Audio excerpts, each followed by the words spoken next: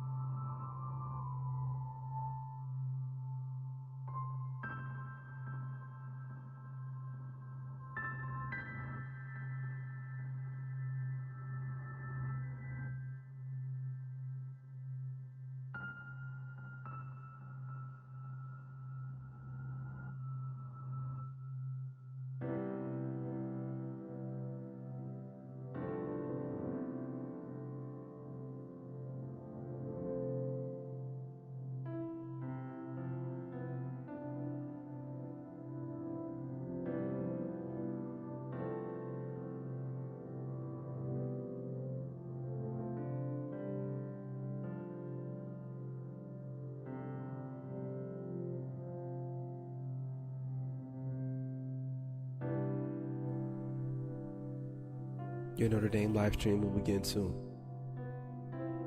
Thanks for watching.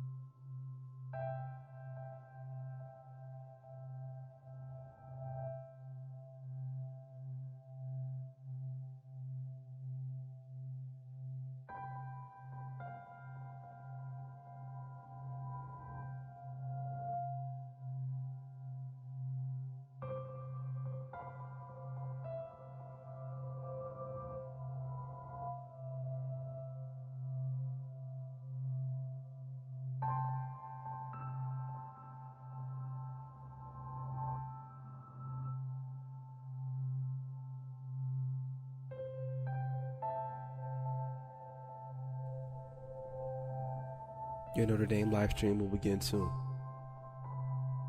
Thanks for watching.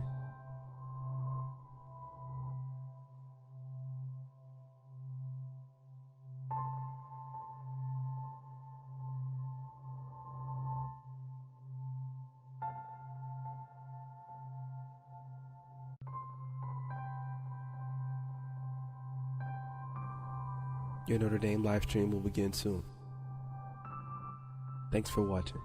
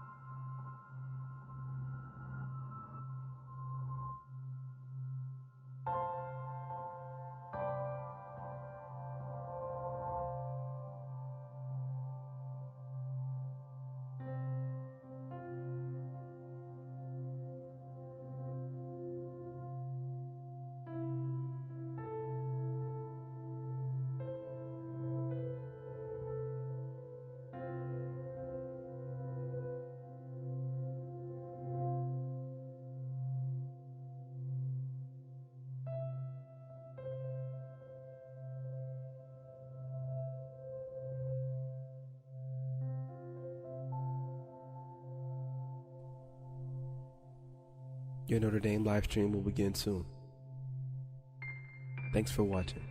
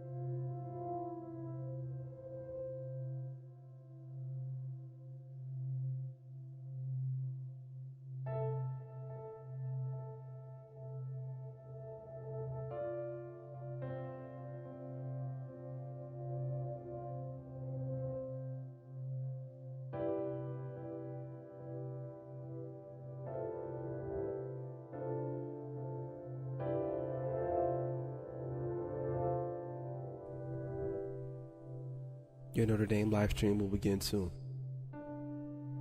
Thanks for watching.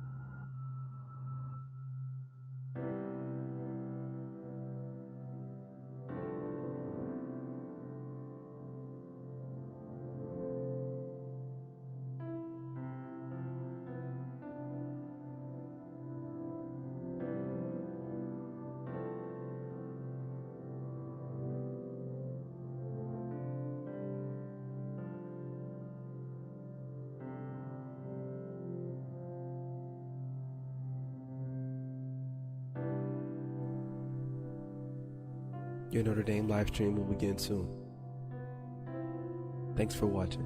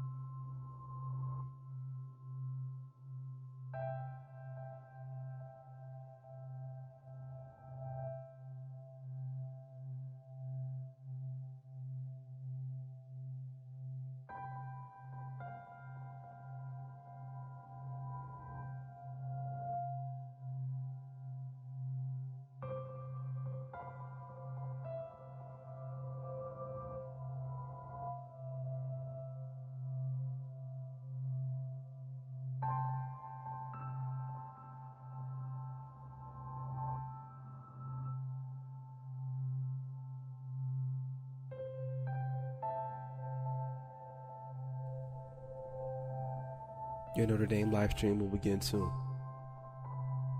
Thanks for watching.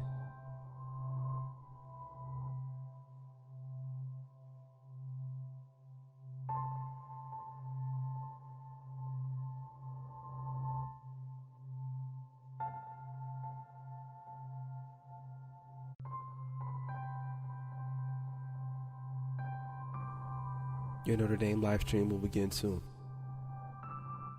Thanks for watching.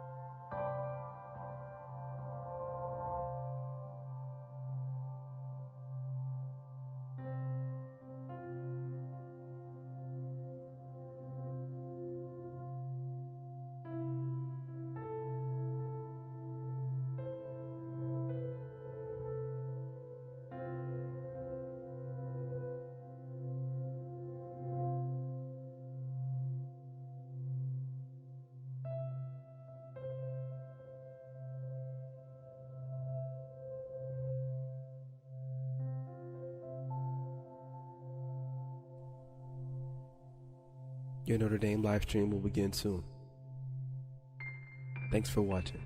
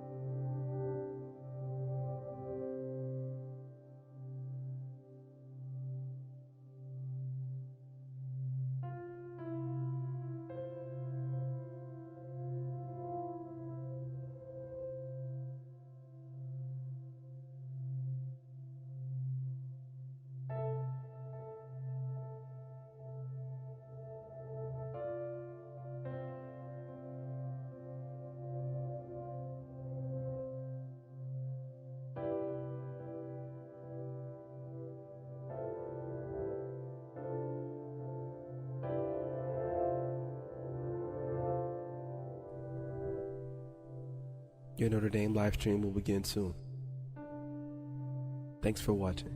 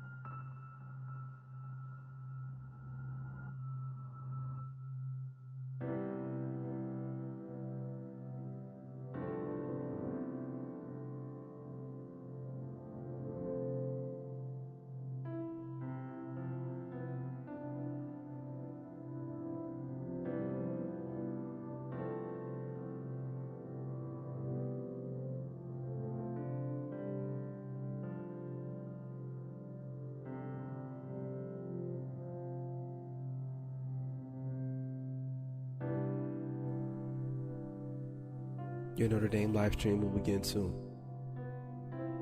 Thanks for watching.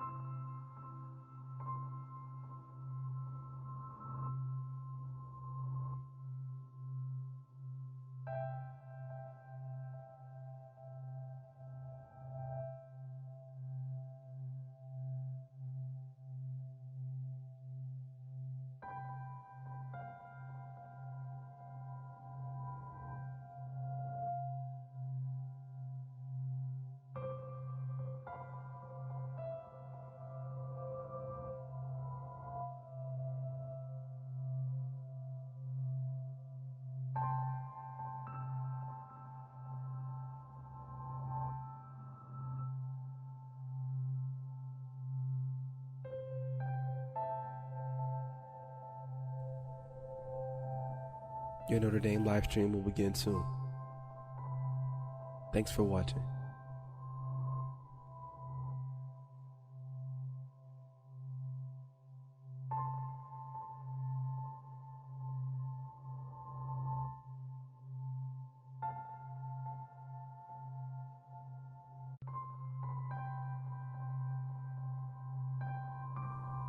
Your Notre Dame live stream will begin soon. Thanks for watching.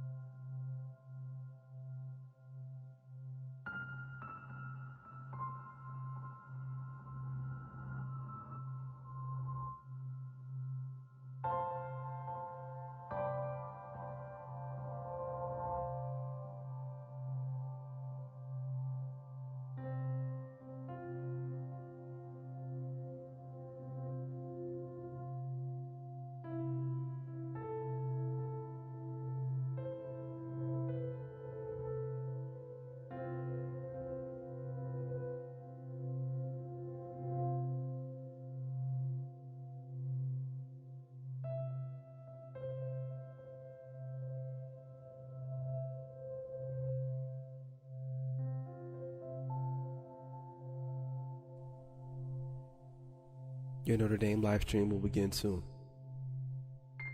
Thanks for watching.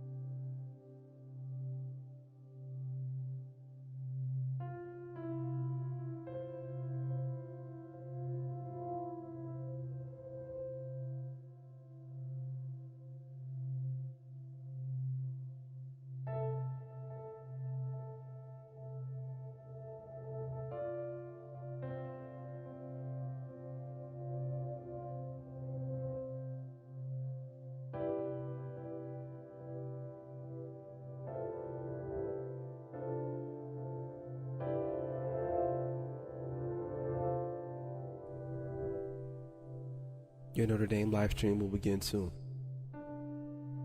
Thanks for watching.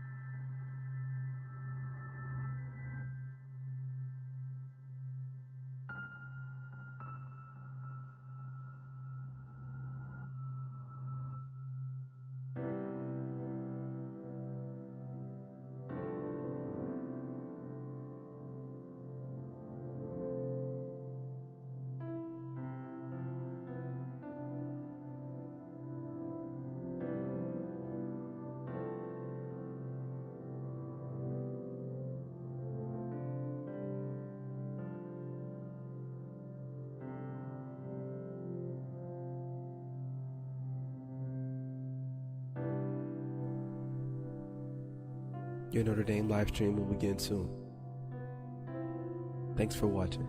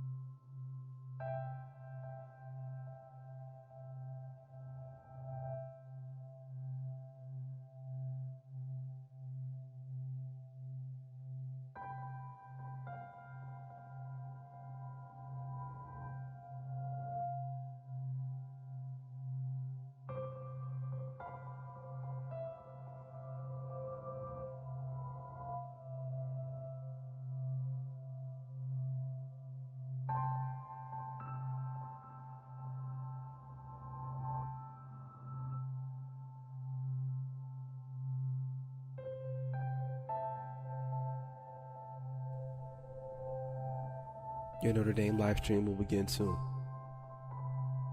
Thanks for watching.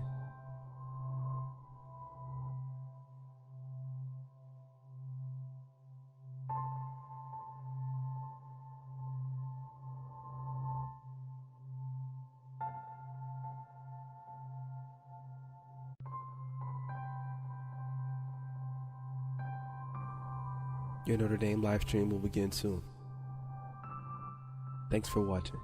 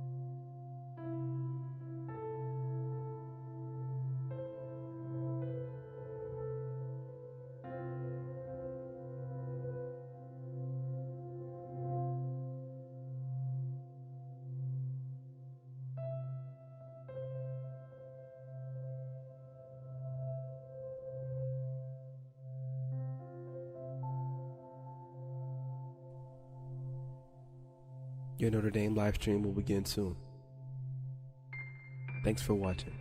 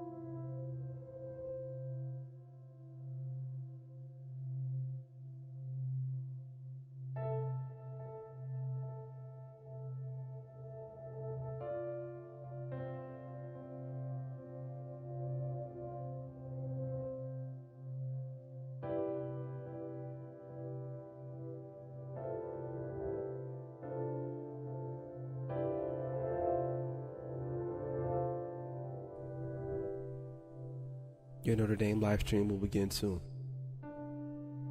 Thanks for watching.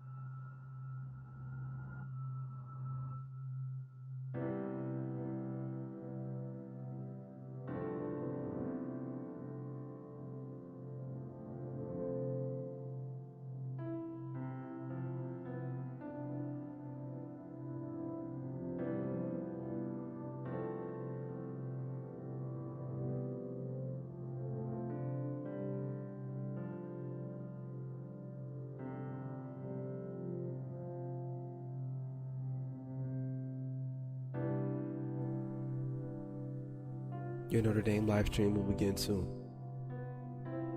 Thanks for watching.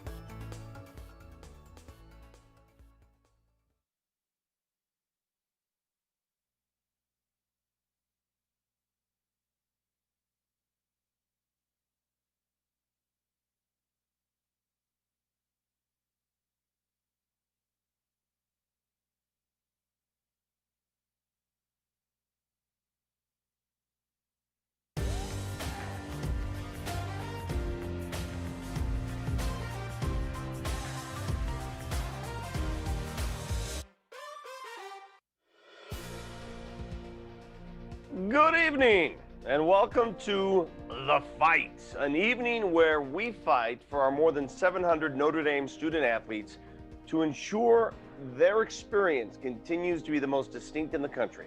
It's the intersection of academics, athletics, and faith that sets us apart, and it's a distinction we believe is worth fighting for. That's why we're here this evening. My name is Vic Lombardi. I'm a proud member of the class of 1991. If you live in the Denver area, you may know me from my many years at the CBS affiliate in town, most recently with Altitude Sports and my daily radio show. But I am joined today by two fellow Domers who I have to admit make my time at Notre Dame feel quite inadequate. My first co-host had quite possibly the greatest first game debut in the history of Notre Dame football. He went 19 for 22 for 319 yards and 3 TDs in a 38-3 win over Texas. He's now a college football game analyst for CBS Sports. Malik Zier, welcome to The Fight, my friend. Oh, man, thanks, Vic, for having me. It's always good to be back in the studio, especially when it's newly built and you haven't seen it yet. So excited to be here. So all those years playing the game, what's it like talking the game? Oh, it's the same preparation, same competitiveness, except you don't have guys 300 pounds laying on you. So it does make it a little more fun and entertaining for me. And I get the high bird, cat bird eye view to see the game, and always the best tickets in the stands. Well, I wish I could be on campus with you. Malik, you had the honor of playing the #1 glamour position in sports and all of college athletics. It's the quarterback at Notre Dame. But our next co-host is arguably the most decorated student athlete in Notre Dame's history. All right, listen to this. She won 4 individual national championships in track and cross country and 6 individual ACC championships. That's not enough. Earlier this year, she decided to run her very first marathon. That's 26.2 miles if you're counting. She did it at the Olympic trials. And what does she do? She finishes second, earning a spot on the U.S. Olympic team. Let's welcome fellow Domer and now U.S. Olympian Molly Seidel to The Fight. Molly, congratulations, by the way. Thanks so much, Vic. It's great to be here. Great to be back at ND, and excited to be joining tonight. So let me confirm something. When you say your first marathon, you mean to tell me you had never run 26.2 until you showed up that day? Yeah, no, that was my longest run to that point. So I kind of showed up on the line and figured we'd see what happened. You crazy. I mean, that's amazing that you accomplished that. And now you're going to the Olympics. Congratulations. Honored to have both of you here. And now you see why I didn't mention my exploits on the rec sports fields for Soren Hall. More on that later. Over the next 5 hours of The Fight, we are going to introduce you to a number of our talented student athletes. We'll meet every single Notre Dame head coach. We'll talk with Heisman Trophy winners, Olympic gold medalists, college and pro football Hall of Famers, World Series, Super Bowl, and national champions, network television hosts, even an NBA head coach, all of them from Notre Dame. Vic, these past 9 months have been unlike any other period in Notre Dame athletics. During The Fight, we'll talk about the adjustments our athletics programs have to have made while celebrating everything you love about the Fighting Irish. But let's make no mistake about tonight. We are here to raise funds for the Rockne Athletics Fund, a fund that provides resources for all Fighting Irish varsity programs and positions, student athletes to achieve the success in competition and in the classroom. We are asking you to join us by making a gift of any size to the Rockne Athletics Fund, something you can do right now by scrolling down the page you're watching us on, or if you're viewing us on Facebook, YouTube, or Twitter, please go to the URL we have posted at the bottom of our screen. go.nd.edu/the fight to make your gift. So let's get started. Coming up on our first hour of The Fight, you'll hear from 5 of the top head coaches in the country, the reigning men's 1,500-meter NCAA champion, an all-star outfielder with the Los Angeles Dodgers, a Super Bowl champion and their former Notre Dame student-athlete spouses, and my interview with Notre Dame's Director of Athletics, Jack Swarbrick. Before we begin, let's check in with Notre Dame senior and our first ever female Notre Dame Leprechaun, Lynette Wookie. Lynette? Thank you, Molly. And as Molly said, I'm Lynette Wookie, first ever female leprechaun here at the University of Notre Dame, and this year I had the distinct experience of being Notre Dame's first in-game host at the football games with From the Stands with Lynette. Now, I am back here today at Notre Dame, my favorite place on earth, and I feel so lucky to be representing such a distinct athletics program. We are here tonight to raise funds for the Rockne Athletic Fund and to just have a lot of fun. I'm excited to see all the interviews and see all the donations that come in tonight. We are so excited to be here, and I am especially proud of this program as a member of it. Me and the other over 700 athletes are so grateful for all the donations you make and everything you do for Notre Dame Athletics. So let's get started, and let's head back to you, Molly. Awesome. Our next guest is entering her 10th year as head coach of the Notre Dame women's lacrosse team. Christine Halfpenny, welcome to the fight. Thank you so much. Really excited to be here tonight, Malik.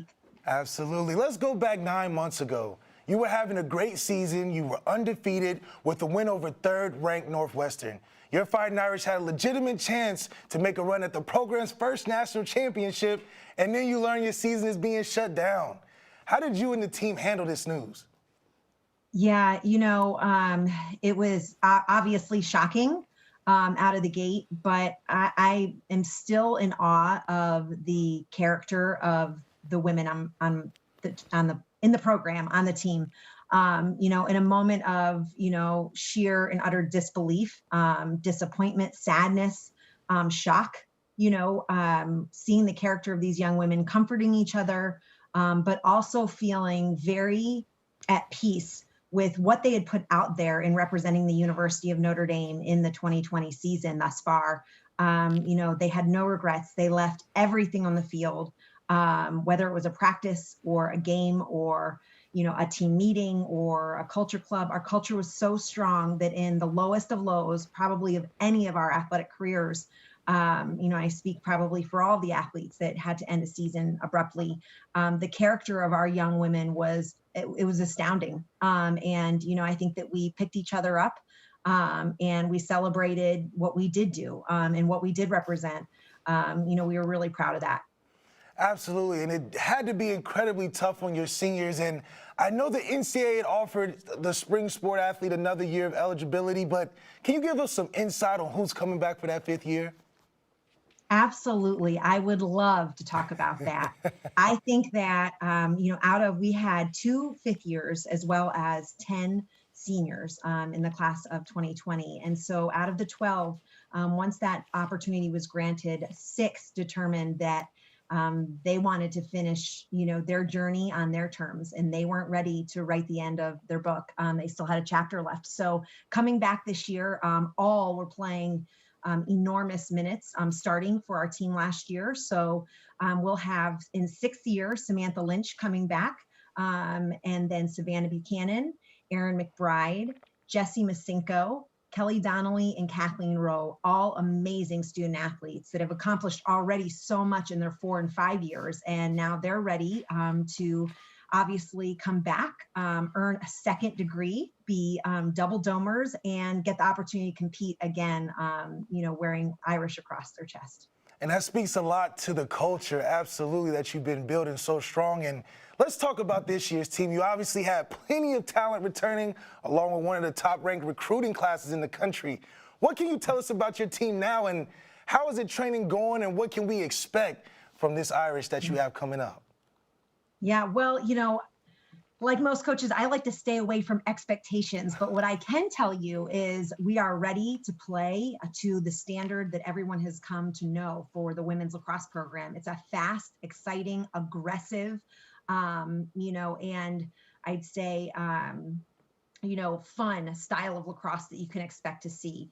If it's possible, as strong as we were last year, I think we're stronger this year. We had an outstanding fall.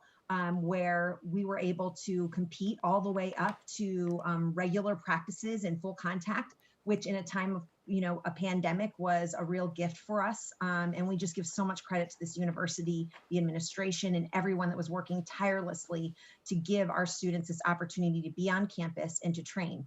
I've always been grateful to be here, as have all of my students. I think that we can really say, when you're at a time of challenges, you see what you're made of. And we saw that the University of Notre Dame will always forge ahead and be leaders. And our program, that we were leaders this fall. We trained hard. Our freshmen are dominant. Didn't take them long to jump right in and mesh. I'm really, really excited about the chemistry we see, and I see it beginning to form some really great synergy for the season ahead. Well, Coach, I can hear from your voice you're excited for this, and good luck this season, and thank you for joining us on The Fight. And now let's go to you, Vic Lombardi. Thank you, so much. Malik. Our next guest is Notre Dame's men's golf coach, head coach, John Handrigan, just the 7th head coach in the history, 90-year history of the program. John, welcome to The Fight, first of all. And let's start here. Let's go back a year ago. Your team wins 4 of its first 5 tournaments. Don't think that's ever been done before at Notre Dame. You were ranked 7th in the country, number 7, and then the NCAA cancels the season, and you don't get to compete for a national title or anything like that. What was that feeling like? How'd you get the word? To be honest, it's still hard to put it into words. The experience of it and dealing with it with our players, it was a big challenge. And I felt really, terrible for the players. And I think everyone sees that, we're ranked top 10 in the country. It's the first time we've ever been ranked there, but they don't see what it took to get there. And we had seniors on our team that we were together as a team for 3 years since I had been part of the program. And all the things that they have done up until that point and the things that we asked them to do was just, really, really tough on them. But they did it all. They worked hard. They did everything that Coach Gump and I asked. We pushed them as hard as we possibly could. So for them not to be able to, finish that season and play for a championship was definitely difficult to see. And I think they felt, it was tough for them because they're moving on. A couple were seniors. So it's tough to handle. But I think quickly, the guys on the team actually did a great job of realizing that, they transformed Notre Dame golf, from a 100th ranked team in the country to a top 10 team in the country. And no matter what happened at the end of the season, nobody could take that away from those guys. Yeah, it was an outright transformation. Let's talk about the talent that you and Scott Gump have recruited to Notre Dame over the past year, because these years of talent, enormous to see what's come in there. You had incoming recruit Palmer Jackson make it to the quarterfinals in the U.S. Amateur. Then this past summer, Davis Chatfield and Davis Lamb make it to the Sweet 16. The only college program with 2 players to make it that far. How are you able to recruit and develop top players to a school that is located, last we checked, it's located in the Snow Belt?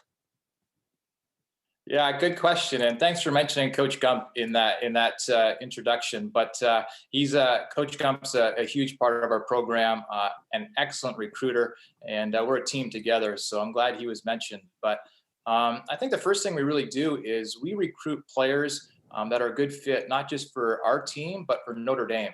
And if we have players that are looking at Notre Dame as being, maybe an excuse of, hey, we can't perform well there because of the snow, and they're not ready for being challenged, then they're probably not going to be a good fit for Notre Dame. But thankfully, we have a lot of great things to sell. Like every coach probably you're going to talk to tonight, we sell that we're the best, both academics and athletics. I think we're the best in the country at both of those. And we have just a great network. That's probably our strongest sell with the players that we recruit. Obviously, snow is not a great conducive for great golf in the wintertime, but thankfully we've got some great alums and some networks that we're allowed to tap, and we get to play some of the best courses in the country in the wintertime. When we got snow here in South Bend, we travel to all places across the country, get to play some great courses like Augusta National and Seminole, which are top 10 in the country. So we're pretty lucky, and we find the players that fit that and want to be challenged and find an obstacle like the snow belt and overcome that. All right, John, the season is scheduled to tee off in about a month, we hope. Can this team be better? Can you exceed what you did just a few months ago? I think we put a close on what happened a couple months ago, and we're trying to move on from that. And we're a new team. No team's the same. But I tell you what, we got a great program. We got guys that want to compete. They're looking forward to starting our season here in January coming up. and I'm excited to see what they're going to do. And I really feel like we're going to have a strong season, just like we did last year. And most of all, we just want to get back to competition, and we want to do it safely and healthy. But I think we're going to have a great program that we started the last few years, and we can continue off that for sure. John, as a golf fanatic, it's great to see Notre Dame prominently displayed on the college golf map. Good luck to you, my friend. Thank you. Have a great day. All right. Let's swing it on over now to Molly Seidel with the man who hires all these wonderful Notre Dame coaches. Molly? Thanks, Vic. I'm joined now by Notre Dame Vice President and James E. Rohr, Director of Athletics, Jack Swarbrick. Jack, welcome to the fight. Molly, it is great to see you. How are you? I'm doing well. It's good to be back under the dome. Well, we love having you back here. They have me set up here so I'm sort of look like a mouseketeer. I've got these two speakers as ears going on here. I'm not sure about this. I think you look fantastic. But, oh, thank you. You're too kind. Yeah, Jack, we're really excited to have you on tonight. And first, I want to ask, what makes our Notre Dame student-athlete experience so distinct in college athletics? Well, I think it starts with how much it's integrated into the university as a whole. The athletic department doesn't run independent of the university, but rather fully integrated, represents the same values, the same educational mission. And so it starts with that commitment to make sure our students who are athletes have as comparable experience as possible to all other students at the university. And then from that, it's the commitment to do three things: to maximize each student's growth athletically, to maximize their growth academically, and to maximize their growth personally. And I think that's what distinguishes Notre Dame. Some other places will maximize your growth athletically. A smaller number will do athletically and academically, and a very small number will do all three. And that's what distinguishes us. Yeah, that's awesome, Jack. Yeah, I can't agree with you more. I think it's really a special experience that we have here as student athletes, and I can appreciate it so much now that I've moved on from Notre Dame and South Bend, and it's really fun getting to come back and experience it again. Well, moving on is really an interesting part of the journey here, because I'm in my kitchen on March 2nd, undoubtedly stealing food from the refrigerator again when I shouldn't be, and all of a sudden I'm watching an Olympic trials on television. I say, that looks like Molly. And sure enough, it was. And for the next hour, I didn't leave the screen watching you with that remarkable run, your first ever marathon, and you finished second in the Olympic trials. So, okay, first of all, why the decision to compete in the marathon, and how did you prepare to be so successful in your first run? Yeah, I would have to say the decision to do it really came about. I'd been getting in some good training. My coach and I decided, the Olympic trials only comes around every 4 years. It was going to be a bit of a leap of faith going for the marathon, but I don't know. I kind of just had to trust in what I was doing, trust in the strong foundation that I had. And at some point, you just have to realize, okay, just got to be brave and go for it. Well, you went for it and then followed it up with a great performance in London. I think you finished sixth, if I'm not mistaken, among a major international field. So, how are you feeling about Tokyo? I'm really excited. More than anything, I'm just so grateful that I get the opportunity to represent my country at the highest level. I think it's every athlete's dream to get to have that kind of opportunity. So I'm keeping my fingers crossed that everything will go ahead as planned, and just preparing as best I can in the next couple months. Well, you'll represent the country spectacularly, because you represented Notre Dame spectacularly well. Three-time national champion, a real leader among student athletes. But frankly, one of the things I admire most about you, and I admire so much based on the time we got to spend together, is your journey wasn't an easy one. And you've been more than willing to talk about the challenges of that journey. Yeah, I think that every person's journey, whether it's through sports, through life, is going to have ups and downs. And more than anything, it's how you kind of deal with the challenges and how you be able to move on from them. So I'm really grateful that one of the things I learned during my time at Notre Dame is how to overcome obstacles, to how to take the punches as they come and then be able to dust yourself off a little bit and get right back into it. Who were the people that helped you develop that resolve and succeed? I would have to say so many of the people that I interacted with helped me learn to be not only a better athlete, but a better person overall. My coach, Matt Sparks, who's still the head coach of the Notre Dame track and cross country team, is still someone I'm incredibly close to. He's still, we went for a run this morning, and it's been really cool getting to share these successes with the various people that helped me, because they were there during the really tough times, and now it's really fun to get to share the good times with them. Now, I may be wrong in this, but I don't think so. But as I remember, your athletic prowess extended to skiing, and you were a really great young skier. Can I assume that skiing's out now that you qualified for the Olympic marathon? Actually, surprisingly, no. I was skiing in the lead up to the Olympic trials, and I plan on doing it this winter when I'm out in Flagstaff. So just don't tell my current coach. Oh man, be careful, okay? Well, Yeah. Molly, it's been great visiting with you. Yeah. Thanks so much. Yeah, Jack, it's been so great getting to catch up with you, and we really appreciate you joining us tonight on The Fight. We'll be right back after this short break.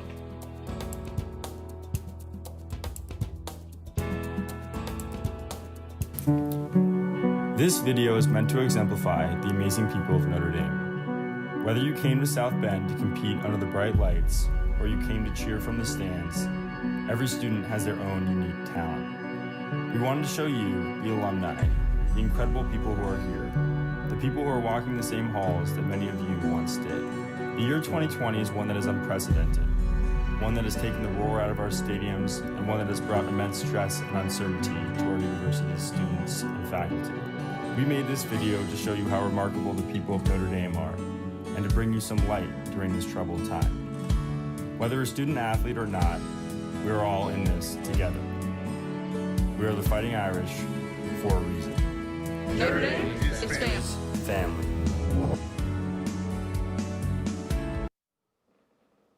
Welcome back to The Fight. I'm Malik Zaire, and joining us now is a woman who has the unique distinction of winning a national championship for Notre Dame, both as a player and a coach.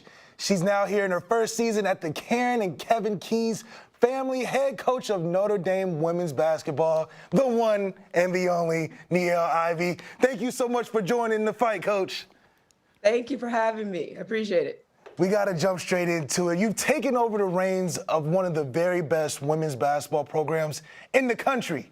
You've built it as a player and as an assistant coach. However, many believe that this is a tough challenge following such a legend in Coach McGraw, but yet you chose to take up this challenge. Why is that? I think it's definitely because of the passion that I have for University of Notre Dame, the impact that Notre Dame's had on my life. It's opened so many doors, so much success here, family tradition. I mean, I felt like I was coming home, and this was a dream job for me, to be honest. And to be able to come back and lead the program that I love so much was a dream come true. Absolutely, and we're seeing that you inherited a team that is bouncing back from a down season, but you have key players that are very talented, they're young, and today you haven't even had the full roster available to you. You're just a few games into the season, so what's got you excited? What needs to be improved, and who are some of the new faces that we need to know as Irish fans that we need to get acquainted with? Yes, well, I guess I'll go with my superstar freshman, Maddie Westbeld, younger sister to Catherine Westbeld, you know very well as far as being from Ohio. She's just a rising star. She's emerged from the moment she stepped on campus, college-ready body. She's leading us in scoring, leading us in rebound as a freshman. Already ACC Rookie of the Week last week. Like you said, only 5 games in. So I knew that she was going to be special, but being around her in the gym and just seeing her improvement, seeing the transition from high school to college has been awesome. It's been really amazing to watch. As far as we have some great newcomers, Dara Mabry, a transfer from Virginia Tech, part of the Mabry tree. We have a great freshman class in its entirety. We have, sophomores, Anea Peoples, Sam Brunell, Abby Rahaska, Michaela Vaughn, that all coming back from injury. And so, like you said, I have a young group, but I'm super, super excited about our potential. I think we have more depth this year, and I just feel that we're going to continue to grow together and continue to get better. We had a very really rough non-conference schedule just with COVID and all the new protocols and the challenges that we've had to deal with injuries. But I feel like all those non-conference games and now in conference grade really going to help us as we're continuing ACC play.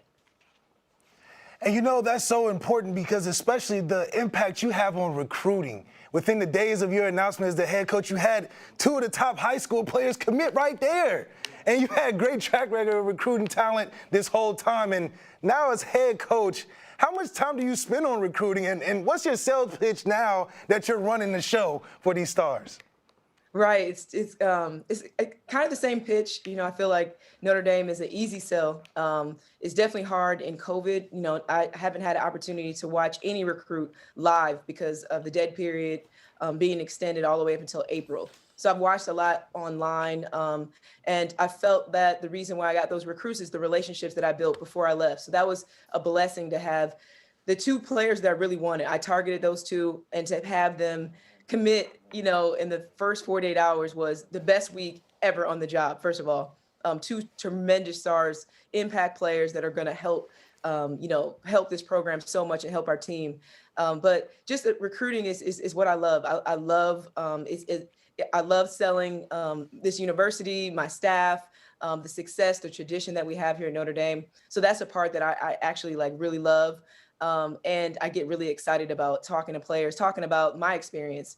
And then, I talk about my experience as the player, my experience in the NBA, all those things that I think are beneficial and is going to help this team and help me impact players as they come, especially the young, this young generation coming in. Another reason why I chose this job is to love, to serve, to mentor, and to be able to be in this role to do that makes me really happy and makes me feel like I'm living out my purpose. Well, Coach, your passion bleeds the blue and gold, and we love it so much. And we're going to keep an eye out for you this whole season, and we got your back. I got your back. The Notre Dame family has your back, and we're ready to see you do more action in the years to come. Last but not least, we're going to throw it back to Molly. Molly, thank you so much for taking over for us. Yep. Welcome back to The Fight. I'm Molly Seidel.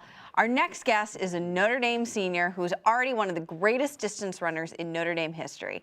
And he has a 3.8 GPA in biochemistry. Yared Nuguse, welcome to The Fight. Hello, Molly. Thank you for having me. Yeah, it's great to have you on here. Before we talk about your achievements, let's talk about your training. How many miles a week are you averaging in mileage?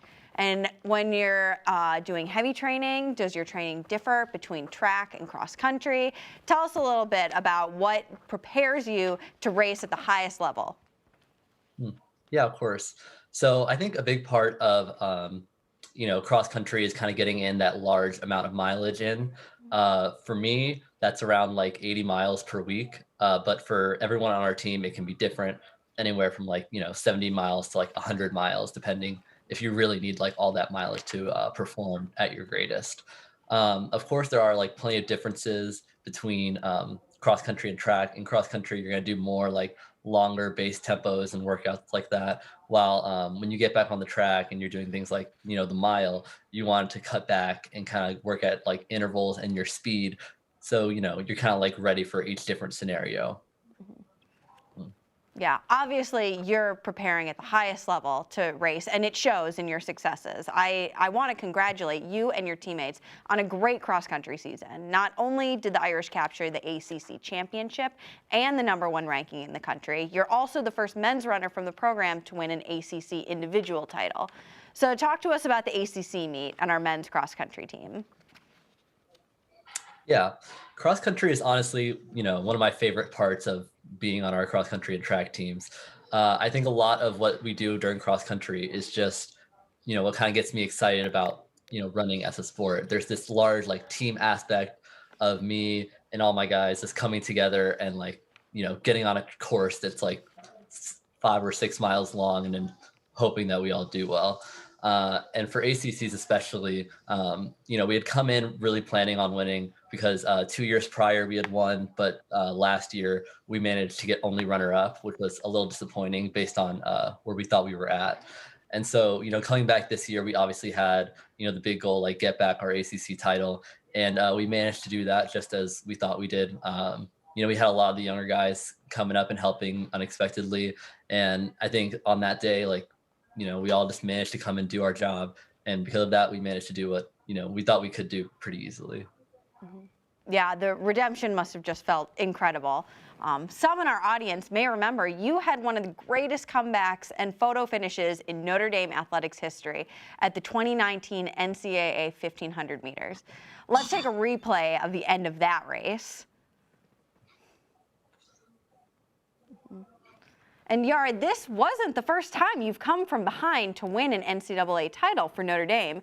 You also did this at the 2019 NCAA Indoor Track and Field National Championships in the distance medley relay. So let's take a look at that clip too.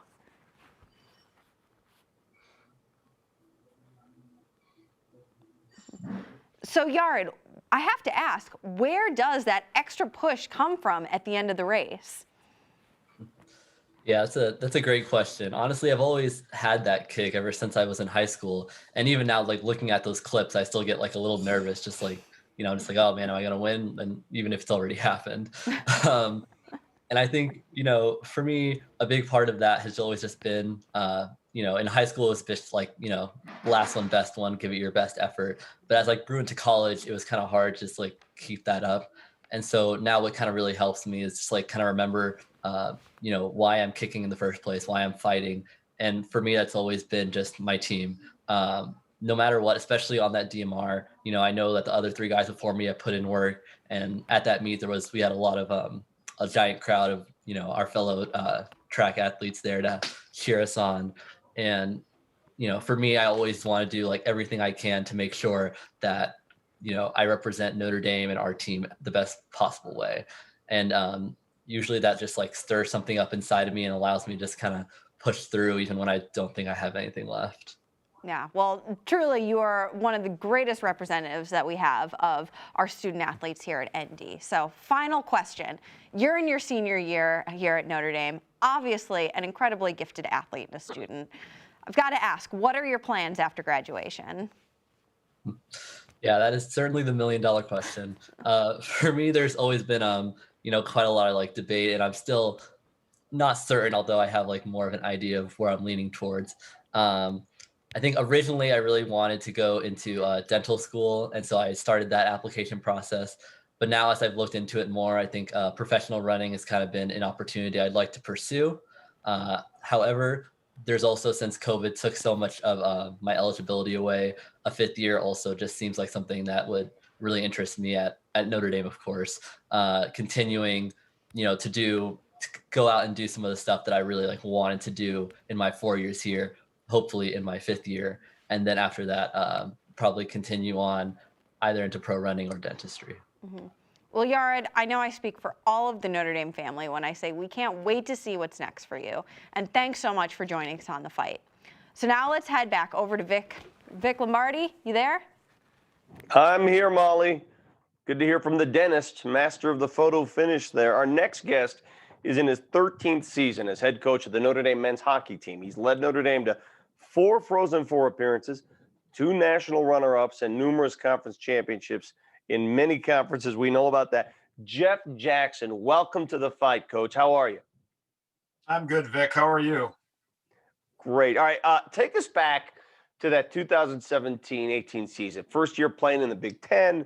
You guys are undefeated most of the conference race. You go on to win the conference tournament, the regular season. You win it all.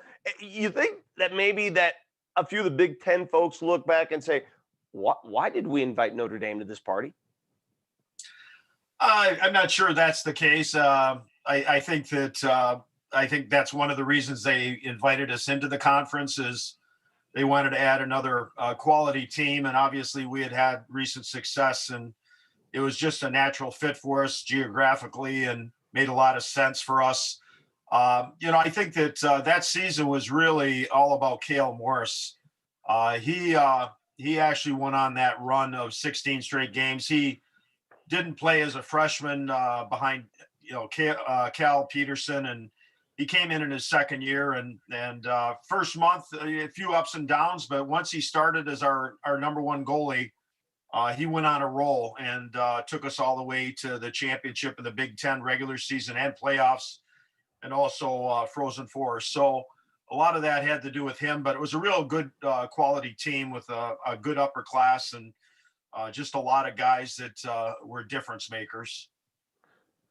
All right, so let's talk about this season. I saw you recently swept 2 games in Ann Arbor from the number 4 ranked team in the country. You happy with your team's start? Who's playing well on the team? Where do you think you stack up right now? Well, I think we have a chance to be a really good team. I think that we're kind of feeling our way through the first month here. Normally we play 6 to 8 non-conference games to start the year, and this year, because of COVID, obviously we didn't start till the end of November and right into Big Ten play. And obviously our conference is very competitive top to bottom. We didn't have the opportunity to kind of get our feet underneath us, especially with a new goaltender or 2 goaltenders. And a fairly young group on the back end. We do have some juniors on that team, or that group of defensemen, but we're pretty much a team that's led by our junior class. We only have 5 seniors. They're all great members of our team, but it's a small class, and it's really the middle 2 classes that in time are going to take over the success of this team. So it's just a matter of getting our feet underneath us. We're still trying to get our goaltending in line. Special teams have been a little bit of a factor. And I think once we get those things, fixed and confidence within the people that are, in those positions, I think then we have a chance to be a very good team. Notre Dame had an all-time record number of players on NHL rosters this season, 16 of them to be exact. In fact, one of your former players, Anders Lee, captain of the New York Islanders, recently signed one of the biggest professional sports contracts of any student in Notre Dame history. And many don't know he was Minnesota's Mr. Football. Yeah, football. That was his senior year in high school. How do you recruit him to come play hockey at Notre Dame? Well, frankly, I remember his recruiting visit very well, and he was still in the process of making the decision whether he was going to play hockey or football. And I remember sitting down at breakfast with him and his family at the Morris Inn and talking just about that. And we spoke quite a bit about the fact that he had a great high school career in football, but he was set to go play junior hockey in Green Bay for John Cooper, who just won the Stanley Cup, by the way. I think the big thing for him decision-wise was, the opportunity potentially to play professionally and even to be a great collegiate player was probably better for him in hockey than it was football, just because, a number of reasons. I mean, he probably could have played football at the college level without question, but, to play pro football, he was probably, as far as an NFL quarterback, he's probably a tweener size-wise.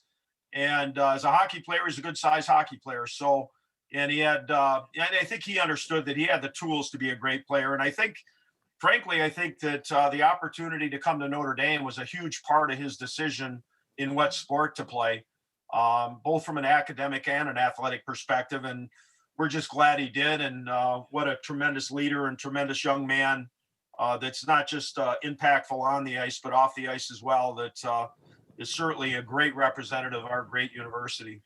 Yeah, I was going to say that. I've interviewed him several times. You can't ask for more. All right, Coach, before you go, I'm going to ask the guys in the studio to pull up a photo of some Notre Dame hockey goalie pads. And these things are awesome. Who came up with this design? Well, actually, it was our goaltender, Nick Sanford, senior goaltender. Hasn't played since he's been here, but he's loyal Notre Dame all the way. I spoke to him a little bit about where he came up with the idea. He actually saw the goaltender from Columbus in the NHL had a similar set of pads with the city line of Columbus, Ohio in the background. And he said, what a better idea than, to put the Golden Dome. And if you look closely at the pads, you can see Touchdown Jesus in the background of the white. You have to look close, but it is up there. And you know, he's just a true Notre Dame man, and you know, representing the university any way he can. Obviously, this was something significant to him, and it was his choice. That is so cool. You don't go 5-hole on the Golden Dome. Coach, thanks for joining us on The Fight. We're going to take it back to Molly Seidel. Molly? Thank you. Hey, welcome back to The Fight. I'm Molly Seidel. Joining us now is Notre Dame graduate student and men's lacrosse captain Jack Keelty. Hey, Molly. Thanks for having me. Thanks for being here, Jack. Jack, as a student athlete, what are the most significant adjustments you and your teammates have had to make to get ready for your spring season? You know, I think as a student athlete, there's been a ton of challenges, especially, you know, in the current climate with COVID. There's just a lot of uncertainty about, you know, what the future holds for us. So we've had to be really flexible with schedule changes, with rules being adjusted, you know, our classroom setups. So it's hard, you know, it's hard to not know what next week holds for you. But our coaches and staff have given us such a great opportunity to play this fall. And, you know, it's a luxury that we don't take lightly. So our focus has just been controlling what we can control and enjoying each day like it could possibly be our last, as cliche as that might sound. Mm-hmm. Yeah, and Jack, you're getting some fantastic preseason recognition. Tell us about that and what your thoughts are on the upcoming season. Who's going to be your biggest competition in the ACC and at the national tournament? Yeah, I really appreciate all the recognition I've received up to this point. You know, there's a lot of really excellent players across the country, and being included in that list is certainly humbling, to say the least. You know, I've always really believed that, you know, the measure of an athlete's success at any level should be their ability to impart, you know, wisdom and leadership that they've grown with on those around them. So, you know, my goal is and has always been to help my peers grow as, you know, players and men, but getting recognized as a good player is certainly humbling. Looking at the upcoming season, you know, the biggest challenge is just working on ourselves. Like I said, you don't know what next week will hold, who you're going to be playing or who's going to be on the field when you're playing them. So, you know, we play a rigorous schedule. The ACC lacrosse conference is unbelievable, you know, unmatched athletes. So, you know, we're going to be ready for anybody we play, just as any Notre Dame team is. That's such a great attitude to have, dealing with the uncertainty of the current moment. But looking a little bit farther forward, after graduation, I understand you want to pursue becoming a Green Beret. Where did that come from, and how do you plan on going about making it happen? Yeah, I've ever since I was little, you know, I've wanted to serve in the military, and I've had some really incredible mentors along the way, kind of teach me about what being in the military is and the different branches and, you know, what you can pursue.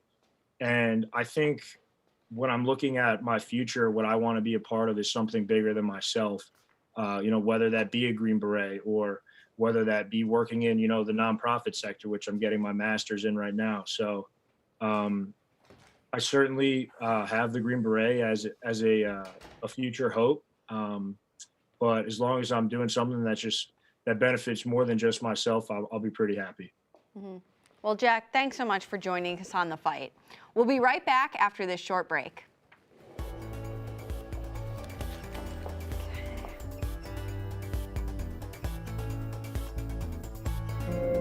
The world needs a university that educates men and women who accept their responsibility to serve others. We will strive to build a community where education, inquiry, and faith combine to respond to the demands of justice. This is our goal. Let no one ever say that we dreamed too small.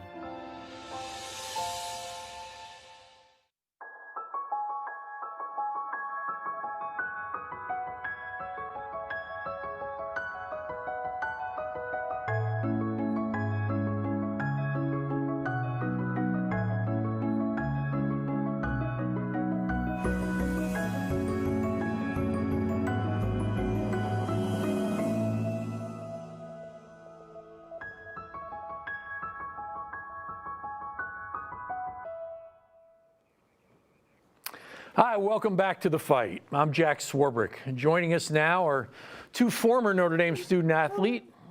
One was a midfielder for our women's lacrosse team, and the other, a baseball player that you probably know pretty well. Welcome, Kate and AJ Pollock. Thanks for joining us. Thanks for having us. Well, the first question may have answered itself, but my first question to you is, how's Maddie? She's good. She's doing really well.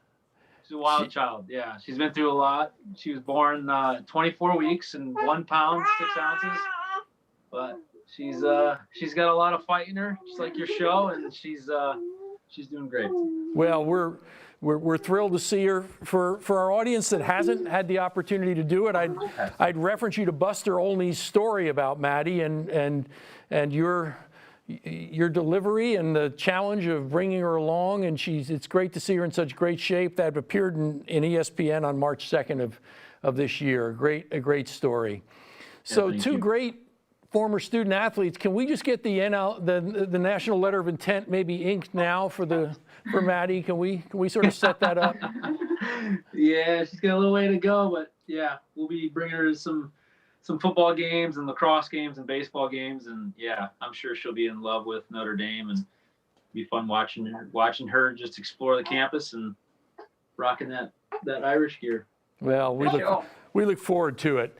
You both came to the campus from different directions. Kate, how did you come to be at Notre Dame? So the lacrosse team actually toured England and Ireland when I was a senior in high school in England.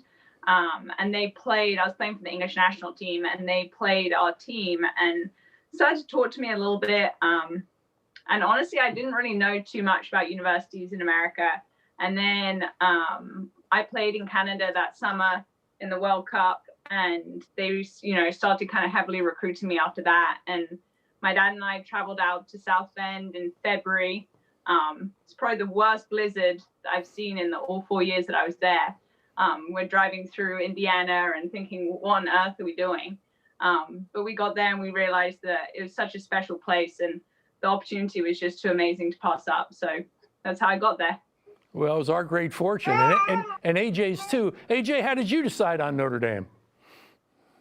I got lucky. I was not very recruited in high school, and really between UConn and was going to go on an official visit to the Naval Academy, and then Notre Dame kind of on the last week or two before signing period, I think a player, one of their players they thought they were going to get fell through, and they gave me a call, and I ended up going to a place to play in a showcase, and they liked me, and I was like their last recruit, and I was really fortunate to be able to come to Notre Dame and be a part of the Irish. Well, we were certainly more fortunate than you were, leading the team and hitting for 3 years before you were a first-round draft pick, and now World Series champion. How does that feel? It's incredible. It's awesome. It's your whole career you're building for, just playing those big games, and you have those flashbacks of playing Little League, and when you're on the diamond in the World Series, and then you win it, and you're kind of thrown back. You got a ring, and not many people can say they won a World Series ring. So we're fortunate. I'm really fortunate to have these two with me.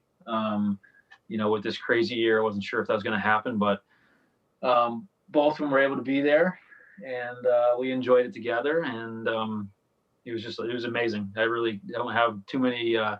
You're speechless when it happens. It was pretty surreal, and still kind of haven't really sunk in. It's just one of those things that was just an incredible moment. Well, I can't imagine a more memorable year. Maddie's birth and the challenges of that, COVID, playing in a bubble, getting to the World Series. How were you able to manage sort of spending time together during all of that?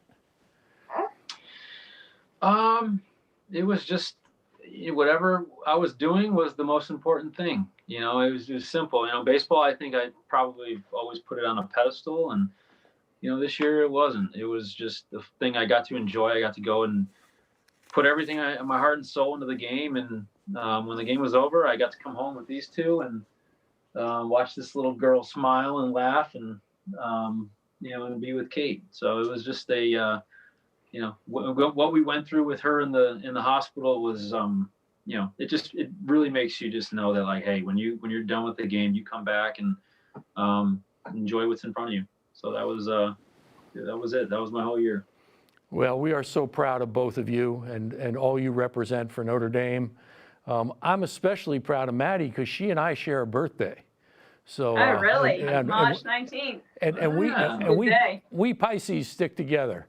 So I'm Pisces too, so I'm with you on that one. well, thanks so much. Thanks for all you do for the University of Notre Dame and all you represent. And now it's my pleasure to throw it to one of my other our favorite former student athletes, Malik Zaire. Malik? Thanks, Jack. Thanks, Jack. Our next guest is our legendary softball head coach in her 20th season at Notre Dame. She is also carries the title of Mother of Notre Dame outfielder Brady Gump. Deanna Gump, welcome to the fight. Hi, Malik. How are you? Oh, we're doing good, and I'm even better now that we got you on board, and we want to jump into it. You've won more than 750 games during your Notre Dame coaching career, second to only Muffet McGraw. There have been a number of great coaches on this campus, Hall of Fame name after Hall of Fame name, and you're number 2 on the all-time win list. Have you ever thought about just how significant this is, and what has it meant to you to be at just this level of success at Notre Dame? Well, as you know, it's always about the next one. So, usually that's all we really focus on. But when you bring it up like that, it's obvious. It's the student athletes. These are our girls' wins. I've been lucky enough to coach an amazing crew, generation after generation of great women who won a lot of ball games. Chasing greatness is not easy, and I know it's not easy during times like these, and they haven't even posted your 2021 schedule yet. Are you expecting to start in February, and can you tell us about this year's Fighting Irish softball team? Yes, and I'm hoping we're starting in February. My goal is that we're starting February the 13th. So we find out in a few weeks when we get to officially start. So fingers crossed, but we're moving forward. And something about the team, I can tell you they're hungry. After losing last season, our team is hungry, they're determined, they're driven, and they're working their tails off. We had an incredible fall, something that we actually didn't anticipate, not knowing what to expect, but we had the most amazing fall with the girls. They were incredible, and we cannot wait to get going. Absolutely. And you, in a recent interview, you mentioned that life experiences change you more than the game. And can you elaborate a little bit on your coaching philosophy, referring to your team culture and taking care of each other? And that's what women do, after all. This is very important to you, and building that culture that be so successful 20 years strong. Just talk about that. Well, I think, things change as time changes, and philosophies definitely change. And I think the biggest change for me is when I first started coaching, it was about wins. Like, all that mattered was that scoreboard and finding a way to win. But now it's really about the people. And I think going through challenges and going through, different crazy life experiences, it changes you. It changes your priorities. And our priorities are really focused on the people in this program and having a great time. And playing with intensity and enthusiasm, and you can have just as much fun and win just as many ball games. And I don't know, I think it keeps getting better. So that's really the biggest change in me. 100%. And with so much success on the field, I know that the community service and student athlete leadership in the community is important to you off the field, particularly your annual Strikeout Cancer campaign. Please share why this initiative is very personal for you and your family, and how the team has rallied around this cause. Yeah, so this started in 2011 after my daughter was diagnosed with acute lymphoblastic leukemia. And the team decided that we're going to stop, instead of doing a pink game or a blue game or whatever, we were doing an orange game. And that's the color for pediatric leukemia. And since that time, we've raised over $375,000 for the families and the children who are fighting in our community here in South Bend. and in Michiana. And all the money goes towards those families, whether it's a hotel or gas or, presents for the kids, anything we can do to make their lives better. We've got a dog to help, with therapy. And so, it's a great cause. The girls have been it's been so incredible to see just how they've surrounded our family and my daughter and our whole softball community with so much love with this weekend. And it is the most fun weekend of the year, hands down, except for going to a College World Series. But it's just a blast. It's something that we're so proud of, and we know we can make a big difference for these families, and we do. Well, Coach Gumpf, you are one of Notre Dame's all-time greats, and personally, you deserve your flowers while you're still here with us. And thank you for joining the fight with us. And it's been a pleasure, honestly. My pleasure, Malik. It's sure good to see you. Absolutely. And now let's go back to Vic Lombardi. Vic. Thanks, Malik. Joining us now are Notre Dame alums, Kristen and Bryant Young. Kristen, a former Notre Dame track and field athlete, star in the 400-meter, psychology major. Bryant is a former Notre Dame All-American who was selected 7th overall by the San Francisco 49ers in the 94 NFL draft. The Bryants have been extremely generous with their alma mater, so we thank you and we welcome you to the fight. Thank you. It's awesome to be a part of the fight, and we're looking forward to the next few minutes or so. Thanks for having Kristen, us. No problem. And Kristen, here at the fight, we always go ladies first. So please talk to us. Tell us about your Notre Dame experience, why you chose ND, and how it's helped you homeschool your kids, because that's not an easy task. It is not an easy task, but I actually we love it. We love it. It's a team effort homeschooling them. So, but actually, I got to Notre Dame because my basketball coach in high school was from South Bend, Indiana, and I grew up in Germany. My dad was military, so my basketball coach was like, "I know this great little Catholic university you should apply to," and I knew absolutely nothing about Notre Dame football at the time. And I applied, got in. My dad said, "You're going." So I said, "I'm going." And then I was walking across campus in the fall of my freshman year. And I think I had my high school track t-shirt on.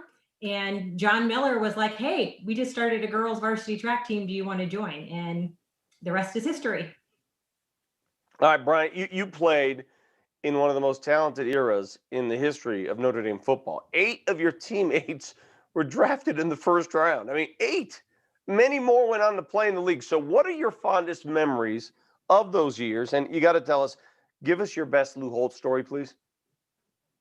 Well, there's so many memories. Going back my freshman year, we played against the Michigan game.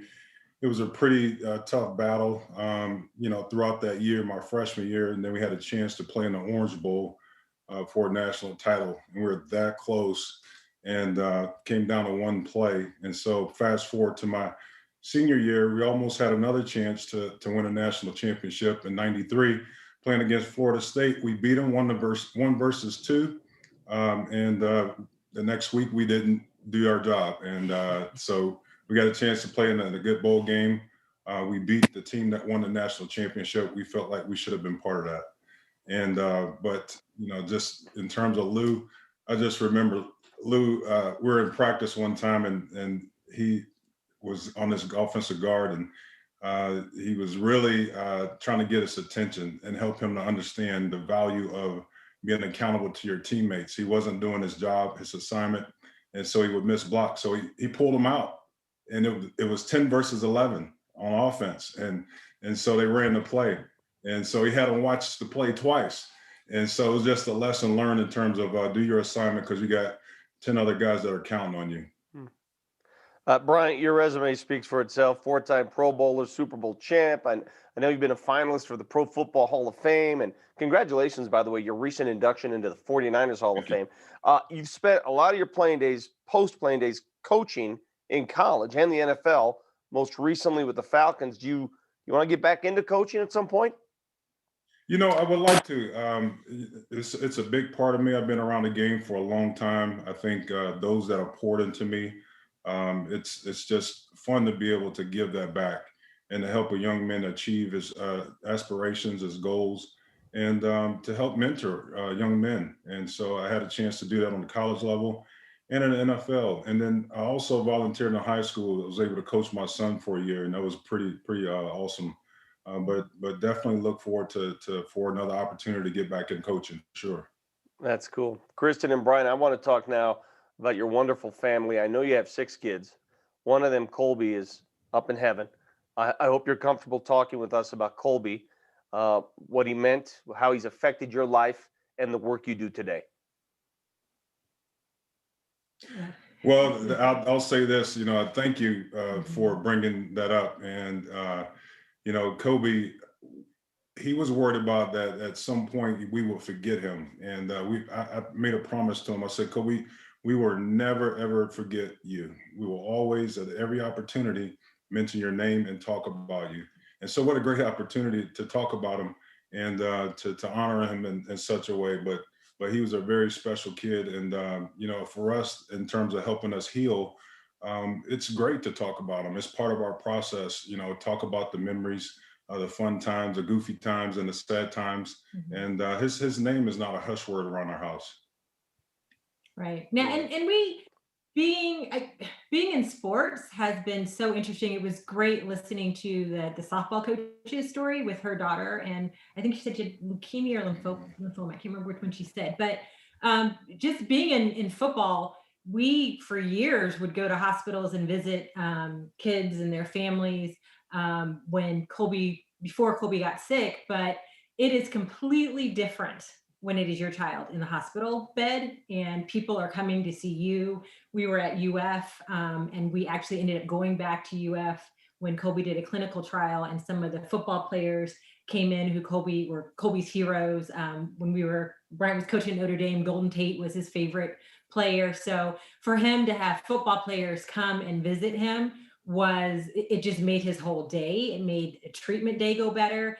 And when you're an athlete and you are visiting kids in the hospital, you don't realize how much you do actually change somebody's attitude for the day. It's amazing. And I'll say this too. It's, being on that side of it, having a chance to cheer a young kid up who needs some inspiring and be loved on, but to be on the other side of that, our story is so different and unique.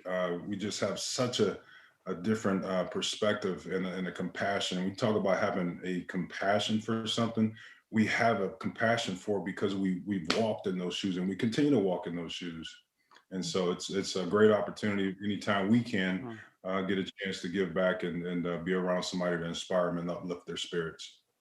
And you have given back. You've been so extremely generous to your alma mater over the years with scholarships for students in need, and the young family director of sports performance, so much more.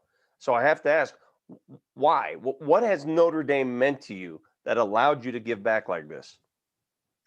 Well, Notre Dame's a really special place for a lot of reasons. I met my beautiful wife there, and so. But before I ever stepped foot on campus as a student athlete, there's a little hope and a dream of potentially playing there when I was younger, and I got a chance to take a field trip to Notre Dame in my 8th grade year, and so just an awesome experience. I was wild and just taken aback, and I was like, wow, if I ever have the opportunity to go to Notre Dame, I'm going.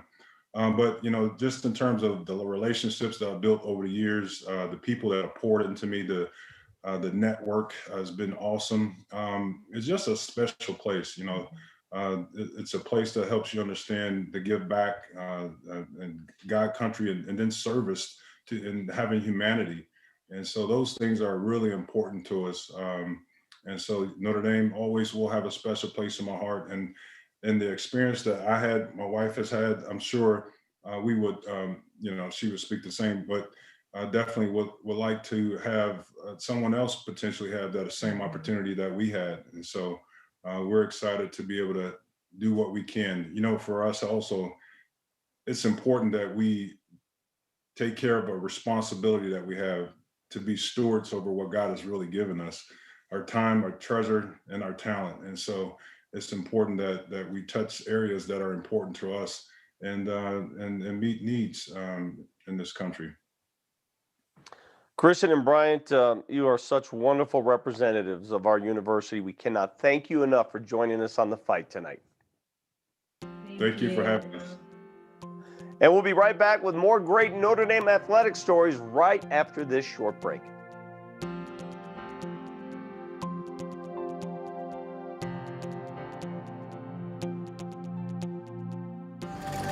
This college will be one of the most powerful means for doing good in this country. Notre Dame is a place where differences of culture and religion and convictions can coexist with friendship and civility and even love. We've been entrusted with Notre Dame to pass it on to the next generation in a way that will influence the world for another 175 years. Welcome back to The Fight. I'm Malik Zaire. Joining us now, a former classmate of mine at Notre Dame who took his talents to ESPN right after our graduation in 2017. Jack Collinsworth, welcome to The Fight. Malik, what is going on? I had to ask you, I was thinking when they told me I was coming on to talk to you, what was your favorite class that you ever took at Notre Dame? It had to be our acting class. I mean, no doubt about it. It is the easiest decision of my life. And honestly, it was one of the first times I ever remember going, Malik Zaire is the man, because you're the quarterback. You get all the attention. You're the coolest guy. As soon as you walk in the first day, every head in the class turns and looks straight at you. But you took that class so seriously every single day, and I thought set the tone for the whole crew. And that was when I said Malik Zaire is just a special, special guy. Hey, man, well, I appreciate that. We both pushed each other to lengths that got us where we are today. I mean, hey, it paid off with all the hard work. Hey, I've never seen the CBS. You know how they got you wearing those CBS jackets? I've never seen it look as good as you rock that thing, man. I know look, that he's trying to butter me up here. I like it, Jack. I like it. Well, let's jump into it, Jack. You spent 3 years with ESPN and the ACC network prior to joining your dad on NBC Sports broadcast team early this year. How about how you prepare for your success over the 4 years at Notre Dame? And what did you tell your colleagues in the business when they ask about you at Notre Dame?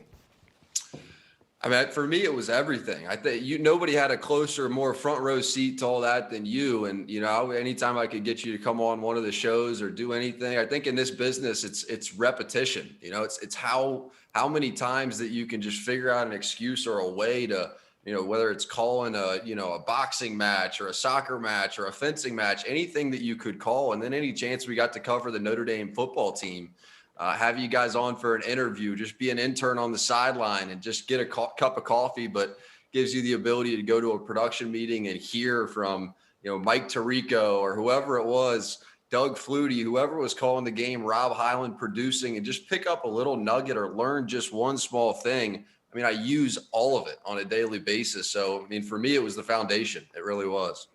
And using all those different things that you learned, it was able for you to be able to make the move to NBC Sports and then the Notre Dame NBC broadcast team. And you had the honor of working the Notre Dame Clemson game last month, one of the greatest Notre Dame games of all time. So now we're here for 4 days away from the rematch. Most of the media think, and the haters think, that we have no chance with Trevor Lawrence coming back. But you saw the first game, and we were close to perfect in that one, and we came through. What are the keys for us for this Saturday to win this ACC championship? I think you just play your game, honestly. I mean, my gut tells me that this is a Notre Dame team that is built different. And one of the first things that Tommy Rees told us before the start of the season was that this team will go where Ian Book takes it. This team will be as good as Ian Book is. And at least from my perspective, Malik, it seems like Ian Book has just gotten better and better and better all year. He was one of the first guys to buy in to this new run-first offensive attack. And then they knew all along that they would have to supplement it with the passing game and build the passing game up as the year went on. And Ben Skoranek got healthy, and baby Gronk, Michael Mayer, got more comfortable in the offense. And the running backs are so great coming out of the backfield, Chris Tyree, Kyron Williams. So I think you've just seen this whole thing come together.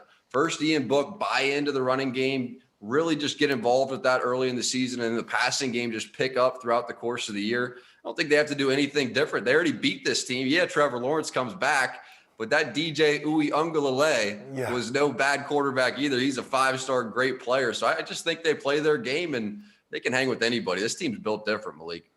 Well, I believe that, Jack, and especially if you're breaking down the keys like that, I have confidence in this Saturday. But more so importantly, I know for all of us at the Notre Dame family, we're very proud of what you've been able to put out there each and every year. You're getting better. I love watching you myself, and thank you for so much for joining the fight with us.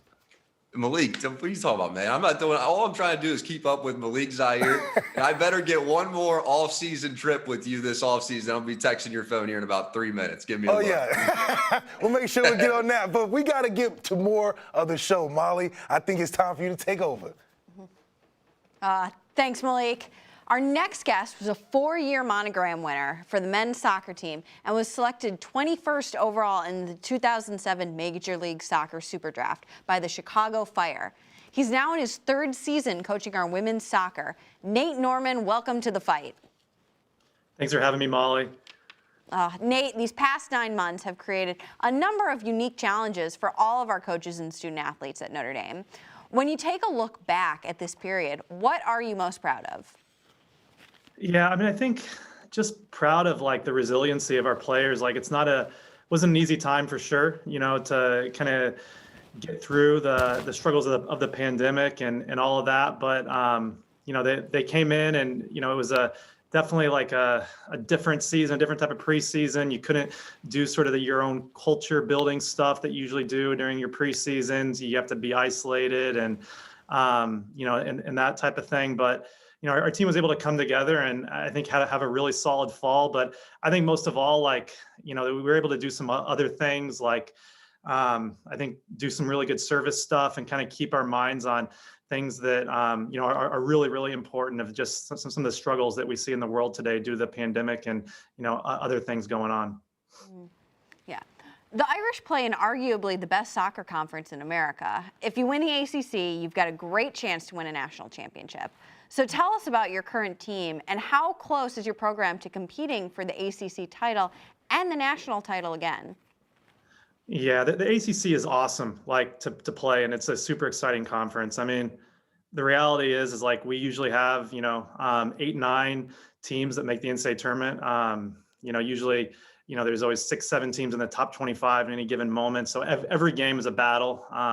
Even some of the back end teams that can beat some of the top end teams at any moment. And, I think it's a great gauge for us because, many times one of the national champions comes from our conference. So, we're able to look inside of our conference every year and, I think put a great barometer for where we're at. I think where we're at now is, we still, I think, there's some teams like North Carolina and Florida State that have really been sort of the torchbearers, if you will, of our conference for the last, 4 or 5 years. And, they're teams that we're definitely closing the gap on. And I think those are teams we're really excited to play in the future to take them, to hopefully take them down. And, and I've seen us make some really good progress really with every single year. And then yeah, hopefully this upcoming spring, we're able to kind of continue that on because obviously it's a weird year, but we feel really good about the progress and, excited about where the future is.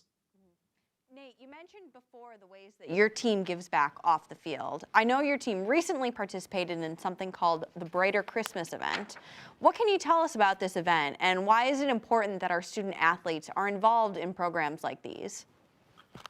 Yeah, I think, if you're at a place like Notre Dame, I know people come from different backgrounds, but you're definitely blessed to be at a school like this. From my experience here, you're just around wonderful people. You have wonderful resources. You're a part of a wonderful family. I can even tell you, I won't get into them, but stories where I, definitely fell into valleys here where you struggle, but you have so many great people that will help you through it. They won't turn their back on you. And I think once you get here, you really realize that. And I think knowing that, you should have that purpose of, what can I do to help others? What can I do to serve others? What can I do to be selfless? And, our team, I'm always blown away. It's truly an honor to be a part of them.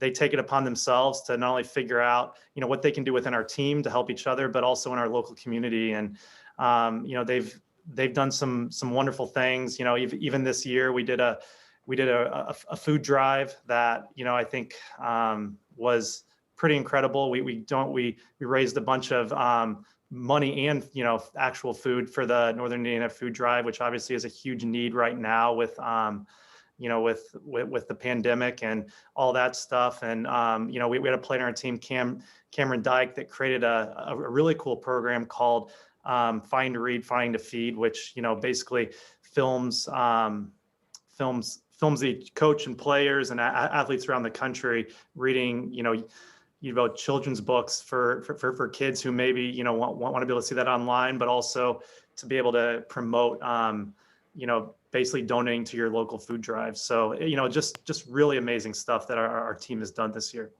Mm-hmm. Coach Norman, thanks so much for joining us on The Fight. And now let's throw it over to Vic. Vic, you there? I'm here, Molly. Thank you. Joining us now is a former Notre Dame football player who's had 3 daughters who are current Notre Dame students. He's also a very generous man, philanthropist who's been very loyal to his alma mater, especially Notre Dame Athletics. Let's welcome Dave Butler. Welcome to The Fight, Dave. How are you? I'm good, Vic. Thanks for having me.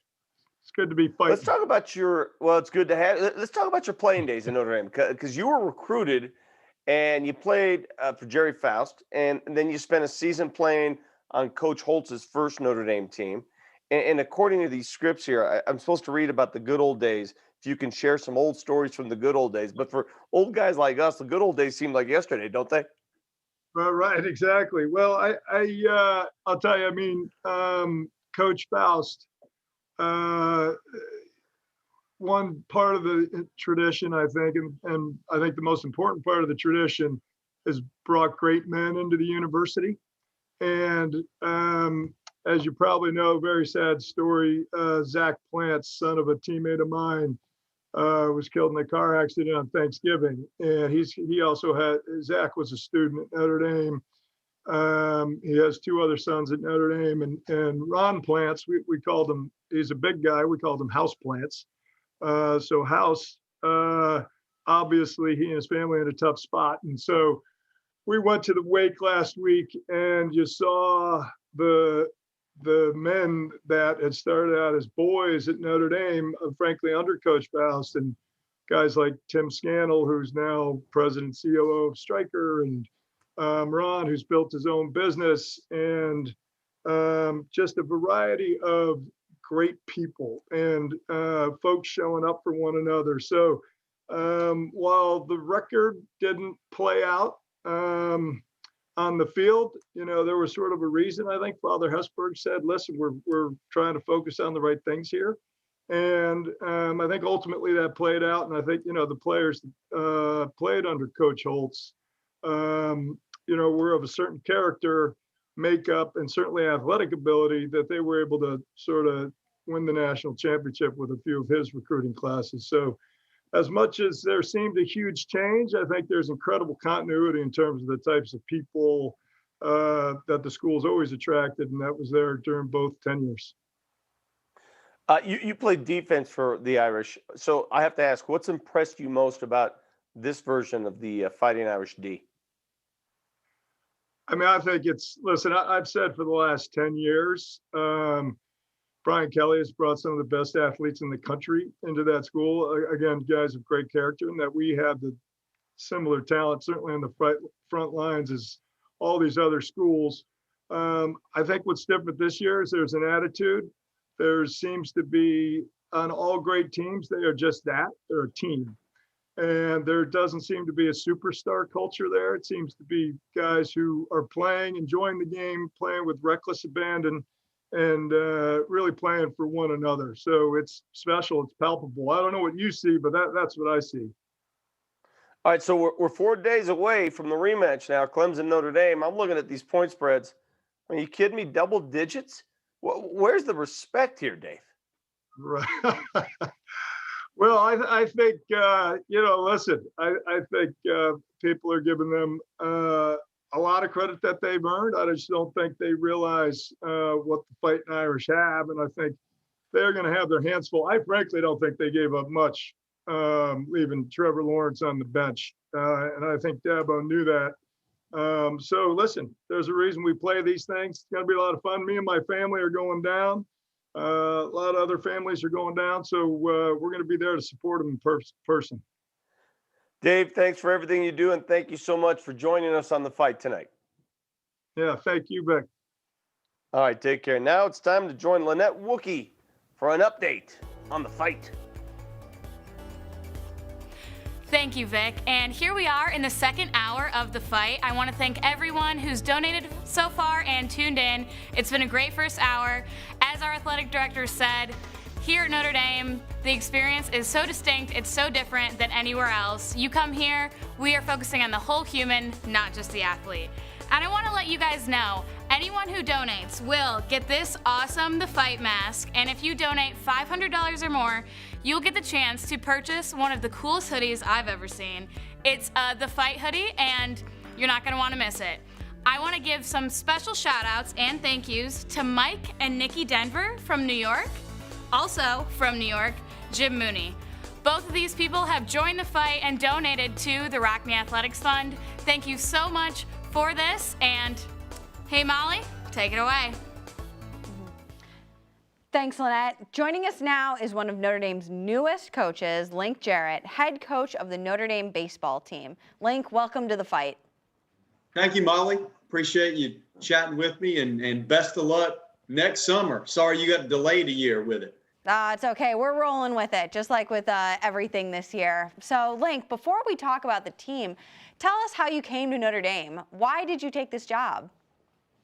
Well, I had a chance in my mind to build a championship program at essentially what I consider the best university in the world. And there's no way around that. That's how I've always looked at it. I love everything Notre Dame has represented, on the outside looking in, and now from the inside seeing, the excellence and how well-rounded everybody involved with this university is. It's just phenomenal.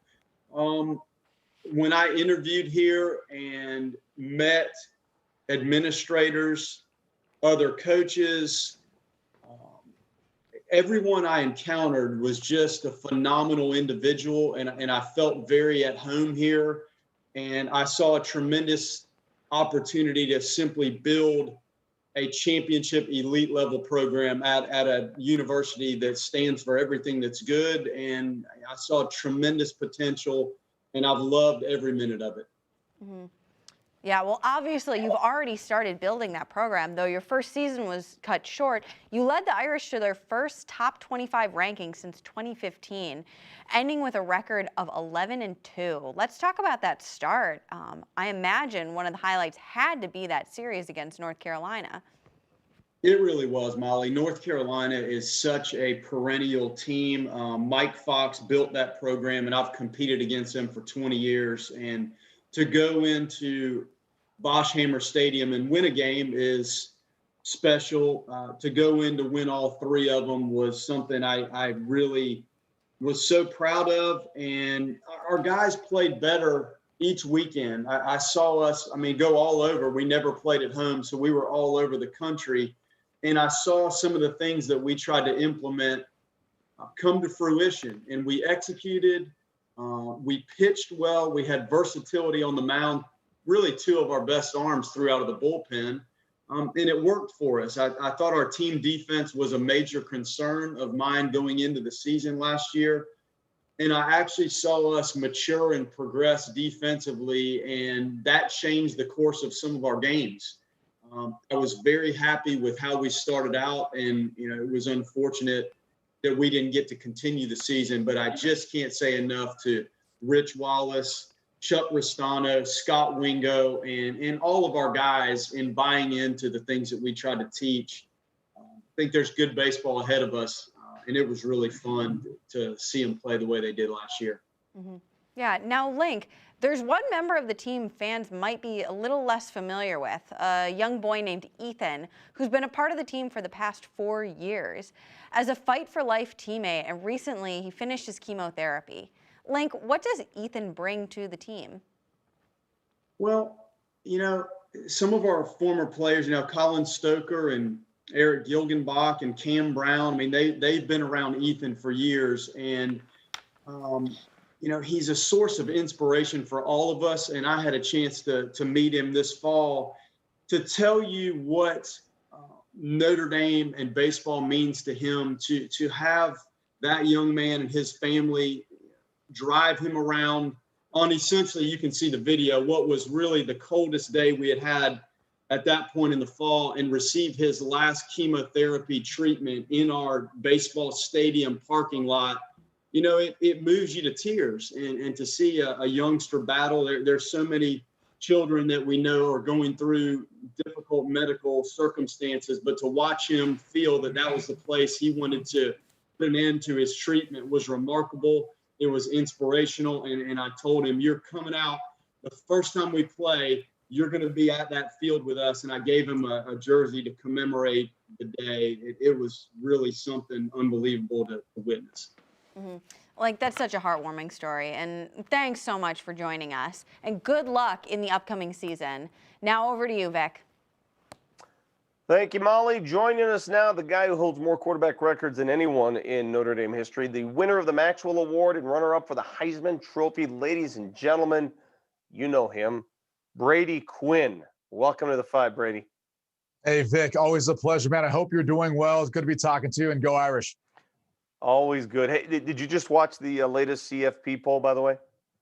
I did. Actually, I literally just jumped off another Zoom link call for the work I do for CBS Sports HQ. That's why you can see the background. But Notre Dame, right where I kind of thought they would be. It's a good spot to be. And as I've said publicly this entire week, the ACC obviously should be happy that Notre Dame got to be a part of it for this year, and the way they've been able to dominate so far, now playing for the conference championship. Yeah, and I don't want to hear anymore, they didn't play that extra game. I mean, there are teams that played 5 games that are up in the top 4. Come on. It's unbelievable. Look at Ohio State, for example. I mean, they'll only play 6 games. Yes, they're undefeated, but I mean, take, for example, how Florida lost to LSU. It's why we play these games. They were a double-digit favorite, a heavy favorite. They lost at home. I mean, it's not like Ohio State hasn't been beaten by Iowa or Purdue in the past, where they were double-digit favorites versus some of those underdogs. So I'm with you. It's a little bit absurd this year that in most years we always complain about Notre Dame not having that conference championship game. Now this year we're willing to give a team that only is going to play 6 games a free pass into the playoff. Hey, before I ask more about your Notre Dame experience, clearly we are counting down to the rematch Saturday night. You look at the odds and you're like, what is going on here? What am I missing? Why is that number so high?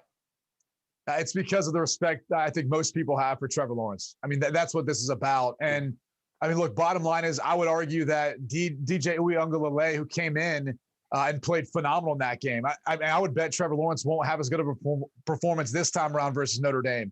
The kid threw for over 400 yards and a couple of touchdowns. He played extremely well. So if I was Clemson, I'd be more worried about trying to get Travis Etienne running and trying to figure out a way of beating that Notre Dame rush defense than Trevor Lawrence coming in the house. So, look, I think Notre Dame should use this bulletin board material. I think they've carried a chip on their shoulder, probably no one more than Ian Book this year, the way he's led them. And I hope they go in there a little bit ticked off. It's very rare you get a rematch in a college football season like this. What do you expect to happen in a rematch? More defense, since the first game was a lot of offense? Yeah, I mean, look, overtime played a portion of that, making the score kind of go a little higher than it usually would be. It's tough. It's more about adjustments. I mean, typically you tend to think that it'd be a lower scoring game. And especially because that first quarter, you're usually trying to kind of figure out what adjustments each team is making, both offensively and defensively, and really trying to settle in. I mean, I think for Notre Dame's defense, the biggest challenge is going to be what changes, if any, they're going to make, or the things they're going to do with Trevor Lawrence playing quarterback as opposed to a freshman in DJ Uiagalelei. So that's going to be the one thing I'm going to be keying in on. And the other big thing about this matchup is, that's not only Lawrence coming back. There's a number of defensive players who weren't there for Clemson. Davis up front on the defensive line, Skalski at linebacker for them, both really, really good players. And for Notre Dame, you had Jared Patterson at center. Now it's not going to be the case. It's either Corral or Lugg who will take over at center. So that's going to be a big challenge for Notre Dame's offensive line. That's a very good point. All right, as you well know, Ian Book just became the winningest quarterback in Notre Dame history. And it's when I describe him, you tell me if I'm on, he's got sort of like a a golfer's heartbeat, right? It's just that pulse. It's perfect for that position. Yeah, I think that he's most special when there's all chaos out around him. You know, the play breaks down. He's got to make a play. He's got to put the team on his back, and he's able to do that, you know, with his athleticism, either running or buying time to make throws downfield. And you've kind of seen evidence of that throughout the course of his career, but more so this year than any other. So it's one of the many reasons why he's so special. It's one of the many reasons why I wish he'd get more credit for the job that he's done, you know, leading this Irish team and really being the quarterback at Notre Dame on the national stage, and more attention for the Heisman. I've just got the utmost respect for the way he's handled himself, the way he's led this team, and really how he's just kind of conducted himself as the leader on one of the most, you know, storied programs in college football history. Can you put into words what your experience at Notre Dame has meant to you? And perhaps one day when you have to explain it to your kids, what will you say? I would say it was the fifth biggest life-changing event. All right. And it's behind marrying my wife, Alicia, and having my three daughters, Sloan, Tegan, and Cassidy. So right after those four events in my life, it was right up there. And I can't be any more appreciative or thankful just for the opportunity. The education in and of itself is still paying off dividends to this day. The networking, the alumni base, it truly is a family. It's truly unique, and it's one of a kind. There's no place where you'll find the combination of academics and athletics like you'll find at Notre Dame. That was what I was in search for. And fortunately, I was able to find that. And obviously, you know, through my relationships and friendships, you know, made through the football program and all the people there in South Bend, that was obviously huge for me. But I think more so than that, just the spiritual development too. You know, that was a place where, as a young man, you know, I wanted to kind of develop and grow as a human. And I think Notre Dame's campus and really the different resources there and just kind of the spirit that lives within, you could feel it. And that was also a big part of my experience during my time at Notre Dame. Brady, you keep those USC Trojans in check there on Big Noon Kickoff. And thanks for joining us on The Fight tonight. I'll do my best, as long as, you know, they're not trying to push each other over the goal line or, you know, maybe accepting big bags of money. I mean, it just depends. Thanks, buddy. Appreciate your time. Thanks for having me. Next up, we're sitting down with former track and field star Indy Jackson. But first, let's watch a video about her new podcast, Brave Voices at Notre Dame.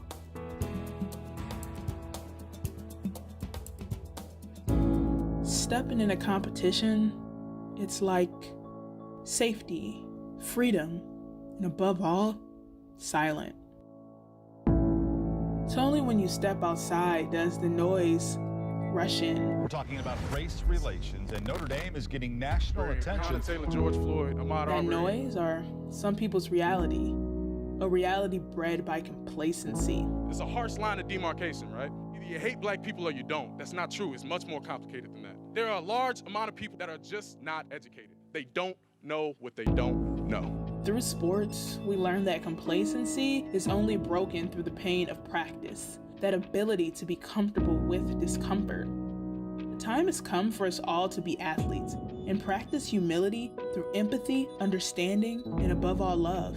It's not enough just to be on your own. We stand together. We all have the power to create a new reality. And to be honest, to be really honest with you, I don't see why we can't have fun along the way. Check this out. I ain't get my fork. I ain't know we was eating today at the table. Brave Voices at ND is a completely new podcast. It features Black student athlete voices, and it's not an attack on people, it's an attack on complacent culture. We went to the monster truck rally, the only Black person here. That was the first and last time I ever went to one, too. Brave Voices at ND creates conversation, acceptance, healing, and it nurtures learning. The truth is, the battle we're all facing isn't easy, but the complications can actually be made easier through practicing communication and expanding upon experiences through listening. So drop your ego, leave the apprehension, and above all, let's commit to learning together. Oh, and it may be awkward, but only for now. Our next guest, as you can tell, very impactful, coming to the fight, Indy Jackson, a former classmate of mine. Thank you for coming and joining this whole great thing that we got going on. Thanks for having me, Malik. I remember you. Glad you remember me. Hey, I Big like time. that. I really want to get into it. We just saw the amazing trailer of what you're setting as a trailblazer type of movement at Notre Dame, and just explain what the significance is and what it means to you to bring something like this to a culture that is probably not used to something like that. Right. So I think to best explain how this project came to be, we have to really push ourselves back to March. So in March, it was peak pandemic. Everybody was locked down. A lot of social injustice was going on in the Black community.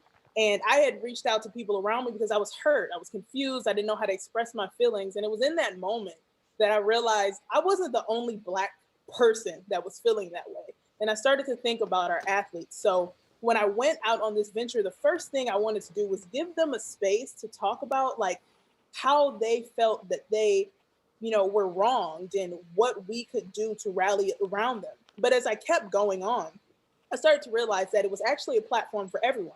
Because as Dalen Best put it in that trailer, like people don't know what they don't know. It's not that Notre Dame didn't want to help, they just didn't know how. So this platform became a place for people to come, learn, listen, and it kind of took off to more of a place that I never expected it to be. And I'm just so grateful for the opportunity. And like you said, we've seen stars at Notre Dame campus be on your podcast, but can you just go over some of the stars that you felt and had the best connection with through the podcast so far? Yeah, so I started the podcast with Sam Jackson, the second Black leprechaun, because I remember when he became the leprechaun. It was so monumental to me because I always wanted to do that, but I never thought that being a leprechaun was a space for the Black community. So I really wanted to talk about him because people didn't realize, although he was living out that dream, all the other things that he had to go through, that he had to deal with, the backlash of people also believing that we didn't have to be in that space, a place that we call our home. So he was the first guest. Second, we went with Dalen Hayes because he's been big in the community. So he talked to us about the Juneteenth rally, how he launched that, how the football team rallied around him, his journey to educating his teammates or his friends. Followed it up with Michaela Vaughn from the women's basketball team, Caitlin Gilbert from the women's basketball team. We had Corey Robinson, and we capped it off with Hannah Thompson. So wonderful guys. Well, I'll have to make sure I'm appearing on that as well at some point. And with it being such a trailblazer, momentous movement, what do you see the future of this project becoming as the years go on? Right. So actually, the Corey Robinson episode, it was in place of another student athlete who did the episode but didn't actually feel comfortable because why it's called Brave Voices at Indy is because it takes a lot of courage to talk about something so controversial to most. So we respected him, but we did the Corey Robinson episode, which was an alumni episode, and it kind of teases what the next season is going to be about. I want the next season to be about our alumni student athletes who are in the world, their experiences, and kind of push it outside this Notre Dame bubble. So you offered yourself up. Yeah. I hope you realize you'll be getting an email from me shortly after. I like that. I'll definitely send a quick response as well. And just talk about it. You were a student athlete here at Notre Dame during your college years, and now you work here. That's a lot of time spent at Notre Dame. So what has Notre Dame really meant in your life, and how has progressed you to be the person you are today? Yeah, it's so interesting. And I've talked about this before. When I first came to Notre Dame, I had to find my place. I had to find my home. And the more I stayed here, the longer I realized how powerful this community is and what it has to offer. But just like any place, everybody needs to grow. Everybody needs to change and learn. And Notre Dame is so special because it wants to. I want to be the most powerful force for good. Our mission is something they truly live and believe by. So I want to be a part of a place that wants to continue to push that forward. And that's why I've stayed so long, because not only can I grow who I am, I can grow this community. And I know eventually when I, go out into the rest of how it impacts the rest of the world. I know eventually I'm impacting the rest of the world. So Notre Dame means everything to me. Notre Dame is me. I love it, and especially you embodying that each and every day while being on campus and working so hard on the media side. And thank you so much, Indy Jackson, for joining us, because this is very special in what you're bringing and what you're setting forth for the future, and it's second to none. Thank you so much, Malik. Next up, Molly's got another great interview for us. Molly? Hey, welcome back to The Fight. Our next guest is a 3-time Olympic gold medalist and a longtime member of the U.S. women's national soccer team, who was just recently named the team's first ever general manager, Kate Markgraf. Kate, welcome to The Fight. Thanks for having me. It's a pleasure to chat with you. Yeah, it's so awesome having you here tonight. Kate, I want to talk about the Olympics, but first, let's go back. What led you to choose Notre Dame? I think it was because I knew I'd be challenged in all aspects of my life if I went up there. I felt there were other universities that maybe wouldn't challenge me on the athletic field. There were other options that I have that maybe wouldn't challenge me in the classroom. And I just felt when I got on the Notre Dame campus that there was something different. So I felt I always need to push myself. And the best way to do it is to find a place that's going to force you to change. And that's what Notre Dame is to me. It's a disruptor of complacency. It's a generator of your talent and amplifies your skill set, but also highlights where you might be lacking. And so I didn't know that at the time. I just had it in my gut that something's different about this place. And so I chose Notre Dame, and I couldn't be more thankful for that. Yeah, during your time as a student athlete at Notre Dame, you were a 3-time NSCAA All-American, Big East Defensive Player of the Year, Defensive MVP of the NCAA Final Four, co-captain, and a winner of a national championship. What stands out to you of all of those accomplishments, and what do you really remember most? Molly, I think you can probably speak to this, is that you don't know that it's a big deal. Like, you're nobody, right? Like, you're around your teammates who just make fun of you the entire time. And that humble discontent is what makes you successful, right? So none of that stands out. What stands out is the locker room. What stands out is the silly dances, the extra 15 pounds that came from Burger King that they gave me as a senior gift, and just all the unhealthy diet habits that we had in terms on the soccer team during that time. We didn't really have that much of a nutritionist, I don't think, working with us. So thankfully that's changed a lot. Happy to always contribute to Notre Dame to help advance the high performance aspect of all our athletes. But I'm definitely not running any marathons and qualifying for the Olympics on my first time. I don't know if you know anyone that might have done that. I don't know. You might be thinking of someone else. Probably. But Kate, right after graduating from Notre Dame, you played 12 years on the national team, winning a World Cup in 1999 and 3 Olympic medals after that, which is insane, just absolutely insane. I've always wanted to know what it feels like when you're standing on the podium with the medal while they're playing the national anthem and raising the flag. Just what goes through your mind during that moment when you have reached the highest level of your sport? It's just pure joy. I mean, the intrinsic happiness that you feel because you finally achieved a milestone that you'd worked your entire life for has been realized. And so that was fantastic. Honestly, I don't even remember. It's almost like you black out. You're just in the zone, and you're just, for me, I am singing, but someone might call it screeching the national anthem because I love to sing it. I love going to other countries. National anthem. So I've just practiced. I just focus on that, not messing up the words. I know they might age, so then you don't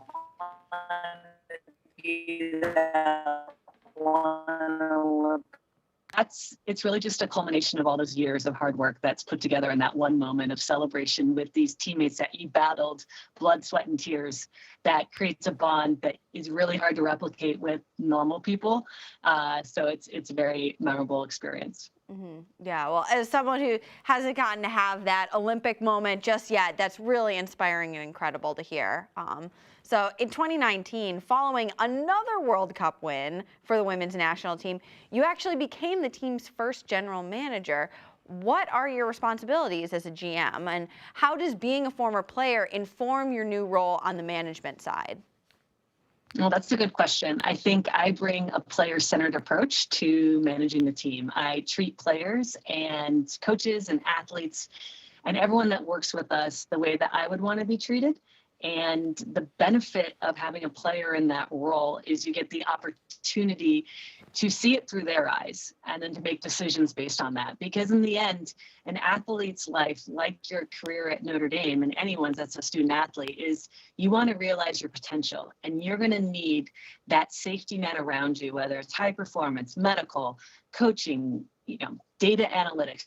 You're going to need that all working on your behalf to help that player gain that marginal 2% to be better than the opponent. Because when you get to our level, there's very small differences between one another. So that's really my main job. But I'm also head of women's soccer for the entire United States. So it's building every single one of our youth teams up and trying to make sure that we're successful for the next 10 years from the national team level, but making sure that we have access points to enjoy our sport for anyone, even someone that's interested in the recreational aspect of the sport. Yeah. Well, Kate, I'm looking forward to seeing what you have in store with the U.S. women's national team in 2021 as we head towards Tokyo. And thank you so much joining us on The Fight tonight. And now, Vic, over you.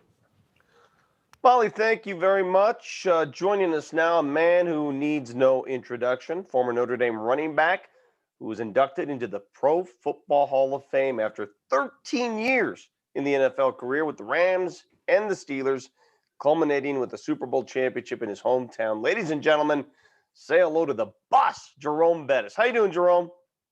I'm great. How you doing? I'm doing great. Hey, before we get into the intricacies of Notre Dame, how's the golf game? That's the most important question.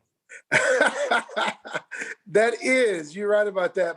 The golf game is pretty good right now. I'm in single digits and it's getting better. COVID, the one silver lining is that my golf game has gotten a lot better.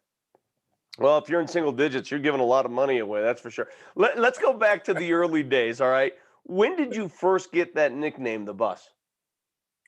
Well, actually, somebody in the student body newspaper wrote an article, and they referenced the bus, and I don't know if it was taking people to school or people going for a ride.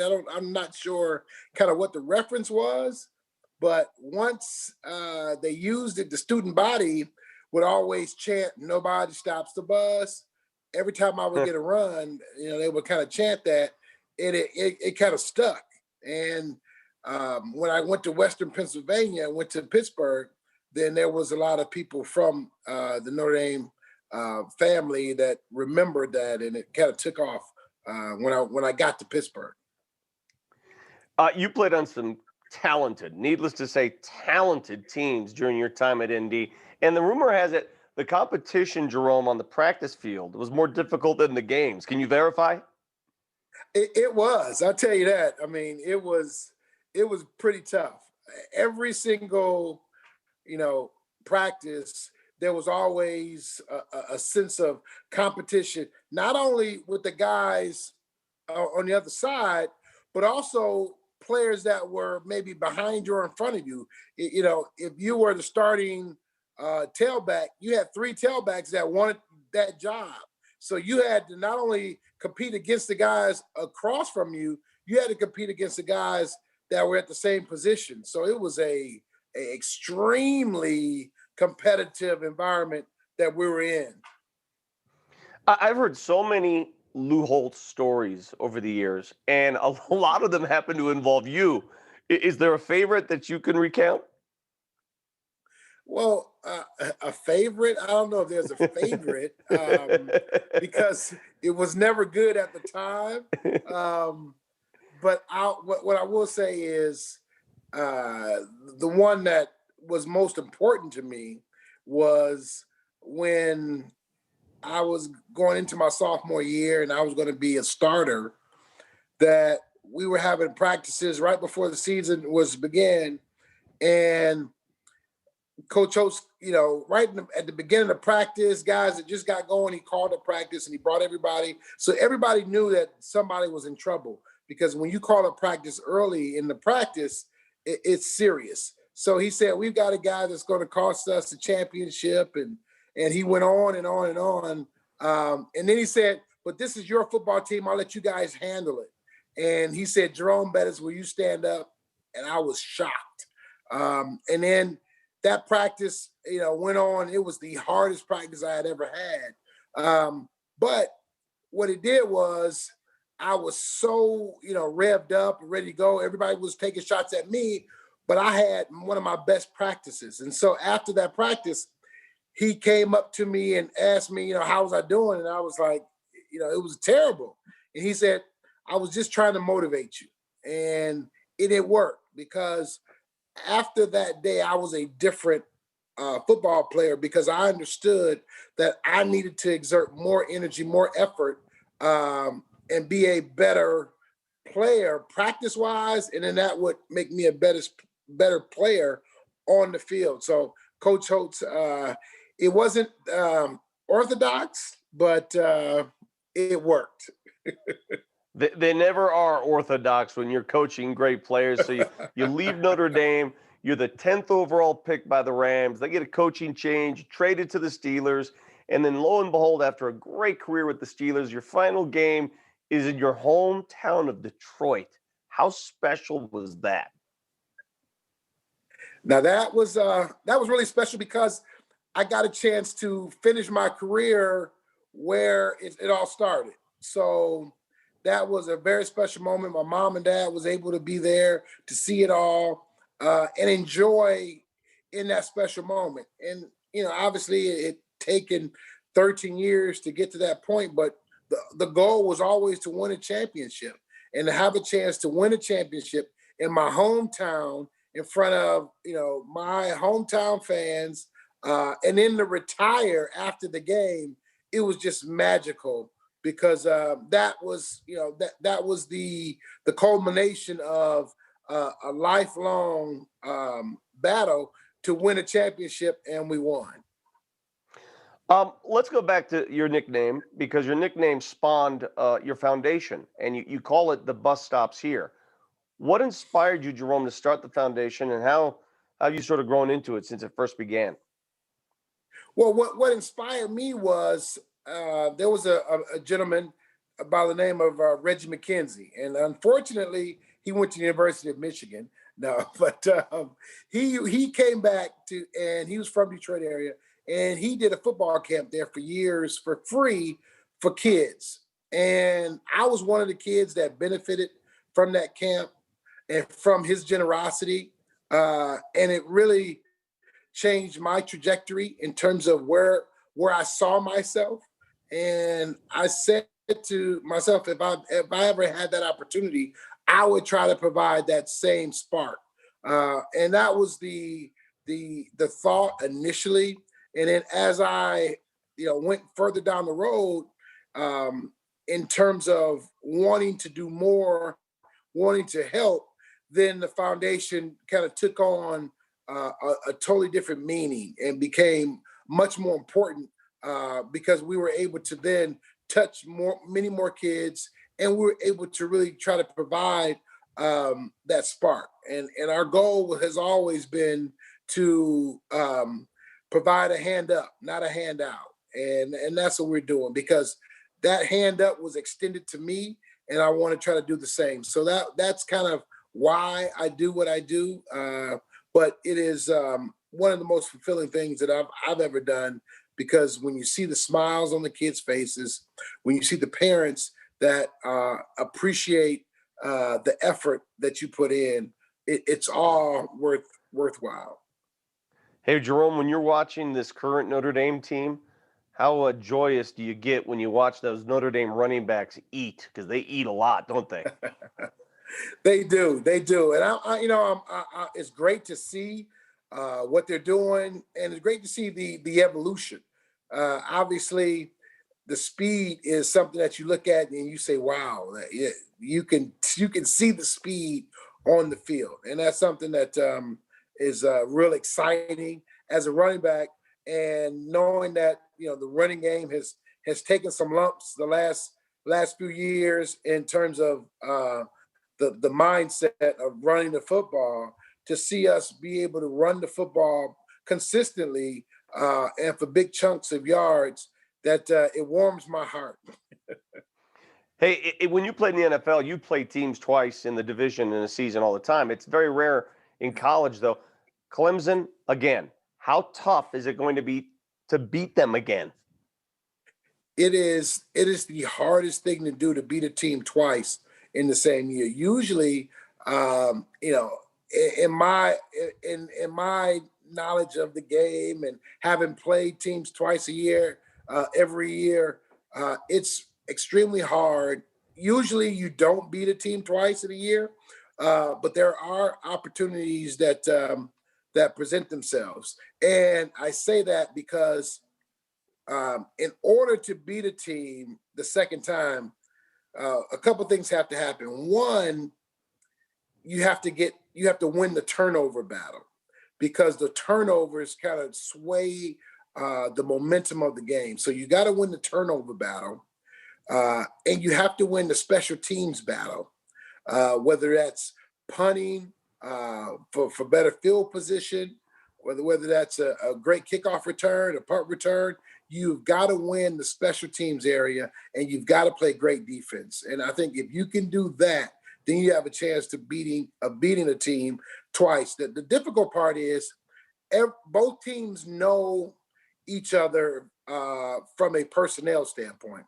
So now it becomes a situation of, can the coaches create advantages on either side of the football? And the coach that's able to create the best advantage, I think that's the team that usually goes in with a little bit of the edge.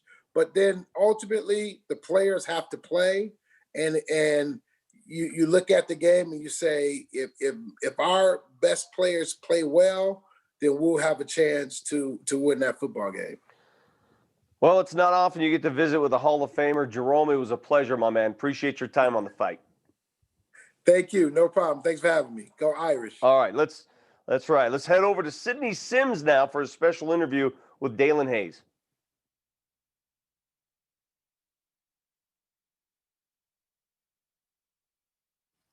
Thank you. I am here with Notre Dame football, Dalen Hayes.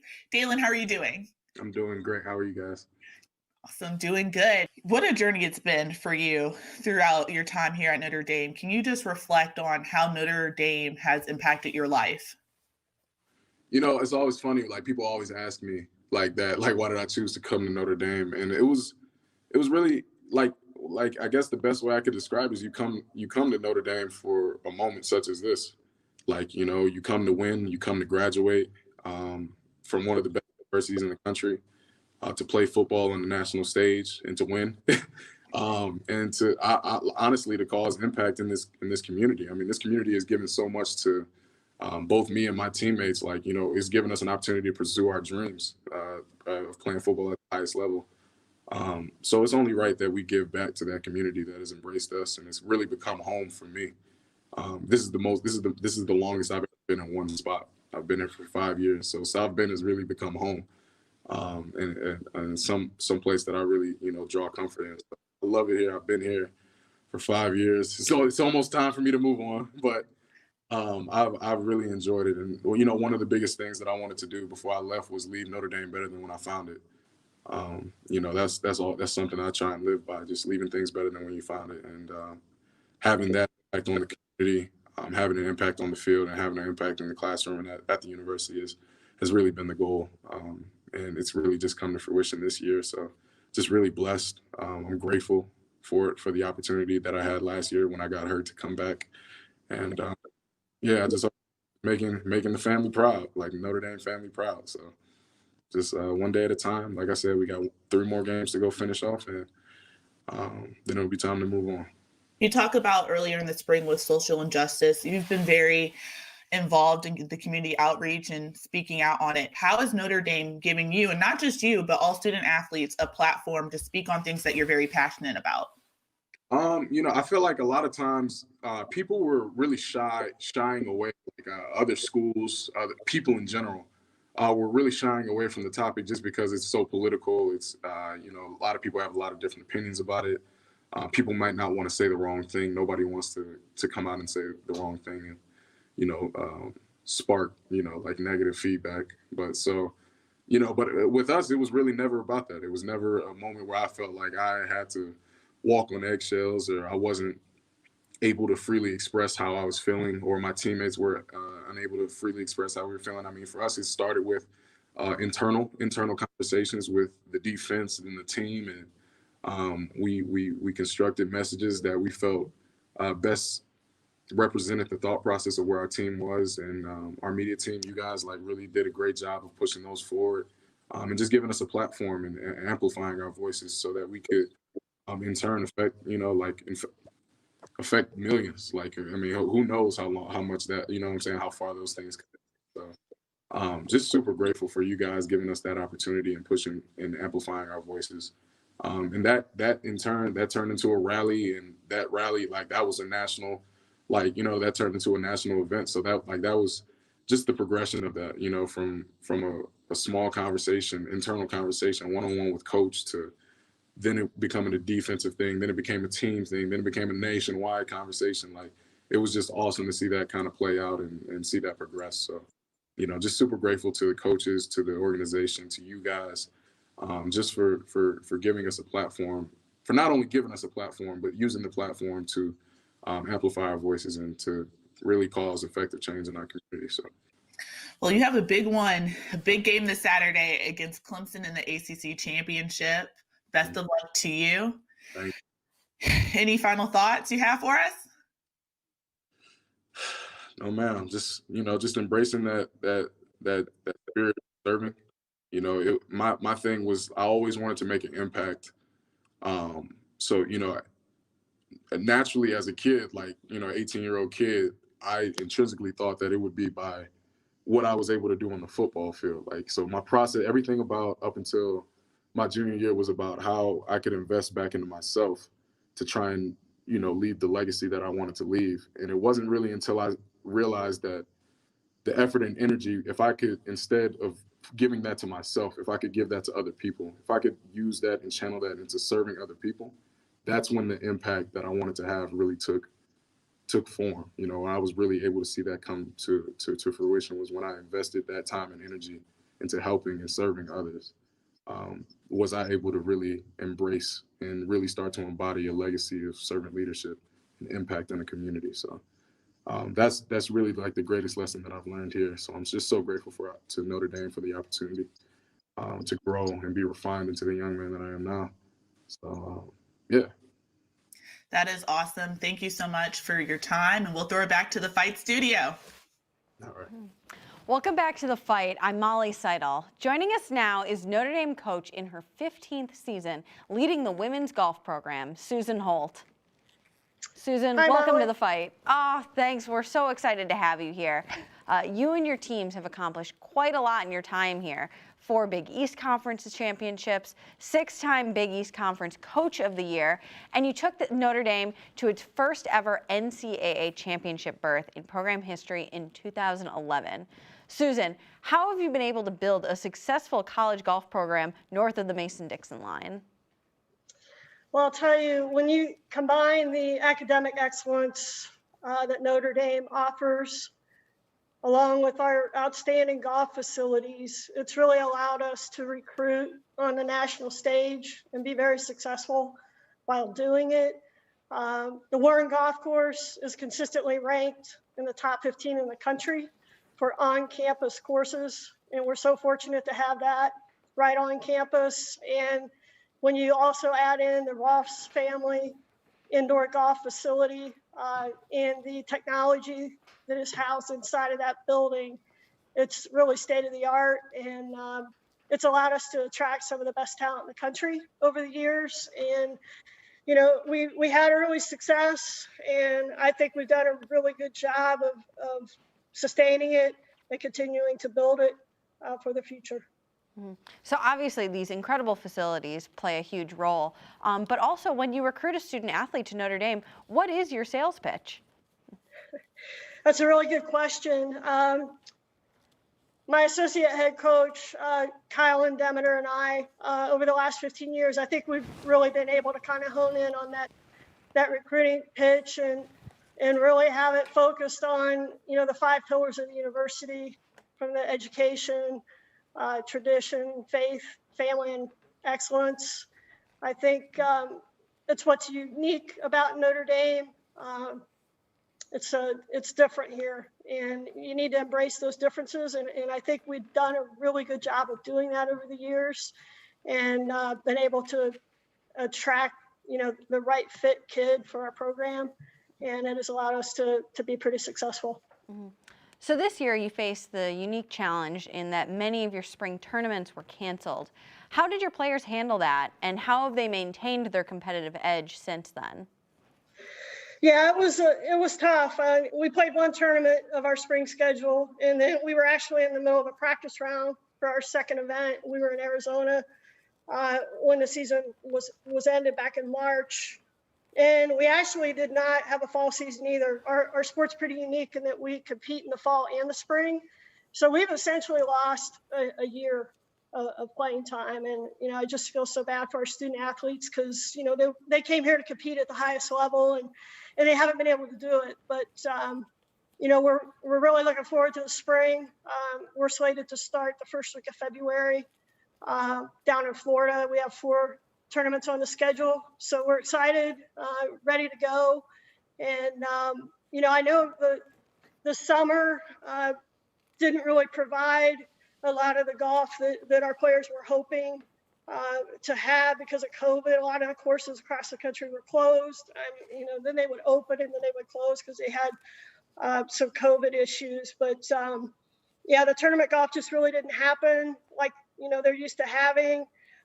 We did have one highlight, I think, this summer with the play of Lauren Boudreau, a sophomore on our team. She played in the U.S. Women's AM, made the cut, and was able to finish in the round of 16, and that championship was, a great accomplishment. Yeah, that's got to be so exciting to see your players excelling at that kind of level. And we recently featured one of your sophomores, Madeline Jones, on ND Day to talk about sewing protective masks from her hometown of Austin, Texas. What are some of the other ways that the women's golf team has been doing God's work? Madeline actually has continued to make masks. She's currently making them at home in Texas right now for the local cancer hospital here in South Bend. I think she's made upwards of 50 masks already, and she's shipping the mask as she makes them over her break period. Abby Heck, who's a senior on her team, actually spent the summer back in Memphis, and she's a pre-med major, and she volunteered at the local cancer center there in Memphis, and she screened all the patients as they arrived for COVID. So we've had a couple players, I've been really proud of them. So much of Notre Dame is about being of service to others, and they took it upon themselves to do that, which is really great to see. And I guess most recently, men's and women's golf teamed up. They participated in the Brighter Christmas event that athletics hosts every year. Teams will adopt a family, and they'll go out and purchase Christmas presents for those families. So we took part in that for the 10th time, and it's a great event. We always enjoy doing that. Wow, that's really some incredible work. And thank you so much, Susan, for joining us today on The Fight. And now we're going to throw it over to Malik. Well, we're right back, and we got 2 special guests joining us. One of them is my former teammate with the Fighting Irish, and another is a former national champion here at Notre Dame, Julian Love and Ashley Penn. Thank you for coming to The Fight. Yeah, thank you for having us. Thanks, Malik. Happy to be here. Absolutely. And Julian, we're actually going to start with the national champion first. Ashley, you've had quite a 4-year run during your first season with the Irish soccer team. You won a national championship. And then on top of that, you made 3 appearances to the Final Four. Just talk about what life is like as a champion. Sure. Well, I'm not sure I deserve to go before Julian here, given all of his accomplishments, but I'll take the opportunity. It was a truly special experience with a special group of teammates. We won the national championship my freshman year, and that was mainly due to some amazing leadership. We had some leaders on the team who just decided that's that's what we were going to do, and they created a culture that made that happen. And going forward, that became the standard, and we weren't willing to accept anything less. Anything less than winning the national championship was considered a failure in our minds, and we worked every day toward that goal with that goal in mind, and that translated, into everything we did, which was just truly special, whether it was academics or volunteering in the community. It was just an amazing 4 years with an amazing group of people, coaches and teammates, and everyone, all the support staff around us who were helping us. Yeah, it was very competitive amongst all the sports teams, bringing in tons of accolades and credit. And Julian, I was front row for that. Incredible year at Notre Dame yourself, consensus All-American, the 102nd Notre Dame football player to earn that honor. And then you went on to become the 4th-round pick for the New York Giants. What are your moments that you remember wearing that gold helmet? Because I remember a lot. Hopefully it wasn't too many where I was throwing you the ball, but, maybe you could tell me a little bit more. Yeah, I mean, for me, it was always the memories, of being with the teammates. Of course, that last season I was there, undefeated run to the playoffs was pretty special. That was just a fun year. But then all those moments, it was maybe after practice, not during practice. I didn't like practice that much, but after practice, just bonding with all of my teammates. I mean, that was the best. Like this little, hanging out in the locker room, just going through a tough lift and kind of getting through it together was always just my favorite moments of being on campus and wearing that helmet. And so those are the moments that always were just special to me, and I always those are the moments you miss. And yeah, for sure those. Absolutely. And Ashley, you've been a member of the Rockne Athletics Fund for almost 10 years now. Why was it important for you to give back to the university? Yeah, I just felt like Notre Dame has given so much to me, both as, a person and to my family. My husband also went to Notre Dame. We went to Notre Dame together. We're the same year. And then my extended family, my parents, my brother, we all, became part of the Notre Dame family. And we wouldn't be who we are today without Notre Dame and everything the school and the people have given to us. And so we've just always felt the need and do so more and more to give back and to create that experience for others, and just to show our appreciation for everything that Notre Dame is. I mean, big heart. And Julian, in fact, you joined last week the Rockne Fund. And what compelled you to make that gift? Yeah, I mean, I think it's great. Ashley's, whole family, you can see like the relationship there and why she wanted to give, which I think is very special. And, for me, I was the first one in my family to go to Notre Dame and, to play kind of ball at that level. And, I just had the means to provide an opportunity for somebody else. I felt like I was always given an opportunity, and I tried to take advantage of all of them that I was given. And so that's all it is. It's just me trying to provide just a small opportunity in any means that I can. Well, Ashley and Julian, thank you so much for joining the fight. It's been a pleasure to see you guys out here. And now over to you, Vic. Thank you very much, Malik. Joining us now in his 3rd year as the head coach of the Irish volleyball team, Mike Johnson. Mike, welcome to the fight. See if we can get your audio working, Mike. Let's try that again. How you doing? I'm good. Can you hear me, Vic? There you are. Oh, yeah. Loud and clear. All right. So let's start here. You were previously the associate head coach under Jim McLaughlin, who stepped down due to health concerns. What was it like working alongside a true legend of the sport? I think a lot of people have mentors, and I feel fortunate to have probably whom I consider maybe the greatest mentor I could possibly ask for. But I think what's most special is just working alongside my mentor, really on 2 different occasions. A guy I've known since I was almost a teenager. He's actually the godfather to my son. And so I just learned a tremendous amount. I think if you watch us play today, you see his imprints, upon the team. And I hope we work to make him proud, as well as the students and the parents and Notre Dame herself proud. You're coming off your 3rd season as the coach now. Finished the fall ranked number 4, 6-1. even though it was a short season, it had to be fun. What was it like? Well, I think it was awesome. But I think to really kind of tell about this team, it would be almost be better to take it back to March when all of this first began. And our mindset and our mentality then was, if we can do the pandemic better than everyone else in the country, if we can capitalize in that time during the pandemic better than anyone else, we're going to gain an edge over all of our opponents. And so we saw that play out throughout the fall, and the way our kids continued to prepare. And our kids are really just hungry for more. So how did the team react, though, with the season being cut short? Was it tough on them? Some people don't believe me when I say it, but we actually had one of our best practices that day. Mm-hmm. And I say that for two reasons. And the first is, it's just the mentality that we have, that we don't control the circumstances, but we always control our response. And so after, sitting at home as long as we all did, we knew that no matter what, we were going to get an opportunity to be together. We'd get an opportunity to play together. We'd get an opportunity to improve. We knew we had great people in the room. And we also knew, and we said it all year, that challenges were going to come, and we could always overcome those because together we are the Fighting Irish. And so that's just how we chose to carry ourselves. Certainly there were hard moments, but our team really embraced the challenges. All these schedule changes, Coach, now it's announced that the 2020 fall championships have been moved to the spring. So how do you carry it over? How do you earn a spot?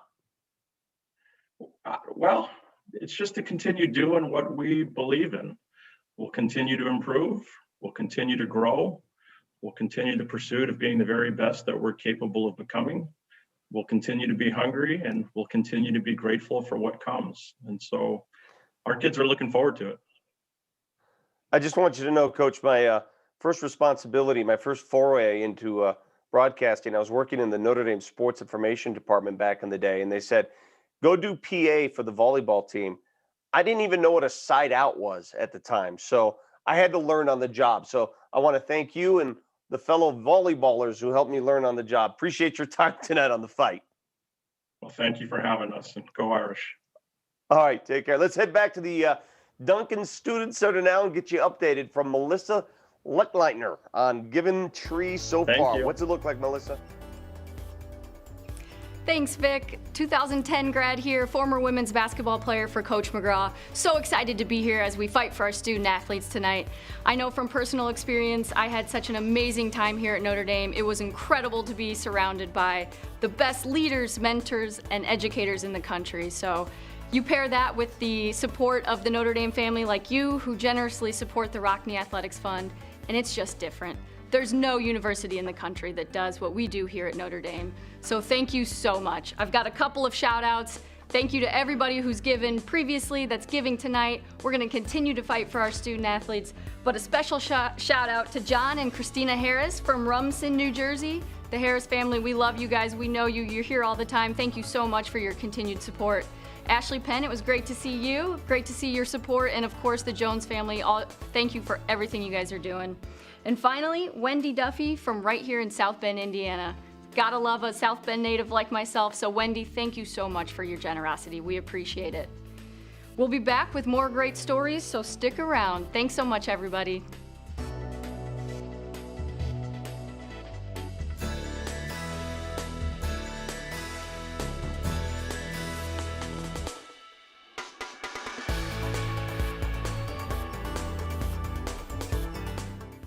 Thomas Aquinas tells us to love both those whose opinions we share and those whose opinions we reject.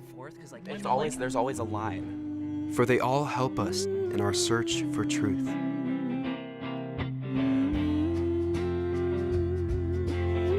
You get what I'm saying? Like, all we're doing is shopping. This land was made for you and me.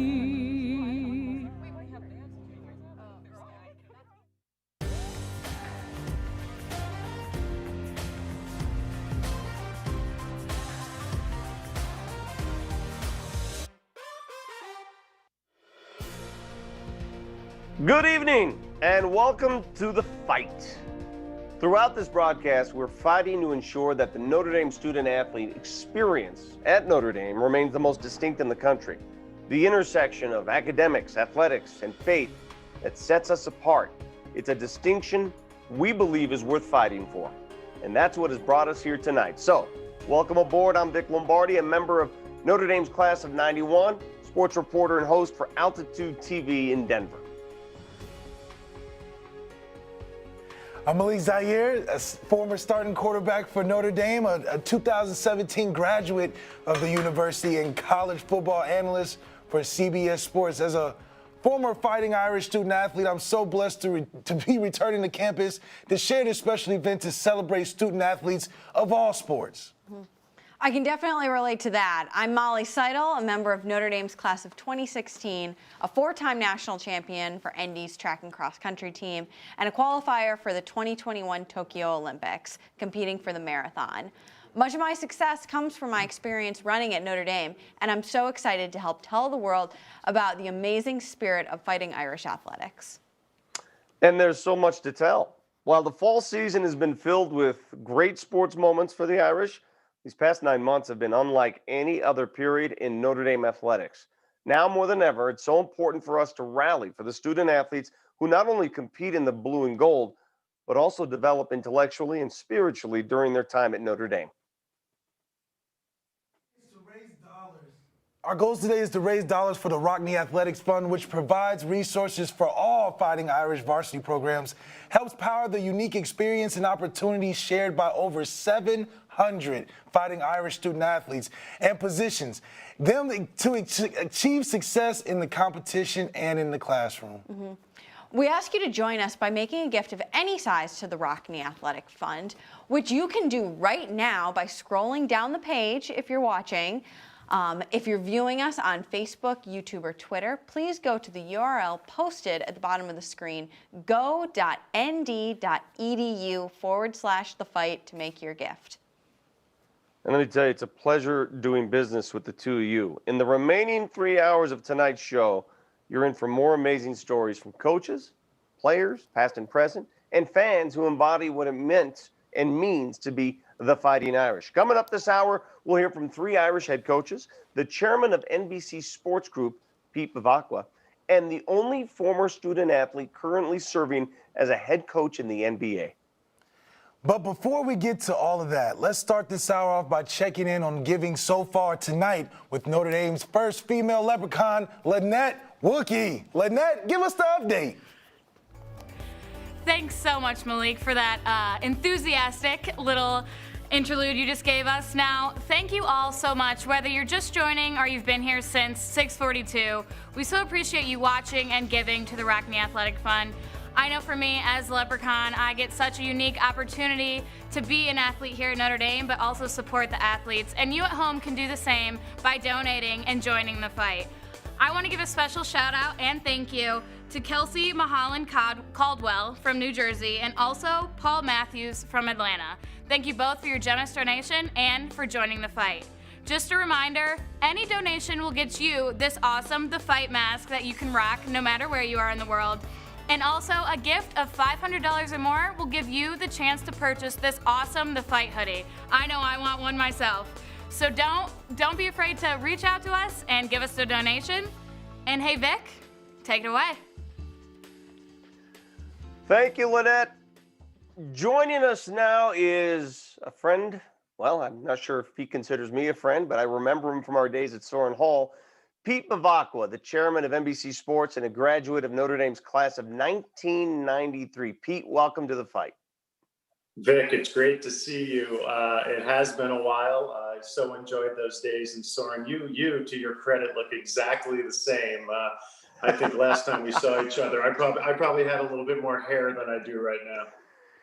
Man, I remember you were a great athlete at Soren Hall, and I'm a little upset because you served as a walk-on the football team, a punter, and I'm upset that you didn't utilize those resources for the Notre Dame, for the Soren Hall Otters intramural team. I mean, what were you thinking at the time?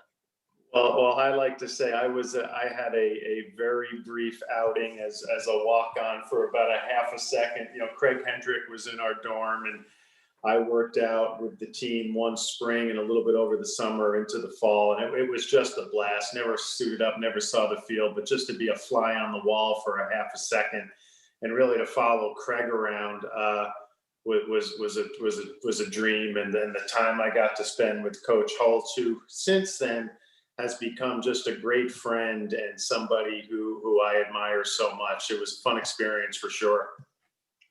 Oh, it's great to hear, Pete. Before we get started on Notre Dame and NBC and the relationship there, let's turn back the clock for a minute.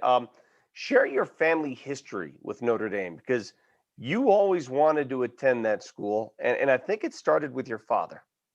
Yeah, it did. My father was a 1955 grad, and Vic, we were all brainwashed from birth. I have 4 older sisters, and all we ever heard about was Notre Dame and watching those Notre Dame games. And my father and I would take trips out to Notre Dame in the summer to watch the summer practices and scrimmages. And it was such a part of my life, such a foundational element of my life. So a couple of my sisters went to Notre Dame, and it was the only school I applied to. Luckily for me, I got in. And people often ask, you had all this hype, all this buildup. Could it possibly live up to those expectations? And I always tell people it actually far exceeded those expectations. And, I'm still such great friends with my roommates from Soren. There was a group of about 5 or 6 of us, and we always marvel at the fact that that 4 years at Notre Dame has such a profound and lasting impact on your life. It is such an unbelievable, unique experience, those 4 years on campus. And it absolutely has had such a huge role in my life. And Notre Dame, the campus, the university is truly one of the most important things in my life. You make such a good point. Life goes by so fast, and that you go back at that 4-year period, it's almost as if time stands still. But let's talk about time for you now and what you're doing as the head of NBC Sports. You got the Olympics, you got the Golf Channel resume, a little team known as Notre Dame football. Sure. Why is the relationship with Notre Dame so important to NBC? Because it's been going on for a long time. Well, when you think about it, Dick, it started when you and I were students at Notre Dame. We've had this multi-decade-long relationship. And I like to say, and clearly I'm biased, but NBC Sports makes big events bigger and big properties bigger. And you think about Sunday Night Football, and you mentioned our long-term relationship with the Olympics, the Triple Crown, all of these big, great, prestigious events. And that's Notre Dame. Notre Dame is the pinnacle of college football. And there's such a trust level between Notre Dame and NBC. And I think to the meetings we have with Jack Swarbrick and his team, where he challenges us, he pushes us and says, hey, try things here. Try things during Notre Dame games that maybe one day you'll bring to the NFL and Sunday Night Football. And why he says that is because he has faith in us. He knows us. He knows we would never do anything to embarrass the university, that we always try to not just tell the story of what's going on the playing field, but also really try to bring the mission of the university to people around the country and around the world. And it's been just a wonderful long-term partnership, mutually beneficial. And as I like to say, as long as I'm at NBC, I think the relationship is very, very safe from our perspective. Pete, that's so funny. I think my final term paper, my senior year, was why the relationship between NBC Sports and Notre Dame would thrive for many years to come. And here we are. It's 2020. Hey, I know the ratings. I was going to say, when you think of it, though, it was groundbreaking. I mean, now yes, it was between networks and conferences, but this was unheard of back in the early 90s. And for Notre Dame and NBC Sports to come together like that, at the time, it raised a lot of eyebrows, but obviously it was the beginning of something that really has taken hold in sports. And the fact that relationship has lasted so long, I mean, a credit to both parties. But I want to talk about that Notre Dame-Clemson first go-around, that matchup, and the ratings it drew. Were you surprised by those numbers? We were surprised. I mean, we knew it was going to be strong. It's certainly the best college football game of the regular season. And what has been remarkable about Notre Dame and the performance of Notre Dame football this year in terms of television ratings is sports ratings across the board have actually decreased. And I think there's a lot of factors. First of all, there were a lot of leagues that were playing at times that people weren't used to seeing it. So all of these major sports bumped into one another. We had a Thursday earlier in the fall where it was the first time ever that there was an NFL game, which was our Thursday night NFL opener, an NBA game, Major League Baseball, a PGA Tour event, and a NASCAR race on the same day. So all of these sports were colliding into one another. So when you looked at the ratings of Major League Baseball in the World Series, they were significantly down. The NBA Finals down, NHL Stanley Cup were down. Even the NFL, as strong as a property as the NFL is, has been slightly down this year. I think because of COVID, because these sports have somewhat cannibalized each other in terms of the ratings pursuits. And then, of course, we had a very divisive election in the presidential election. But Notre Dame ratings were up roughly 86% for the season, which is tremendous. And you can talk about the Clemson game, two of the very best teams in the country going up against one another. But we knew something was different when we saw the first game of the year with Duke, and those ratings were through the roof. And it just continued through the season, and it was such a remarkable storybook season with such great players and action in the Clemson game. And now, of course, we gear up for another game against Clemson this Saturday. I wish it was on NBC. Of course, it's not, but we all know where we're going to be at 4 o'clock on Saturday. That's for sure. Yeah. Pete, it's been nearly 40 years. I want to say proud of you. You've come a long way since those nights playing monk hoops. Yeah, that's right. But you know what? I miss those nights, Vic. That's for sure. What we wouldn't do to have another couple of games is play monk hoops. Tell me about it. Pete, thanks so much for us. Thanks for joining us on The Fight. Great to see you, Vic, and hope to see you in person soon. All right, buddy. Let's see who's up next with Molly. Thanks, Vic. Joining us now is head coach of the Notre Dame men's soccer team, Chad Riley, a 2004 Notre Dame graduate and 4-time Monogram winner during his time on the field for the Fighting Irish. Chad, we welcome you to The Fight. Hi, thanks for having me. Chad, you played your final 3 years of soccer at Notre Dame under legendary head coach Bobby Clark, and then spent 6 seasons as his assistant coach from 2006 to 2011 before taking the reins from him in 2018. What did you learn from Bobby that you're using today as head coach of the Irish?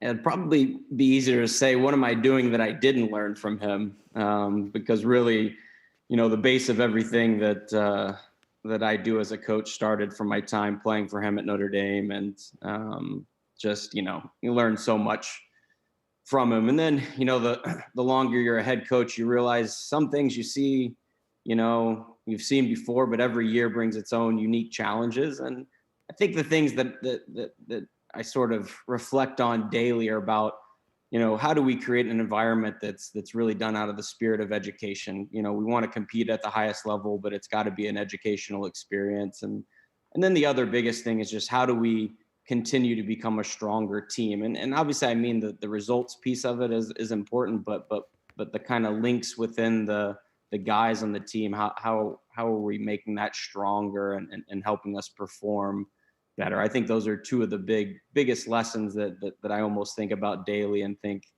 how would Coach Clark handle some of these situations? Well, you obviously have created an incredibly strong team culture, and you've just signed the number 5 ranked incoming class in the country for next season. So tell us about the new recruits and what excites you about the future of the program.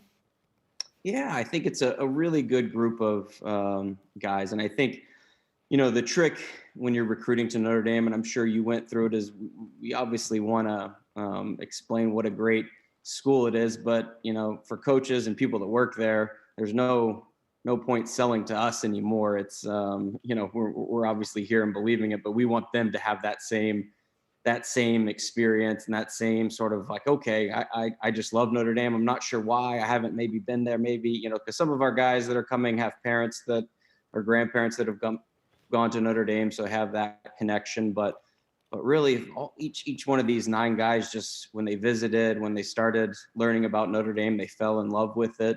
and are just so excited to come and be a part of the university. And then obviously our team's going to be a big part of it. But I think the part I really love is that they love Notre Dame and they want to come do their best for Notre Dame as a whole. And I think, like everything, I think they've got a great reputation coming in, and now it's all about how do you turn that sort of reputation into reality. And so that'll be the challenge for them.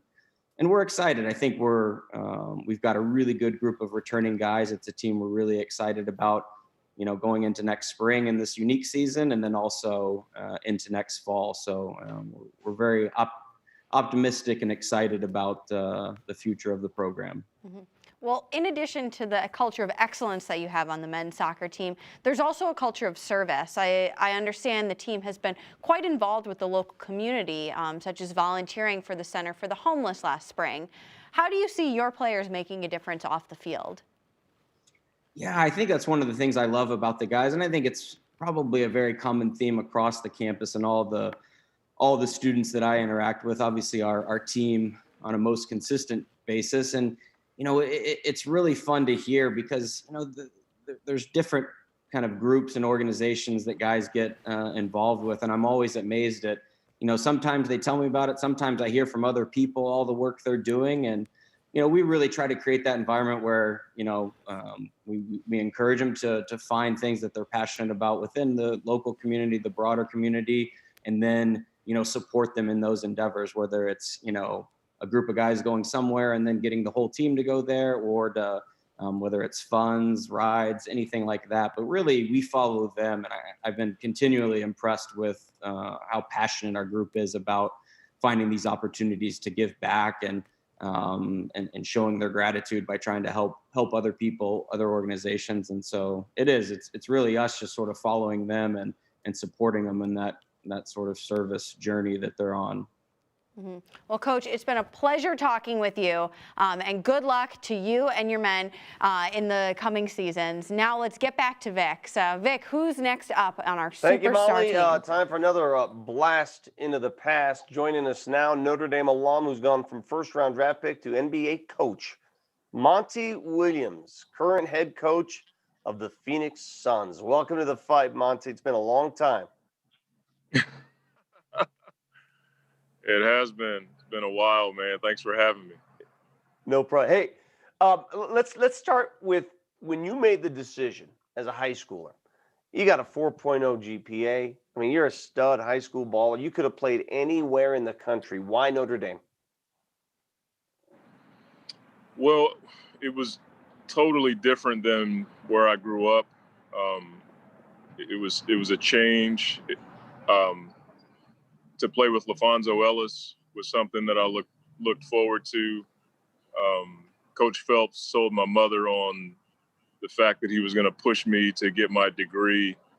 And to be honest with you, looking at Notre Dame back then, they were one of the few teams that played on TV. And I wanted to showcase myself if I could to see if I could get to the next level. And little did I know that Notre Dame was going to provide me with so much more than just basketball. Yeah, that's a great point. I don't know if many people remember your story, but you played your freshman season, 29 games, then you got a diagnosis of a heart affliction that put your career on pause. And I remember playing basketball with you at the Rock while you weren't playing for the varsity. How did the Notre Dame family, how did the community help you get through all that? It was really supportive. I had my Notre Dame family. I had my South Bend family, Pat and BJ Magley with Heroes Camp. I had my Wakarusa family and Napanee family out in the country, the Gongwers with Porta Pit. And I had so many people in the Mishawaka area put their arms around me. And I felt safe at Notre Dame, even though it was a tough time for me being 18 years old and getting that kind of diagnosis. It was tough, but the community at Notre Dame incubated me in such a positive way. It allowed me to not just get through it. And I'm thankful to God to this day for the people that he put in my life during that tough time. And a credit to you, Monty. You persevered. You made it to the NBA. You were drafted by the Knicks in the first round, had a nice NBA career. From there, you become a coach. I'm watching right now. I'm watching Rockets, Spurs, and Greg Popovich. What was it like learning under Pop? It was ongoing. From the time I've met him, I've learned about different cultures, politics, how to be a better father. He's pushed me to be a better man. The basketball portion of it was small in comparison to what I've learned from him, just directly being around him.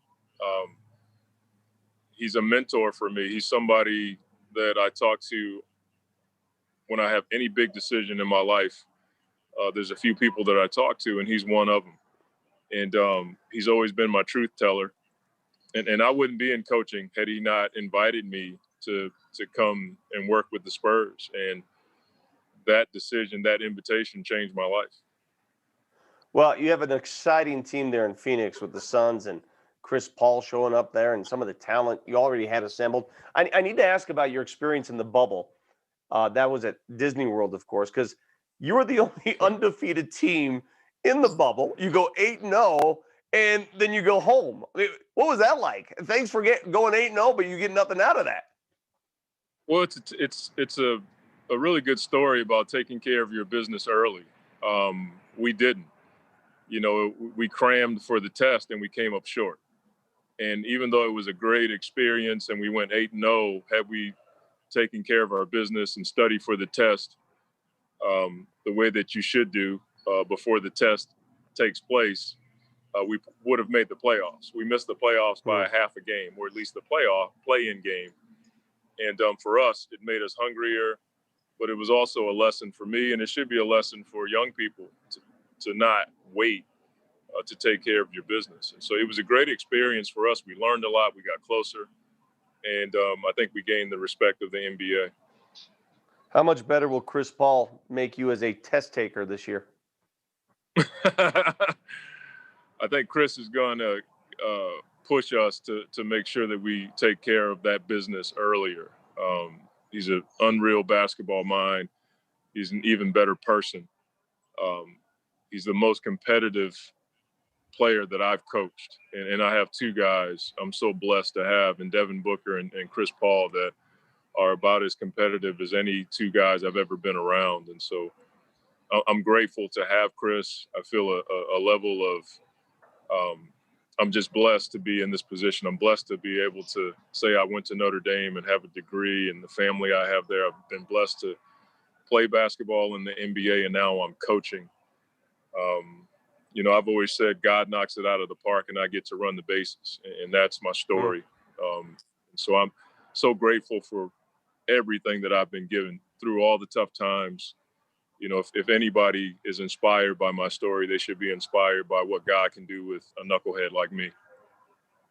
Monte, as usual, proud of you. I can't wait to catch up when you make your way back to Denver, if we could talk at some point, man. Thank you very much. Thank you, brother. Appreciate it. All right, Monte Williams. Let's kick it back to Malik Zaire. Malik. Thanks so much. And now we're going to actually sit down, and joining us is the Ballmer family head lacrosse coach, men's lacrosse coach, Kevin Corrigan, who is the longest active tenured Division I men's lacrosse coach, entering his 33rd season with the Fighting Irish. Kevin, welcome to the fight. Thank you, Malik. Great to be here. Now, I know you graduated from the University of Virginia, but your family has quite a history with Notre Dame Athletics. Can you tell us about that? Yeah, you know, it's funny. We had a funny story. My dad came to Notre Dame to be the athletic director in 1980. And until that point, we had nothing to do with Notre Dame. But since that point, I've had two brothers graduate from here, three brothers who worked here. A brother went to law school, nieces and nephews who've graduated from here. And I've been here for 33 years. So it's become a very popular place for us. It's definitely a second home, and your team is a perennial postseason contender, and you have an impressive squad returning as well as 5 talented graduate transfers. What are you most excited to see in the coming season with all that veteran leadership? Yeah, that's interesting. We have 18 seniors and fifth-year students, Malik. So leadership all over the place. But even within the team, we have great leadership. So I'm really excited to see what these guys will do. What it means at this point is, in a year like this, it's been so funky, so different. Leaders, the guys with a little hair on their chin, they handle things well. They don't get knocked off course by the uncertainty of everything and the way things are going right now. You never know what's around the next corner. So it's great to have older guys who have some poise and experience to lead our team at a time like that. Absolutely. And so those of us who have been to a Notre Dame lacrosse game have surely noticed that the team is always led onto the field by a bagpiper who is also a player on the team. How did that tradition start, and how is the bagpiper chosen each year? Yeah, well, we've only had one legit bagpiper in all this time of 20-something years of doing this, and that was Sean Meehan, the original guy. And Sean actually made a tape that he passed down to the next guy. That was Sean you saw a second ago, and that's our current bagpiper, Tommy McNamara. Sean passed down a tape on how to learn to play the bagpipes, and so each bagpiper chooses his successor. Usually a freshman or sophomore on the team that's going to do it for the next 3 or 4 years, and just passes it down, and then it's up to those guys. They've all taken the responsibility of learning how to play, and have had a lot of fun with it. So it's been a great thing. And you talk about the distinct Notre Dame student-athlete experience, and bagpiping is one way, but how else do you make the Notre Dame experience distinct for the men lacrosse players? Yeah, it just being part of Notre Dame makes it distinct. But, one of the things we try to do is look at everything that we do, every trip that we take, every opportunity that we have, because you're part of such a great university, whether it's having somebody who's on campus and come speak to our team, whether it's meeting with different people who are here all the time that our guys may not be exposed to, or whether it's, visiting great cities, Washington, D.C. or Seattle or San Francisco, wherever. We always try to take time and really learn something from that community that we're in, and see if we can contribute something to that community while we're there. So, all of those things together, the aspect of service and learning and gaining an appreciation and having a sense of gratitude about what we're doing, I think all of that contributes to the experience. But the biggest thing, quite honestly, is the guys, the quality of guys that we get, the quality of people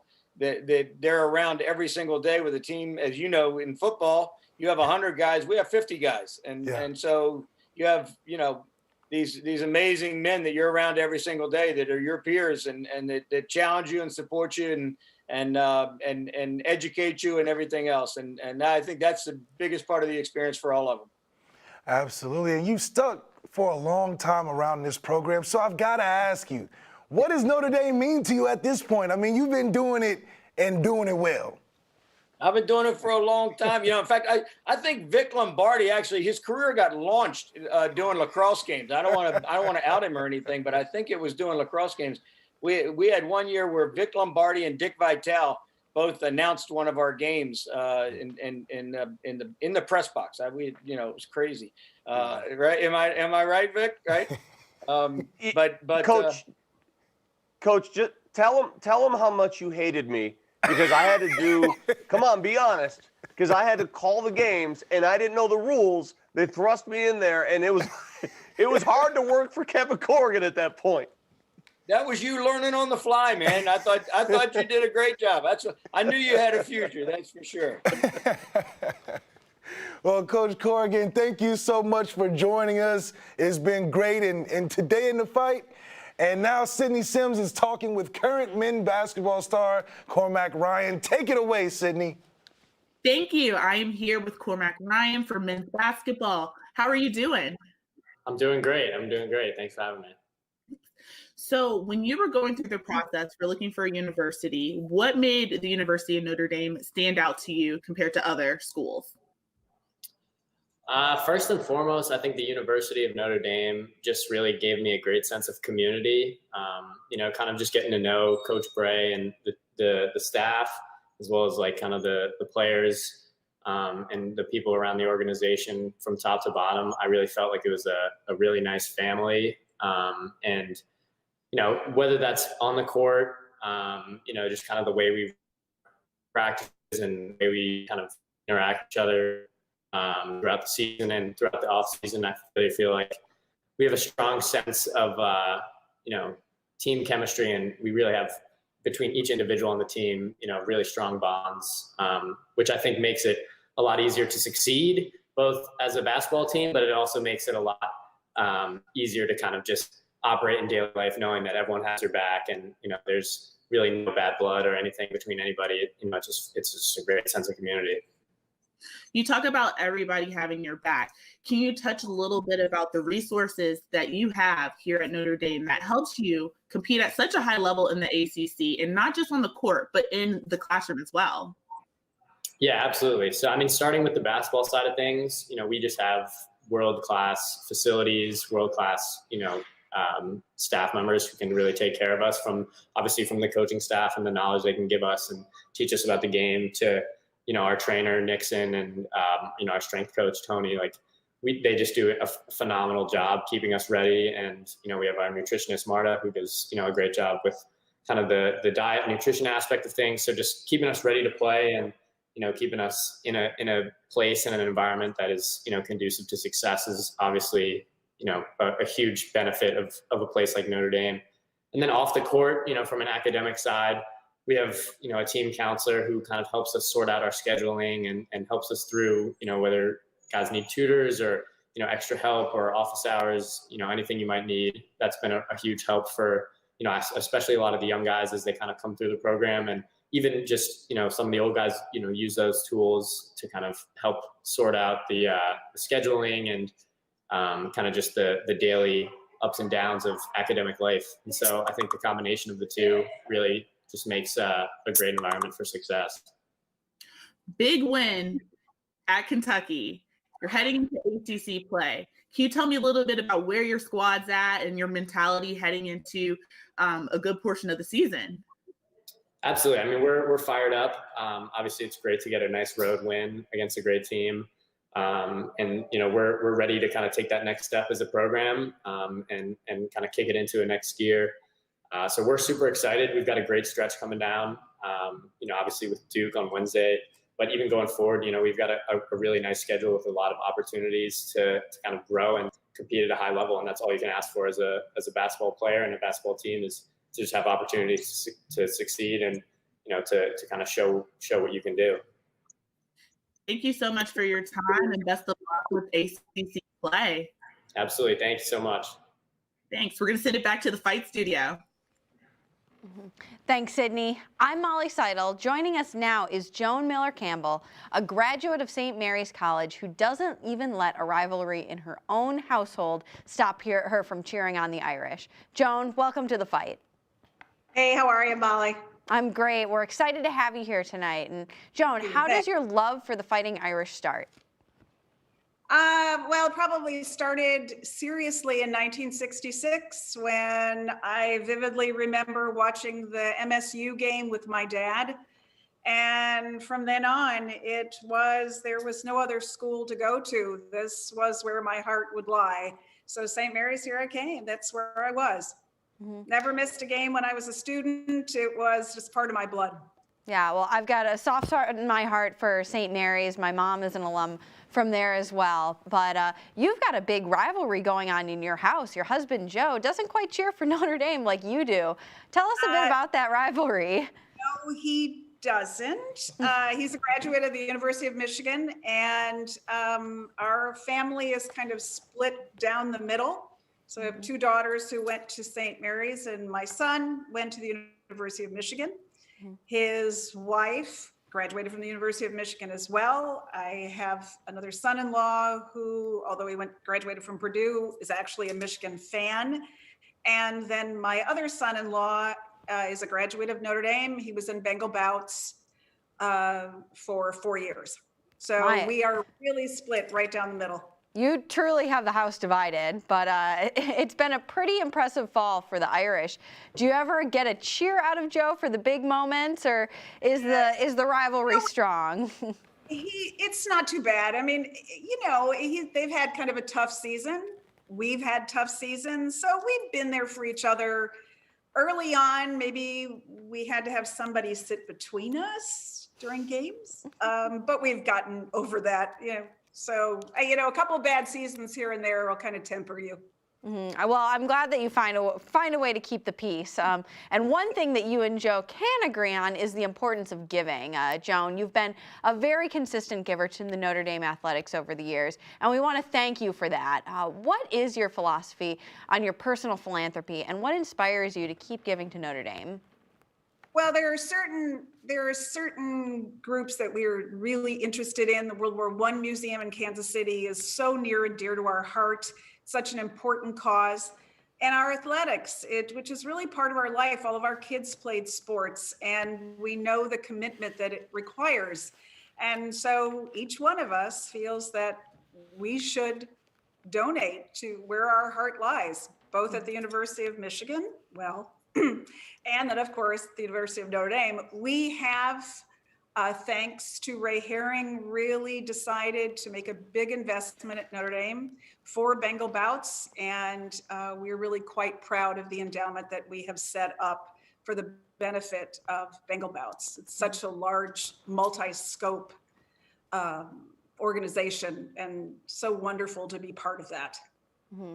Well, we all appreciate the work that you have done and the everything that has gone into your support of Bengal Bouts and University Athletics as a whole. But before we go, I've got to ask your thoughts on the upcoming rematch between Notre Dame and Clemson.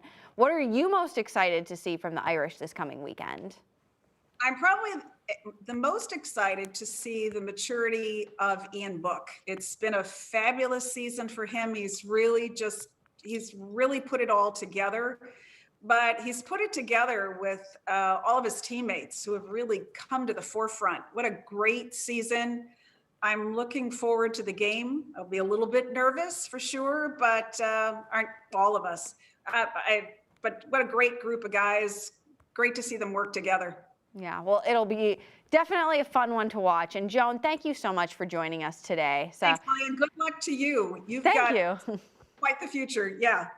Thanks so much, Joan. And now let's check in with Malik and see who's our next guest. Malik? Thanks, Molly. We are so pleased now to welcome our next guest, Notre Dame and NFL all-time great quarterback, Joe Theismann. Joe, welcome to the fight. Thanks, Malik. Great to be here. I'm styling today. I got it on tonight. I've done a few interviews and profiling. Before. I didn't have to dig very far to find one. You know that. They're laying around the house all over the place. I love it. And, we want to jump straight into it. Quarterback to quarterback, one of our brothers in the Notre Dame quarterback family, Ian Book, crossed over that great number 30, being the all-time winningest quarterback in Irish history. Now, are you surprised that he's not getting more recognition as a contender for the Heisman? I am a little bit, but then again, the kid at Alabama's not getting that much. Trevor Lawrence is getting it. I mean, it seems like everybody in the top four should be in consideration. There's other guys out there. I think it's going to be a pretty good draft for quarterbacks going forward. But you and I both know, Malik, it isn't the fact that you're drafted in the first round, second round. Joe Montana was a third-round pick. I was a fourth-round pick. And we went on to have, decent careers, I guess you could say, in professional football. It's just a question of being able to get in. It's like college. The most important thing is to get in. Yeah. Then you can figure out what you have to do when you get there.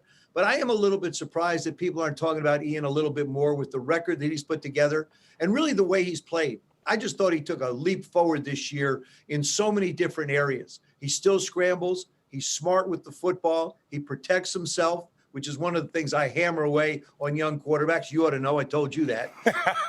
Is that you just have to protect yourself to keep yourself on the field, and that's what he's been able to do. And especially keeping healthy is the best way to be available to your football team. And it's really coming down to this last week, and this another matchup is one that can solidify Ian's legacy even more going against Clemson and everything that they're bringing. And what do you think about just the game coming up this Saturday?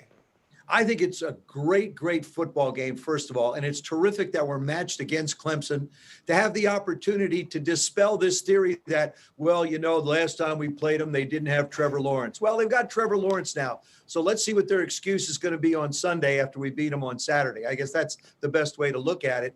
But I think when I looked at the first game, I really believed that it was Ian's football game. The game against Clemson a few years ago, down in Texas, he got overwhelmed a little bit. I think he learned from that one. But this one, he made smart decisions, threw the ball very well. I think Tommy's done a terrific job as an offensive coordinator and calling plays. And Coach Kelly deserves a lot of credit during these crazy, crazy times to keep everybody available. And I talked to Brian on occasion, and he would say, look, I appreciate what you say about me, but these guys have really taken it seriously. They understand what's at stake. They understand the risk that they're at, and they really watch out as far as COVID goes. So, and Ian's the leader of that football team. There's absolutely no question. He's going to need another stellar performance against Clemson for us to be able to win. Make no doubt about it. That's one heck of a football team. But you know what? So are we. I agree, and I think Ian is definitely one step away from really putting in that work that is so required to really take that step in the college football playoffs. And speaking of defense, you got Coach Clark Lee, who's facing the top quarterback in the country in Trevor Lawrence. And with everything encompassing with Trevor, what do you think is going to be best for Clark Lee to be able to do to stop Trevor and those offensive weapons now that they're at full strength? I think you can't give Trevor a chance to stand back there and be able to look too long at the secondary and give his receivers a chance to do a lot of things. We know that a couple of years ago, they went deep quite a bit when they had young guys. They were just freshmen then. Now they're seniors and juniors on their football team. I think you have to be able to make him uncomfortable. I think if he gets uncomfortable, he'll put the ball and he'll give us some opportunities to get some turnovers. But you have to be able to bring pressure, but you have to pick your moments. I think we have to be smart. And really, if you look at our football team, our lines have really been, I think, the outstanding aspects of it. We've had great play in a lot of different places. Talk about Ian and the other guys, but the truth of the matter is everything in football starts with the guys up front on the offense and defensive lines. And that's where our guys, I think, on the defensive line have really stepped up. And I think they're welcoming this challenge. I think Coach Lee has basically said to him, hey, look, Trevor Lawrence, supposed to be the Heisman Trophy winner and all this kind of stuff. You know what, guys? It's our chance to be able to make a statement. And I think that's what he's going to tell those guys. It's something different in the air this year compared to years before, and I'm especially excited about Saturday because we deserve it. I think this is the time that we really put ourselves back on top like we really belong. I agree with you. I really do. Our program's been building. We've been knocking on the door. Like I say, Coach Kelly, I think, has done an incredible job. I mean, you look at the classes that we've recruited, the guys, and a credit to our guys, they stay. Yeah. They want to stay. They want to be at the University of Notre Dame. That's what University of Notre Dame athletics is all about. And that's why tonight is so important. We at the university, you learn so much about life being a participant in athletics, especially at the university. I wouldn't be the man I am today if I didn't have a chance to play football at the University of Notre Dame and get my education there.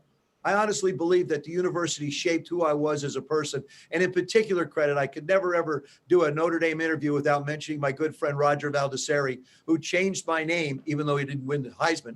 He changed my name to rhyme with it. And that's who I am today. 50 years later, I still have the same name I had at the University of Notre Dame. I entered with one that was different, and I left with a different one that I've had for so long.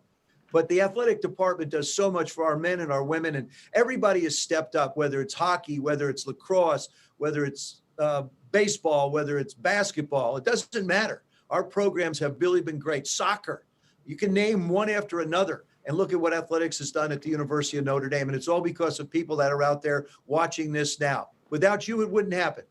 The athletes wouldn't have a chance to be able to do the things that they can do at the university. We've got the best facilities. We've got the best coaches, and we've got some terrific young men and young women that represent the university in such a wonderful way.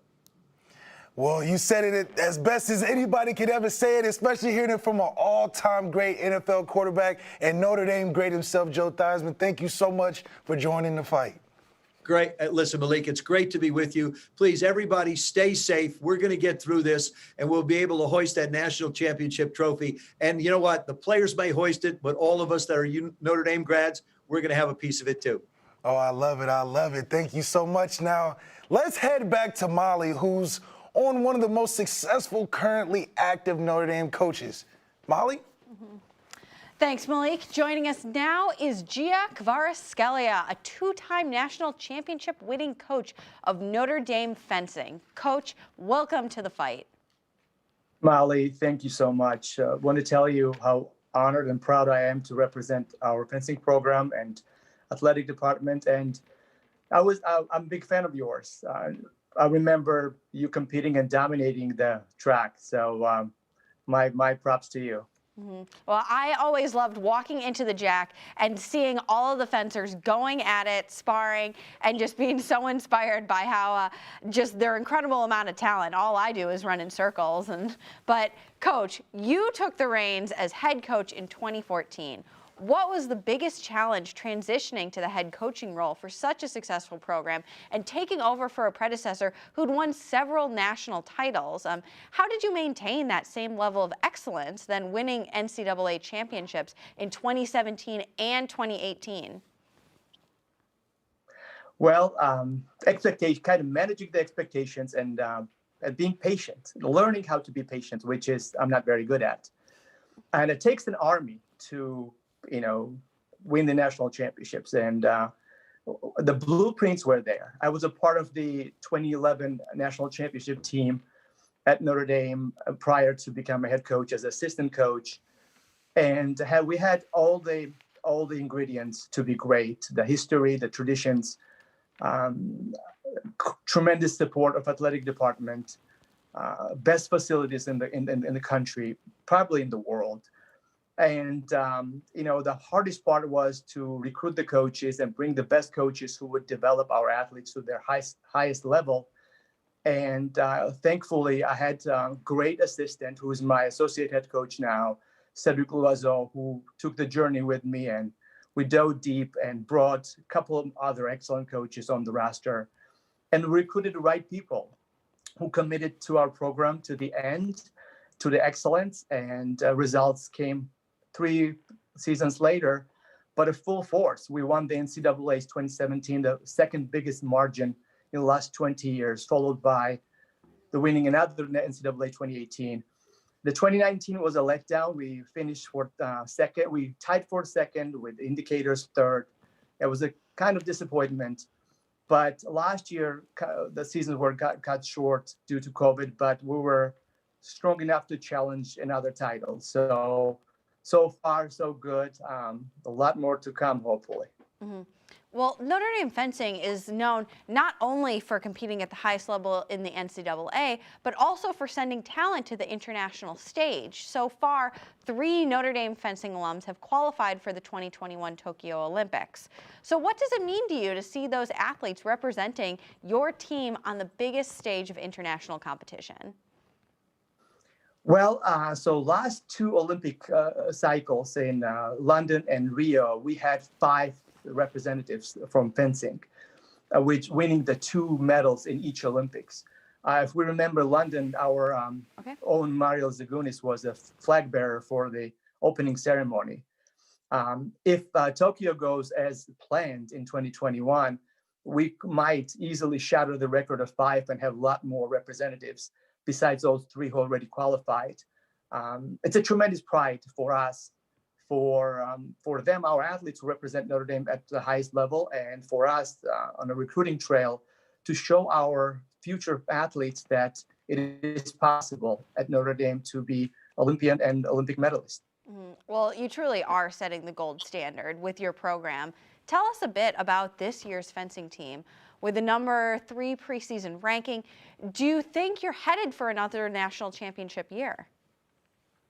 Well, a lot of things change and change quickly. I'm so grateful to university administration, our athletic department, to implementing a tremendous protocol of returning to play. So many people I need to give the credit to, who are unsung heroes, who gave us opportunity to train together.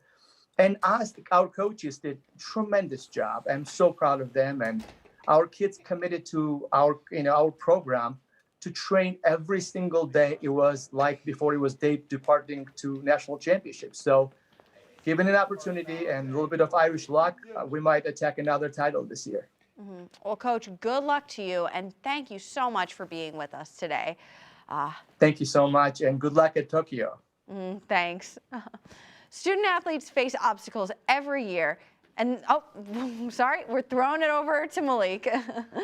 Malik, how about what's next? Here we go. Student athletes face obstacles every year, and this one has certainly brought challenges all on its own. But adopting a fighting Irish mentality helps Notre Dame student athletes overcome whatever they're facing to keep fighting. Let's take a look.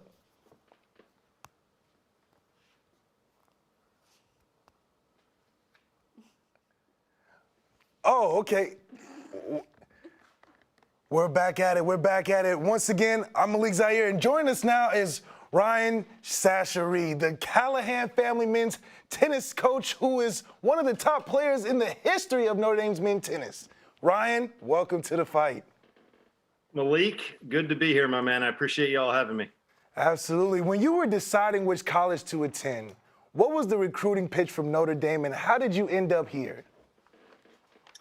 Well, it's a good question. You know, actually, I'm an Ohio native, like yourself, Malik, and I think when we all go through the process, it's not about the pitch; it's about the people, and that was certainly the case with me.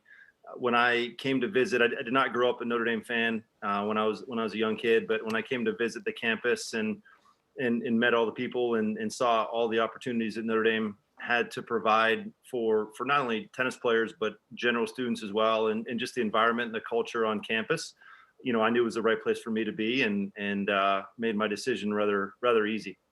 Now, when you look back at the 4 years you were here, what do you remember most? And how did it translate for you as your career went past past Notre Dame?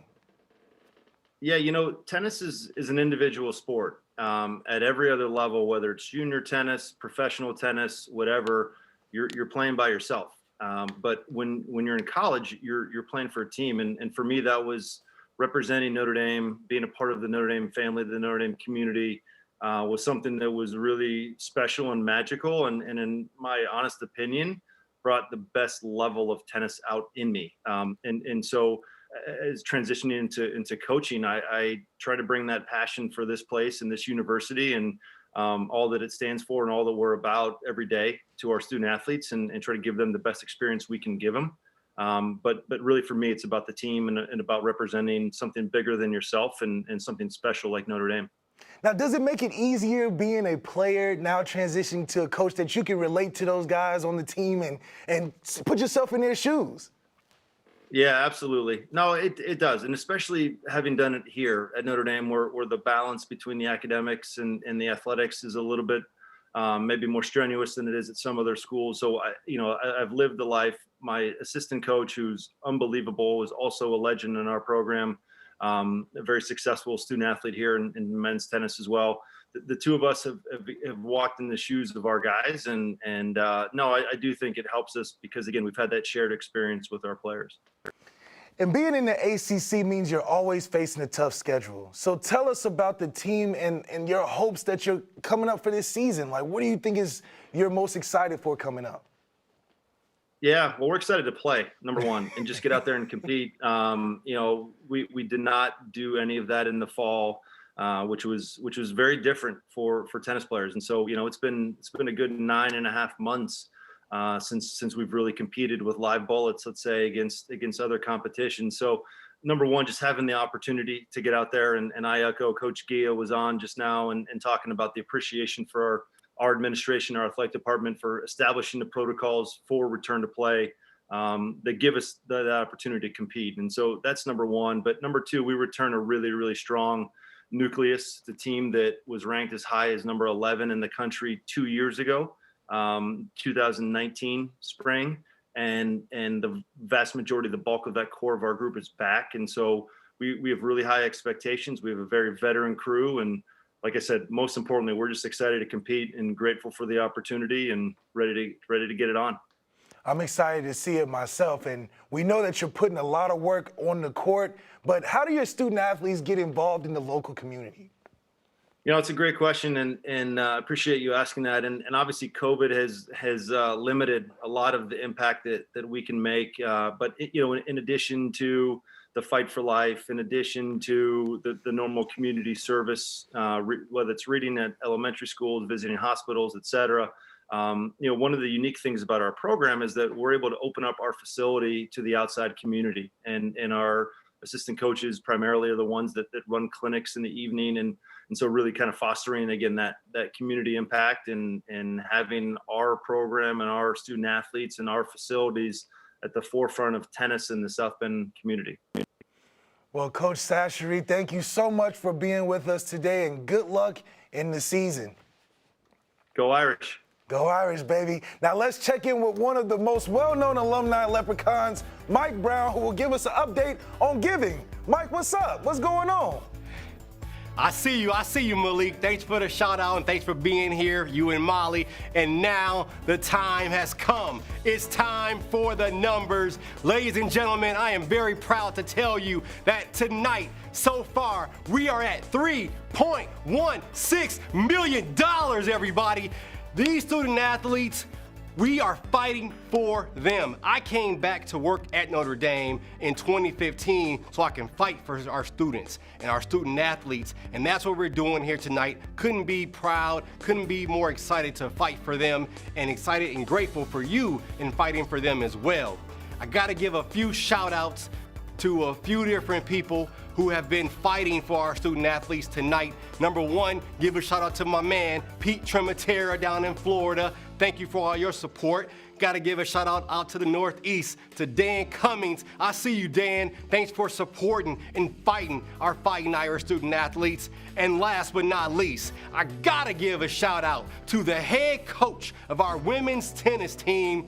Give it up, everybody. Allison Silverio, who made a gift of supporting every single team in the athletics department tonight, everybody. That's 26 programs, all getting support. Allison is stepping up. She's leading. She's fighting. Please join us tonight in the fight to help create this distinctive opportunity for our student athletes to be here and fight, not just for the Irish, but for everyone across the country tonight. I'm so excited to be here. I'm grateful for the opportunity to be here tonight and speak with you. Go Irish, let's keep fighting, let's go.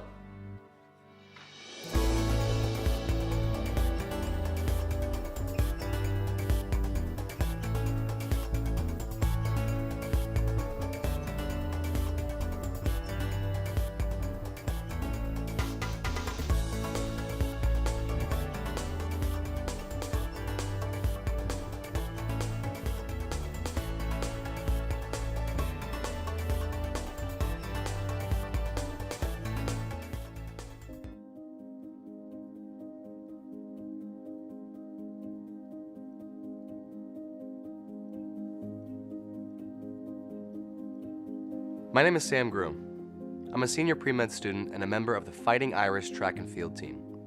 A sacred place for me on our campus is the Loftus Sports Center and, in particular, an equipment room within this building. This is a place that I go to access tools and support staff to repair my prosthetic leg during practices and competitions. When I was in middle school, I was diagnosed with osteosarcoma, a type of bone cancer, and my right leg was amputated above the knee. After I recovered from surgery and chemotherapy, I returned to my passion for athletics and became a world champion high jumper in the Paralympics and a Division I student athlete for the Fighting Irish. When I use the equipment room to repair my leg, I feel frustrated at first because other competitors don't have to deal with these problems. But that feeling quickly turns to gratitude. Gratitude for access to the resources that I need and for the support of the community around me. In the end, this place is sacred to me because it reminds me that our conditions of body and spirit are always in motion. Whatever brokenness we encounter in our lives does not ultimately define us. Instead, what defines us is how we respond to these challenges. There have been times in my life when challenges could not be fixed with a set of physical tools, and I think this is the case for all of us. And so, when I go to the Loftus equipment room and I feel the satisfaction of fixing my leg, I'm able to reflect back on a long journey of gathering the spiritual tools I needed to overcome cancer and thrive, as a person and as a competitor with a prosthetic leg. This Advent, let us ask, what tools does this season offer us to feel a greater sense of wholeness in our lives with one another and with God?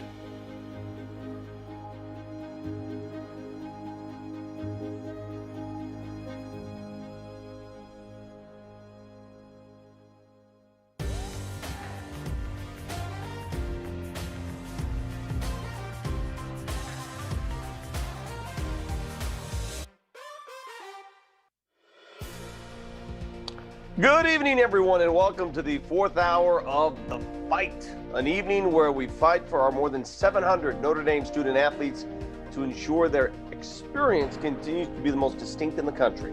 The intersection of academics, athletics, and faith sets us apart, and it's a distinction we believe is worth fighting for. That's why we're here this evening. My name is Vic Lombardi. I'm a proud member of the class of 1991.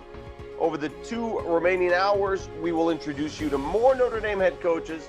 We'll talk with our student athletes, and we'll reintroduce you to a number of all-time greats who represented the Fighting Irish over the years.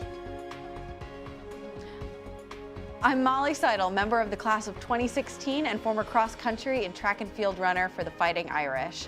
These past 9 months have been unlike any other period in Notre Dame athletics. During the fight, we'll talk about the adjustments our athletic programs have had to make, all while celebrating everything you love about the Fighting Irish. But let's make no mistake about tonight. We're here to raise funds for the Rockne Athletic Fund, which provides resources for all Fighting Irish varsity programs and positions student athletes to achieve success in competition and in the classroom.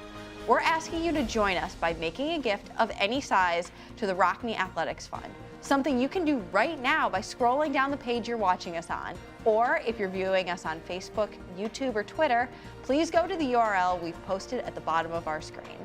go.nd.edu/thefight to make your gift.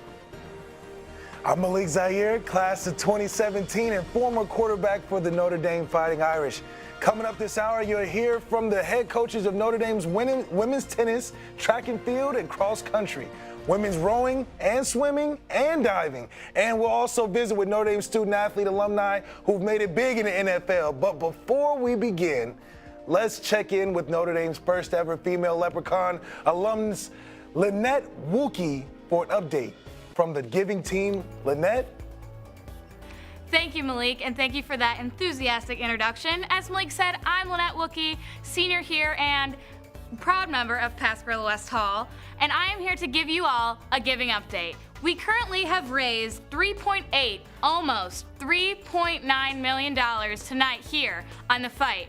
I want to thank all of you for your generous gifts and for joining the fight.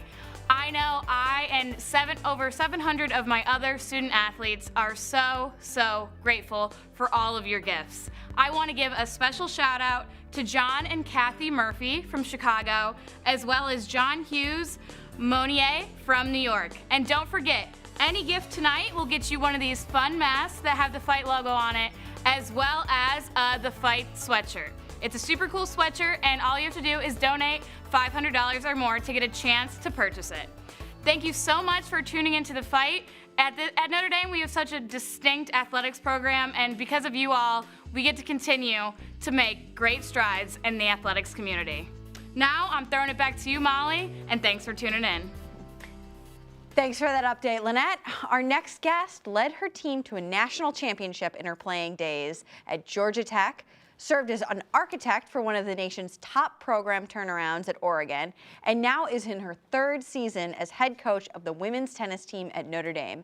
Allison Silverio. Allison, welcome to The Fight. Hi, Molly. Honored to be here. Allison, let's go back to 2007. As a player, you helped the Georgia Tech Yellow Jackets nab a national championship by winning the clinching match for which you garnered MVP honors.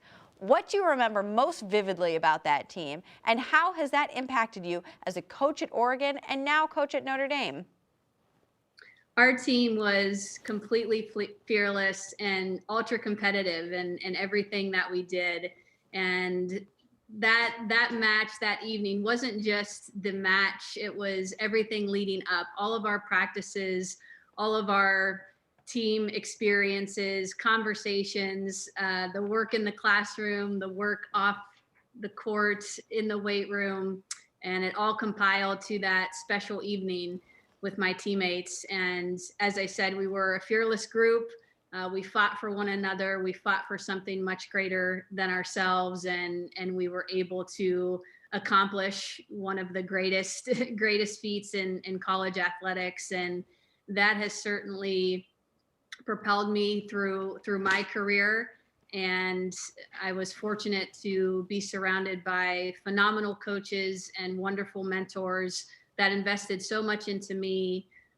Certainly my parents instilled great values of work ethic and determination, discipline, and persistence. And those were able to be amplified by my coaches and my teammates, and the belief that we put into each other. And so I certainly carry those experiences with me into my coaching.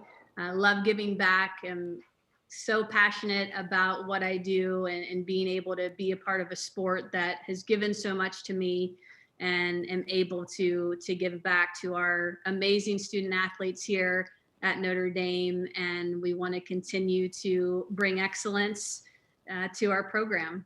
Mm-hmm. Well, you've been able to translate your own success on the court to now in the realm of coaching. You left Oregon several years ago. What brought you to Notre Dame? Notre Dame is a place that I have revered for many years. I grew up in the Midwest in Ohio.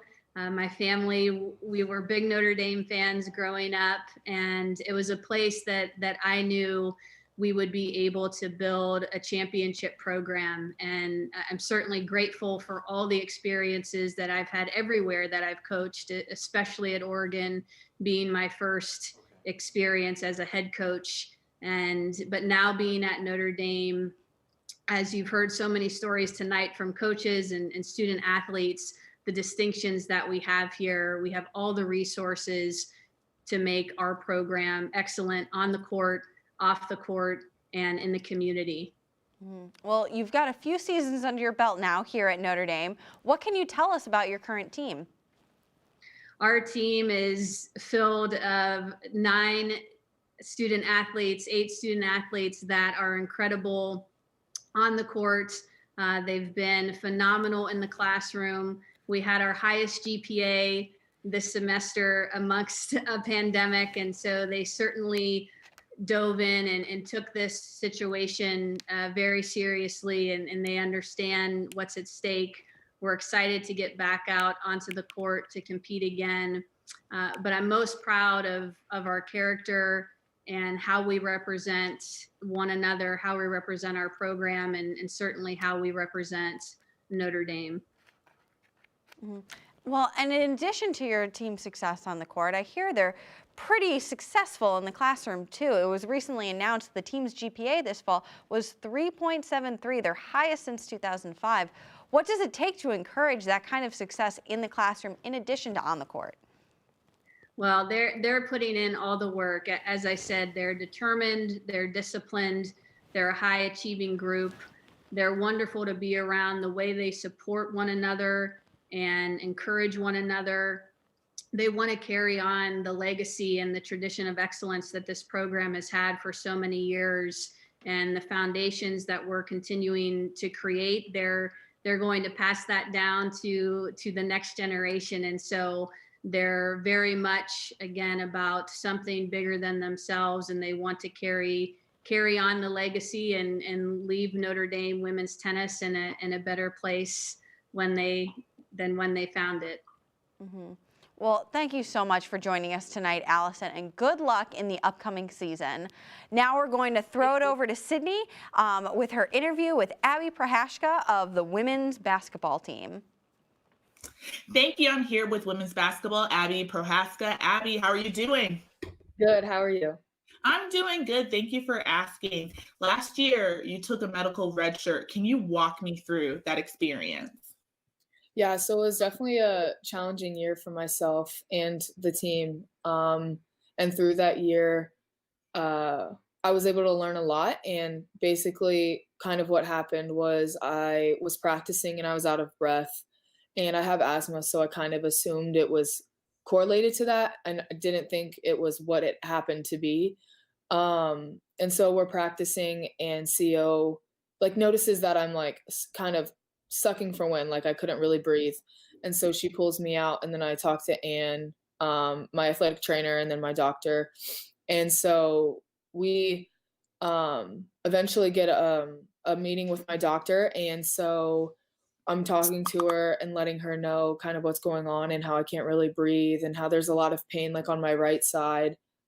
Previous, like the night before talking to her, I couldn't get any sleep. It just was so painful to breathe that I just couldn't sleep, and I was crying through the night. And so I decided to talk to the doctor, the team doctor. And so we had a conversation, and she was like, you have 3 things you could do. You could go back to sleep. Like you could go back to sleep, and we could do all the like x-rays and stuff tomorrow.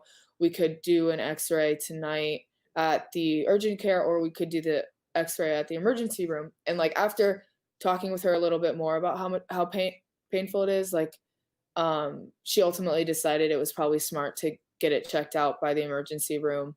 And I kind of was being stubborn a little bit. I was like, I think I can just go back to sleep. Like, it'll be fine.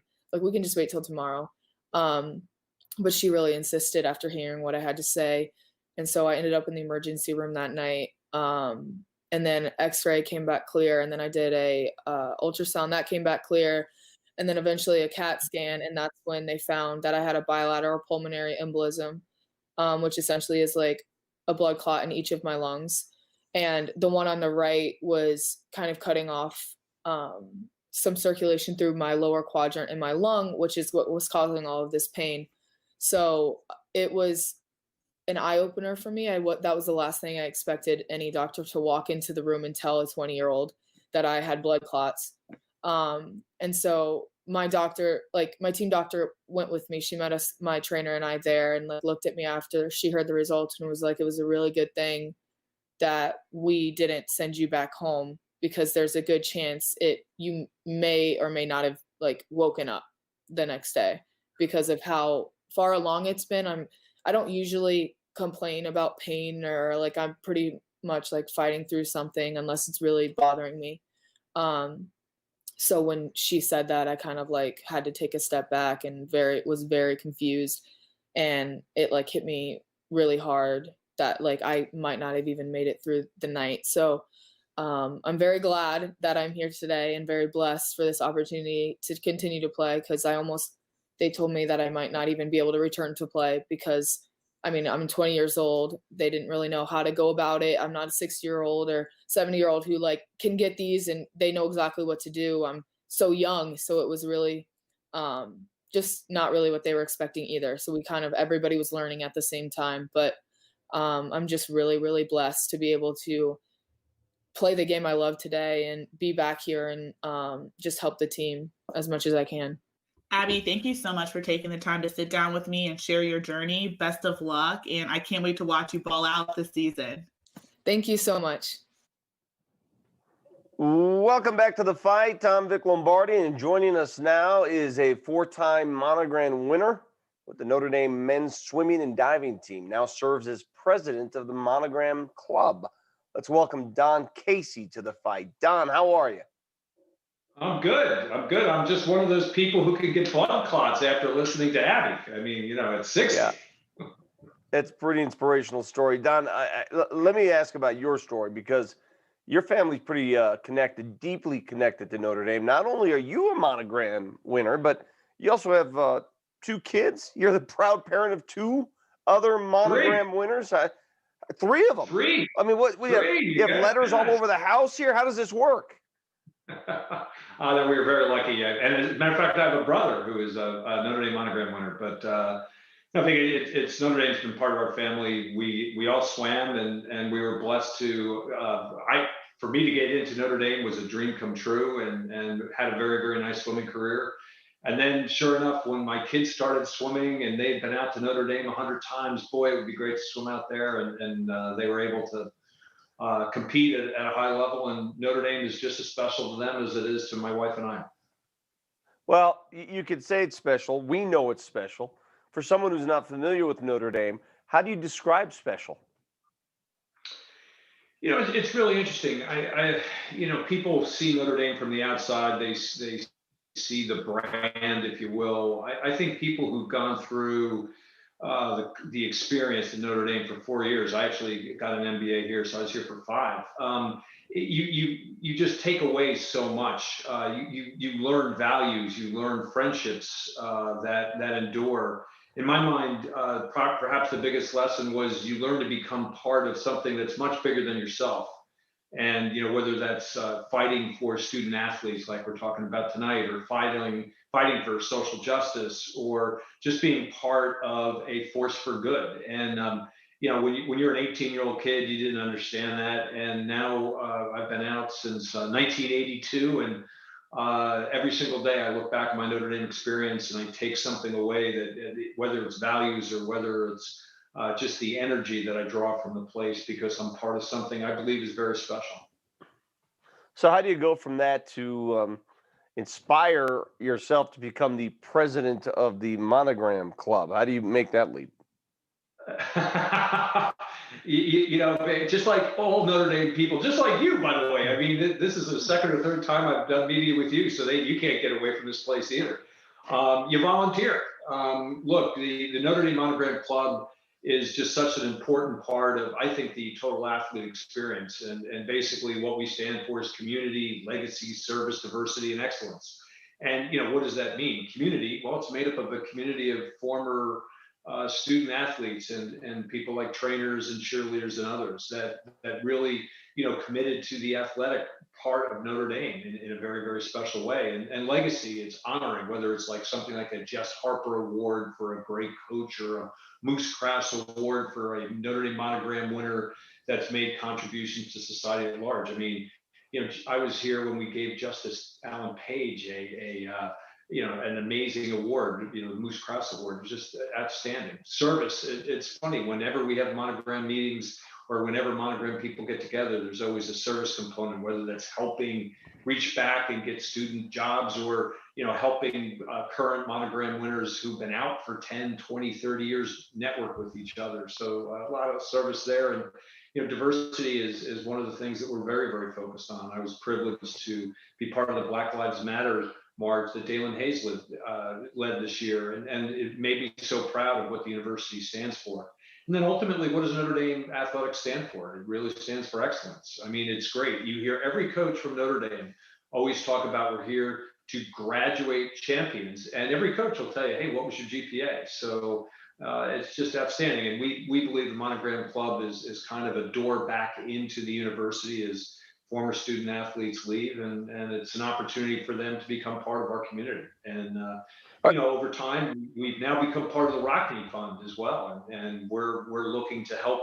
How do we, as a Monogram group, 7,000 strong, contribute to the Rockney Fund to help join the fight? Donna, I know you're going to be watching along with the rest of us this weekend. What are your thoughts on Notre Dame Clemson? Everybody's a football fan in Notre Dame. I know how it works.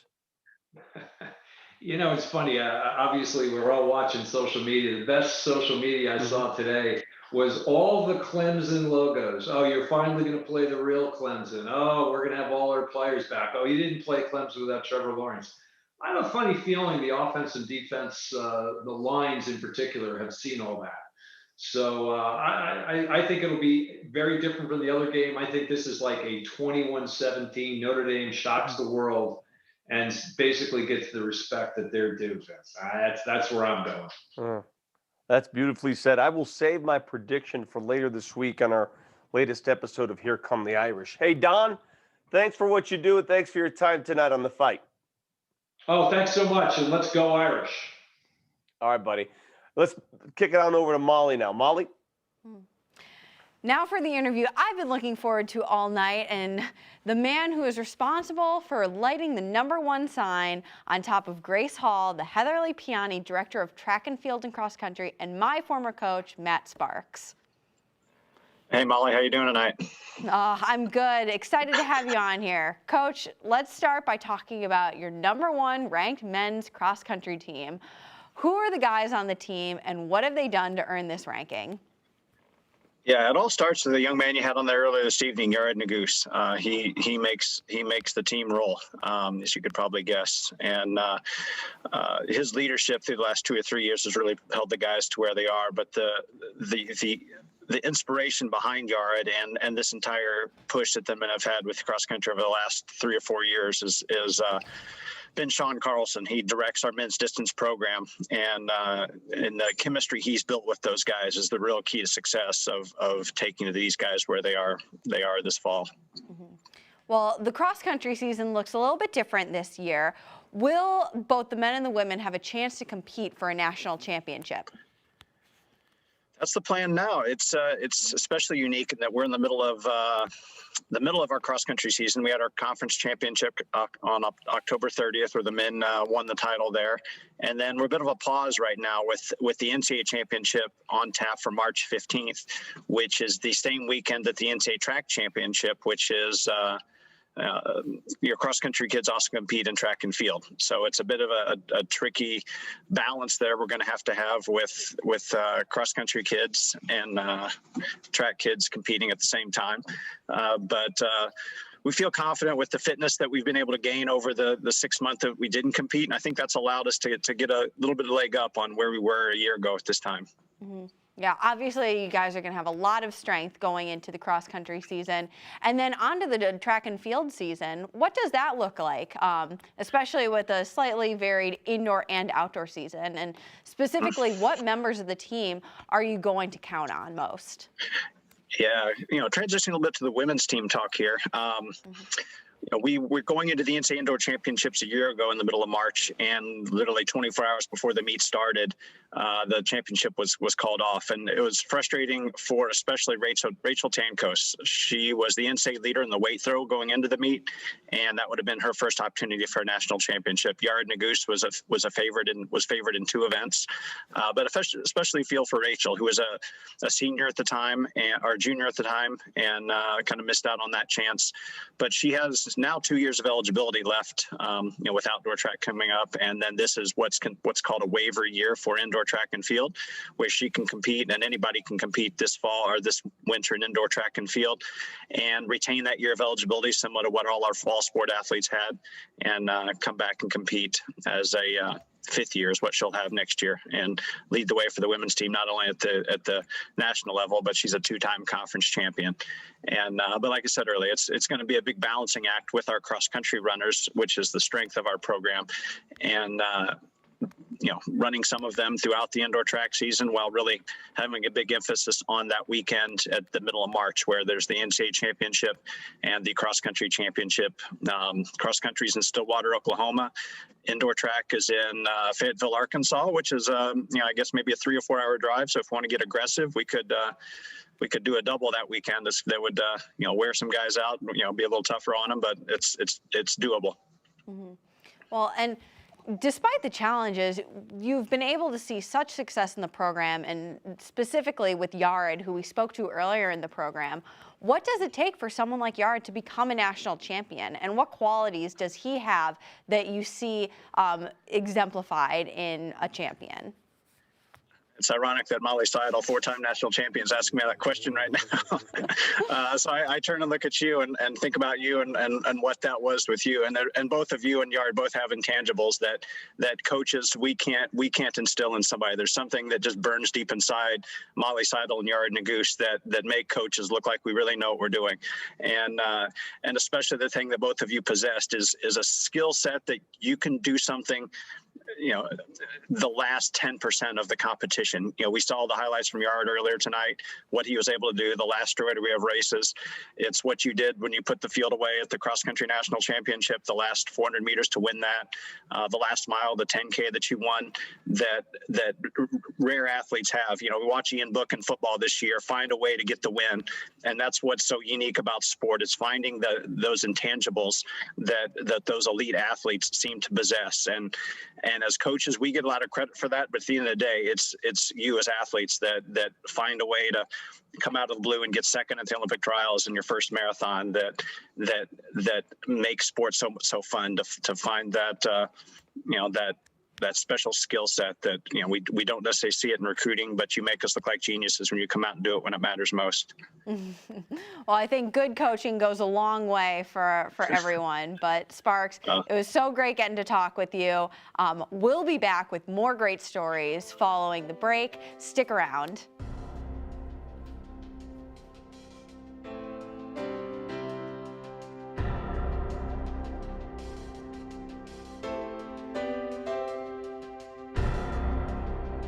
Down, one, up. I've worked with a lot of strong and determined athletes over the years. Up higher, recover, good, pause. But my daughter Beckett is for sure the strongest and most determined person that I've ever been around. At 4 months old, Beckett became paralyzed from her shoulder down to her fingers on her left side. Go up, go down. The doctors still haven't determined what has caused the nerve damage in her arm, but when she has flickers of function, it gives us a flicker of hope that she'll regain what was taken from her. At the University of Notre Dame Center for Stem Cells and Regenerative Medicine, biology professor Cody Smith researches the development and repair of the nervous system. One of the biggest challenges with curing human disease is we really don't know enough about how the healthy body normally functions. So the approach in my lab is to understand how the nervous system is built so that we can use those concepts to rebuild it. I joined Professor Smith's lab as a sophomore, and he encouraged me to pursue my own research. My brother had a brachial plexus injury, just like Coach Flint's daughter. So I decided to ask why these particular cells in the spinal cord don't regenerate. I remember testing this for the first time on a zebrafish. I could see the nerve regenerate where it had been before the injury, and the fish fully recover. It was amazing. Evan made a true scientific breakthrough as an undergraduate that laid the foundation for new clinical therapies that could help his brother and Beckett that we thought we would never have. Learning about the discovery in Professor Smith's lab has given my family a lot of hope. I've been at Notre Dame over a decade now, and I know how we approach hard tasks. We'll get it done one way or another. The University of Notre Dame asks, what would you fight for? Fighting to repair the body.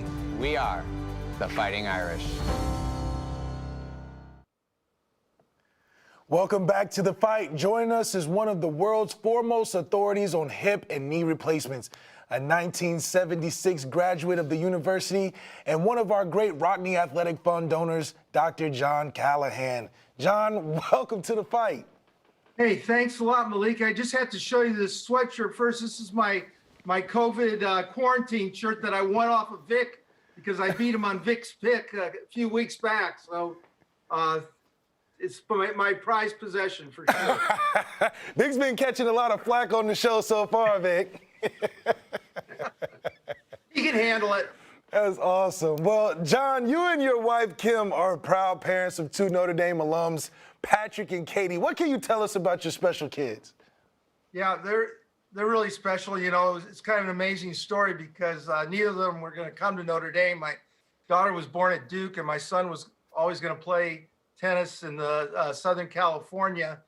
And then my wife Kim couldn't come to the game, but I brought him to the Bush Push. And after the Bush Push, it converted them to Notre Dame forever. And my son came here in 2006, played tennis, and then my daughter joined here in 2008, and they graduated in 2010, 2012. So they had a great experience here, just like I had about 30 years before. So we have nothing but great things to say about the university. It's kind of interesting because for 25 years, I didn't engage quite as much, but then when my kids came back here, we fully engaged. In fact, part of our quarantine has been here in South Bend because my daughter's actually a family medicine doctor here at Memorial Hospital. So, well, look how full circle that comes around. And speaking about 30 years ago, we often ask people to give us their Notre Dame introduction. Where did you live? What was your major? And what do you look back on those 4 years while here at the university? Sure. So I was a 76 graduate, which is a tremendous year because Jack Swarbrick and John Jenkins are from our same class. But more importantly, for all of you who saw that Clemson game, we had some great games in our time. You know, in 73, we won the national championship. I was down at the Sugar Bowl for that one. And then in basketball, we broke the UCLA streak of 81 games. And so we had a lot of great experiences, and definitely the education I got here in undergraduate really catapulted me for a successful career. I'm actually an orthopedic surgeon, but as you said, Malik, I also had took a number of engineering courses while I was here, and when I went on to be an orthopedic surgeon, I started developing hip and knee implants. So a lot of people out there who have a hip and knee implant, I may have been part of designing that for you. So very successful that way. That's awesome to hear, man, especially at the fact that you're setting the way for something that you can leave after you're gone, which is very incredible. And also speaking on that, you and Kim have been very generous to the university. And why do you feel like it's so important to give back specifically to the Rockne Fund, the Rockne Athletic Funds, which is what it's about Notre Dame continually motivated you to give back? Well, you heard it tonight, Malik. You had the experience similar to my son, that it was more than just playing tennis in the YAC. You know, it's what the coaches do to mentor you in your life. My son left here after playing tennis at Notre Dame and having an undergraduate degree in political science, and went on to law school. And the only reason he got into law school where he did and when he did was really because coaches like Ryan, who you heard from before, and Coach Bayless before him were very complimentary to him. And it was really something that he'll always remember, we'll always remember. And once again, the same thing for my daughter 2 years later, who the interesting thing when you have two kids here, I can tell you, is they can go different routes. My daughter was a theology major, decided to go into medicine. My son had nothing to do with medicine and went the other route, but every Sunday night they would get together and spend Sunday night together. And I think that relationship started us going. But back to your point, Malika, I think it is really important for everybody to know, you know, Jack Swarbrick and the athletic department, sometimes you think that they're not under the same budgets as the rest of the university, but that's not true at all. And that's why when we endow coaches, that helps with the with Jack with the budgeting of tennis. And right now, the other thing that we're doing, not only in tennis, but you'll see both at our university and across the country, that people are endowing the scholarships for the student athletes. And that's the other thing I would say is, you know, it's amazing that our culture is that there's student athletes. I actually worked at a few other universities, and you always talk about the athletes this and the athletes that, but you'll never hear that at Notre Dame. It's always a student athlete. And we feel very strongly, I know you know this, Malik, but it's something that's really real to our culture. It's not something that we just talk about, but I think it's because of that why in athletics it's so important, and many of us give. And it's not just for football; it's actually more so for the Olympic non-revenue sports that are important. Those of you who keep up with it probably know that actually Stanford, a number of places, including the University of Iowa, where I was at, are now getting rid of their non-revenue generating Olympic sports. I think Stanford might be getting rid of about 20 of them. And that's one thing we're trying not to do here. And Jack has a great program for us all to do it. And part of the things you're doing tonight help toward that program that is very important to keep all these other sports. I mean, we love football, we love basketball here, but the other sports are just as important. And I think definitely part of the culture of the university. Well, John, we want to thank you on behalf of the university and the Rockne Athletics Fund for this incredible gift, because we all work hard together to ensure that the experience of our 700-plus student athletes, like you said, all play a part. It's not just football, it's not just basketball. Everybody's included in this, and your contributions is so thanked by us, and especially me and everybody involved, and we appreciate you so much. And Malik, the one thing I tell you is we appreciate people like you to see you on the field, but then to see you come back and have successful careers afterwards, like the rest of us have. And I think that's what Notre Dame's all about. So thank you. Exactly right. Thank you so much for joining us to fight. And now, Vic, over to you.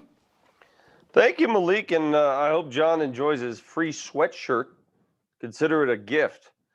Time now to bring in one of Notre Dame's all-time greats. You want all-time great? He won the Heisman Trophy. He's the last Heisman Trophy winner at Notre Dame. 1987 Heisman winner Tim Brown joins us on the fight tonight. What's up, Tim? What's going on, Vic? How are you, brother? I'm great. First of all, give us a little. We're living in the Zoom world now, where you can do live television and live broadcast from anywhere. Where are you? I'm in a parking lot right now, and my wife is in the grocery store. So she made me drive her to the store tonight. Well, she hasn't been feeling good, so I didn't want to be that bad. After 24 years of marriage, you would think I would know just shut up and get up. But I'm still learning. I'm still learning. Broadcasting live from a grocery store parking lot. We're visiting with Tim Brown. Hey, Tim, can you give us a couple minutes here? Just explain to folks why life was just different at Notre Dame as a student athlete than some of these other schools. Man, I had a chance to visit several schools before I came to the University of Notre Dame, and I purposely wanted Notre Dame to be the last one. Because I wanted to get deep in the winter in January also, so I can see what that weather was going to be like. But I had a chance to visit 4 schools prior, and when I got to the University of Notre Dame, after probably 6 to 8 hours of being on campus and being around the guys, I told my host, Alvin Miller, I'm coming. I'm going to be here. I said, you don't have to tell the coaches right now, but I'm going to be here because, I think Notre Dame is a special place. But you got to have special people in that place to really make it special. And for me, being around those guys, and even now till today, I have 15, 16 guys that we talk every day. We have a little chat we call Bond, Brothers of Notre Dame, and we literally talk every day.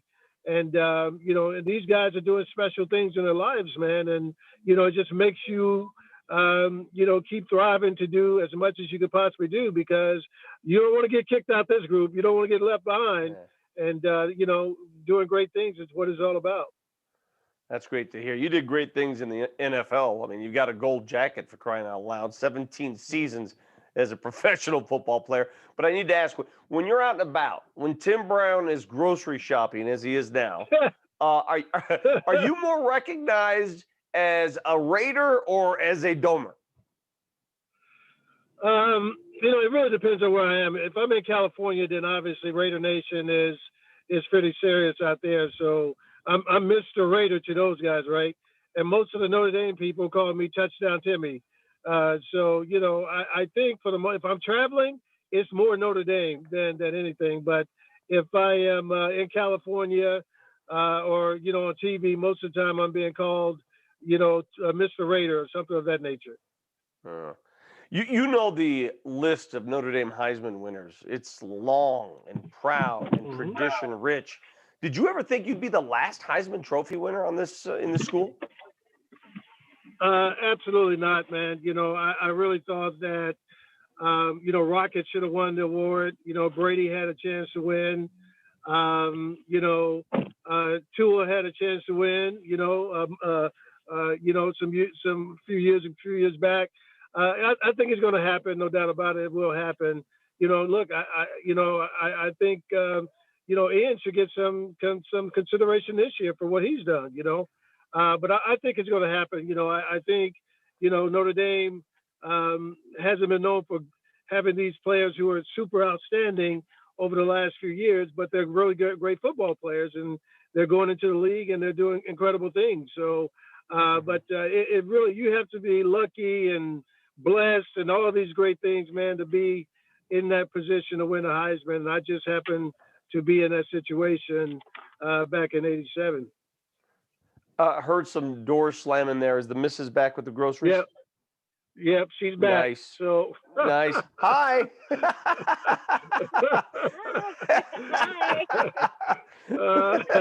This is real TV. This is real life right here, brother. Well, tell her just a couple more minutes and we'll let you drive home. So I'll get you out of here real fast. Hey, so Tim, you probably make it back to campus as I do oftentimes. Can you believe all the changes on that campus? The school still holds by the same standards, but what are your thoughts on just the massive changes? Yeah, it's almost sad, man, because you don't remember the school the way you used to know it, So I can remember when I went back. I think I went back one time in my 17 years in the league. I made it back, I think not for a game, but I was able to get back on campus during the off season for something. And so when I went back, it was a Bush-Push game. I heard the gentleman before talking about the Bush-Push game. That was the first game I had been back to since I left. And I can remember earlier that day, I was trying to get somewhere on campus and I didn't know how to get there. And so I pulled my hat down because I didn't want anybody saying Tim Brown didn't know, where to go on campus. So, and I had to ask somebody how to get to where I was trying to get to. So that's the only sad thing about me. But obviously, it's great what's happening with the university, especially what's happening, what happened to the stadium, all the great changes there. It's not the same old stadium we played in, but it's a beautiful piece of art now. All right, last one. Obviously, you played the game, so you had a different set of nerves. This Saturday, we got a big game. Do you get nervous watching Notre Dame football at all, Tim? Oh, I do. I get way more nervous than I ever did playing. You want to be able to help them, and my well wishes is not enough. I feel like so. Look, this is a game that these guys will remember for the rest of their lives. Win, lose, or draw, and so you want them to go out and play, incredible football, and go out a winner and go out knowing that they gave it all they have. And I'm sure they're going to do that part. But we'll see. We're hoping and praying that they can. I don't want to say pull off a miracle because I don't think they have to pull off a miracle to win this game. I think they show that they can play very tough defense versus Clemson, even though they gave up 40-some points. I mean, the way they stopped their running game, I think, was pretty incredible. So, if we can do that again, I think we have a great chance to win this football game. Well, it's not often you get to interview a Heisman winner and Hall of Famer in a grocery store parking lot, but Tim, we enjoyed it tonight. Thank you for your time. Thanks, Vic. We appreciate it, man. Thank you, guys. All right, take care. The great Tim Brown. Let's go over to Molly. Thanks, Vic. Joining us now is the only person ever to be called head coach of the women's rowing program at the University of Notre Dame, Martin Stone. Martin, welcome to the fight. Hi, Molly. How are you? I'm doing great. Been a long few hours for you, huh? We're just getting started. Come on. Martin, you've been in this position for 23 years now. You've earned 10 consecutive Big East championships. You've been a 2-time finalist for the National Coach of the Year, and you've had incredible academic success in addition to your accomplishments on the water. With 99 scholar athletes and 35 all-academic team selections, what stands out to you the most about your legacy at Notre Dame? And what keeps bringing you back year after year? Wow, my legacy. I haven't really thought about the legacy. I think it's great that I get to work with just wonderful people, both the student athletes and the staff. And that's probably been no more apparent than the last 9 months as we've gone through the COVID situation and everything that our team has gone through and worked to get back, and everything that the athletic department's done to get back as well. It's just, that's what makes this place so great, right? Everybody just pitching in to fight for making us better. Mm-hmm. So Martin, I remember running along the St. Joe's River and seeing an incredible boathouse going up. And now tell us about the talk about the McConnell Family Boathouse and how that's helped the program grow over the last several years. Oh, it's been phenomenal for us. And it's just a great facility, and we're so thankful. And Jim and Lisa coming forth and making this happen. That's where I am tonight. And so a little bit better background than maybe Jack's, and so, but it's helped us grow so much as a team, and more so the ability for the teams to connect, or the athletes to connect every day before practice, and just have a place that they can talk and get to know each other better, both pre and post practice. Mm-hmm. Coach, it seems like every day I'd see rowers running down Notre Dame Avenue towards the boathouse. Is this something that's part of the training program, or is this something specifically done to punish the freshmen? Oh, we'd like to think it's something part of the training program, right? And like, we're an endurance sport like yourself, and minutes or mileage matter. And if you can pick up a few extra minutes every day over the course of the year, that really starts to add up. It also serves as a good warm up for people coming down. Well, obviously, it's helped build an even stronger program. And so, what are some of your prospects for the upcoming season? I think they're pretty good. Like I think we had actually a pretty good fall compared to what could have happened, and we got a lot of miles out on the water and trained. And in our late season assessment testing, we were pretty close to where we would expect to be in a normal year for that. So. And I think we have a lot of really motivated young women that are ready to come back. And we had a team meeting tonight, actually. So I think everybody's excited about getting ready to come back. Well, Coach, best of luck in the upcoming spring season. And thank you for joining us. Next up, Malik's got another great interview for us. Malik? Yes, send it my way, Molly. Thanks for joining us. Now, as a coach in their 6th year as the head swimming coach, Mike Litzinger. Mike, welcome to the fight. Malik, thank you so much. Great to be on with you. Absolutely. And your team's had a lot of success. In fact, since you came here, your teams have broken every Notre Dame record except for 2. I got to ask, what are the 2 that haven't been broken yet, and are they going to be broken this year? Well, I'll tell you what, the 2 that you're speaking about, Emma Rainey, NCAA champion, American record holder, that's some tough stuff to break. So I think we're going to be waiting a little while for that one, but we're going to chase it. And our kids are doing their very, very best to continue to promote and get themselves up on that record board. And I've always wanted to ask a swim coach this question. I always thought it had tough football practices back in the day, but I remember seeing the swim team practicing before and after school. Why do swimmers have to practice so much? Right. I mean, if you want to swim like a fish, you got to train like a fish, right? We're not walking around, on 2 feet. I always tell the kids when they put their feet down in the bottom of the pool, this is not track practice, right? So we have to be horizontal, and the more we can be horizontal in that fluid, better off we're going to be. Just talk about the strain and the strength and what it takes to just be a college swimmer, because a lot goes into it, because it's a total body workout every time you go out there. Yeah, college swimming and diving is definitely a unique sport, and it's tough mentally because you don't have a lot of interaction. You're not in a drill line or chit-chatting a whole lot. It's you and the black line, or it's you and the diving board. So it's very singular, and anytime we can have an opportunity to speak with each other, cheer each other on, it makes it that much better. But it is very singularly focused. Especially in a year like this, and I know you had to make a lot of adjustments in the world of swimming and diving, but what's been going on in that world that you had to deal with and even conduct virtual meetings as a swim coach? How does that work?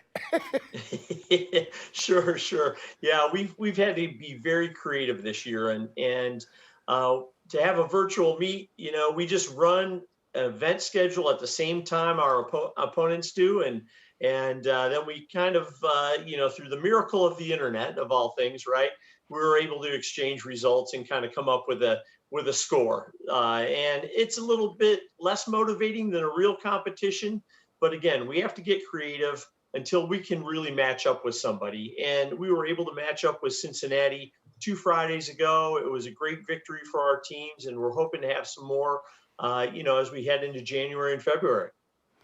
Absolutely. And last but not least, what can you tell us about this year's team, and how are you moving towards having an ACC and NCAA championships early next year? Yeah, it's a heck of a year. I will tell you that Notre Dame equips all of us to deal with adversity. Our teams have dealt with it. All the other teams on campus have as well.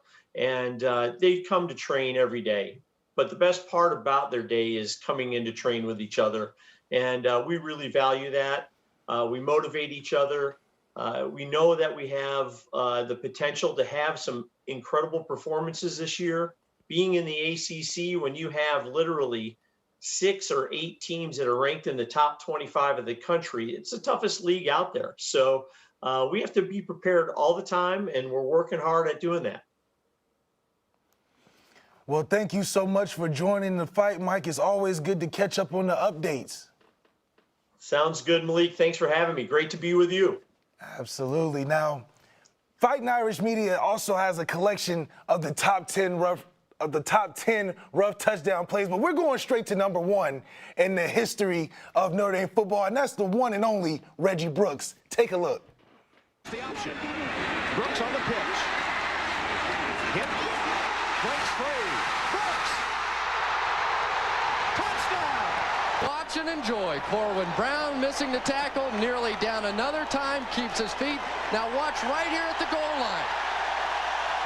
Hit right on the helmet and literally lost consciousness for a moment, lost the football. Fortunately for him, he was in the end zone. A huge ovation and well-deserved. I remember that game. I remember that hit. I'm not sure if the person with the football remembers the hit. Joining us now is that person, former Notre Dame All-American running back Reggie Brooks. Reggie, welcome to the fight, my man.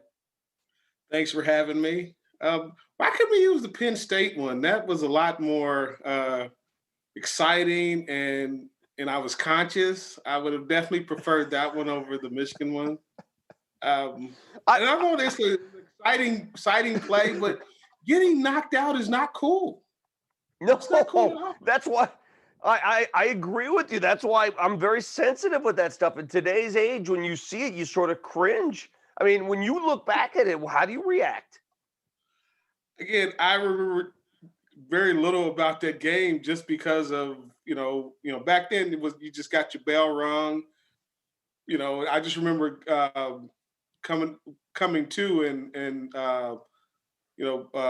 Jim Russ was out there with the smelling sauce and, he had to put up the fingers and that whole game was a blur after that. Yeah. Many may not know this about you, Reggie, but when you were recruited to Notre Dame, you were recruited as a defensive back by Lou Holtz, and then you found your way to the other side of the field. How did that happen?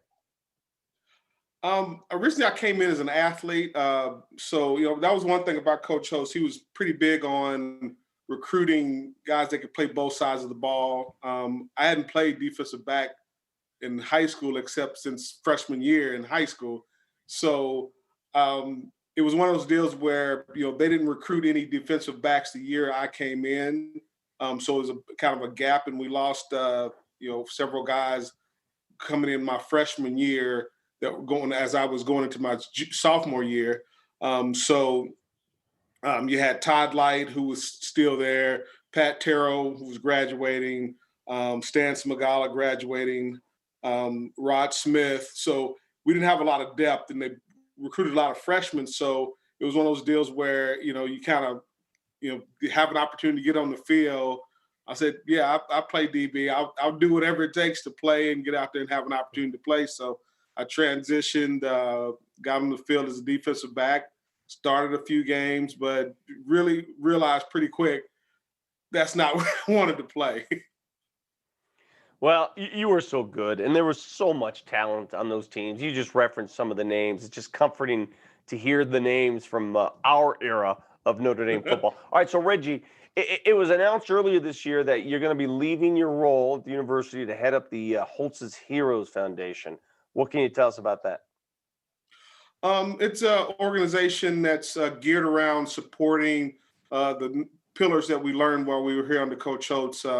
Trust, love, and commitment, and really taking those lessons learned as former student athletes and applying them to everyday life and supporting our communities where we are. That group, Coach Holtz was here for 10 years. And, you had Tim Brown on earlier, had Jerome on earlier. So it was a wide breadth of guys that played under him. And, and Tim kind of referenced a few of the guys that he keeps in touch with. So my role is will be bringing that broader group together and also pushing the initiatives of the different foundations and activities of our former players that played under Coach Holtz, but really just getting into the community, providing leadership and guidance. And in that area, Bread of Life Food Drive, we work closely with them and then the scholarship piece of the opportunity to go and get a scholarship and raise funds to do for our communities and do for our former players, and be that community that we learned to be while we were at Notre Dame, to take that forward in our lives beyond our time at Notre Dame. So it's a lot of, outreach and connecting former players, but we see this as an opportunity to go beyond just, the guys that played for Coach Holtz. We want to engage, our family members, our friends, because Notre Dame is just that, a family. And, wherever we can promote that family is something we want to do, and do at a high level. Well, I'm sure you're going to thrive in that role. So congratulations. Before you go, though, game time, Saturday night. What's it going to take? What's it going to take the second time around against Clemson? Well, I still think you got to stop number 9. I know everybody kind of focuses in on Trevor Lawrence, but the individual that makes that offense run is Travis Etienne. I mean, he's a quiet young man, but a tremendous running back. He's great out of the backfield, great runner between the tackles. It's going to be imperative that we stop him and contain him, and just we're going to have to step up and make some plays on the back end as a defensive backs against Trevor Lawrence, and we got to tackle him. We can get to him, but it's not that it's one thing to get to him, it's another thing to get him on the ground. So when we have a chance to get a sack and make a tackle on Trevor Lawrence, we have to hit him consistently, and we have to stop Travis Etienne. And it always comes back to the fundamentals.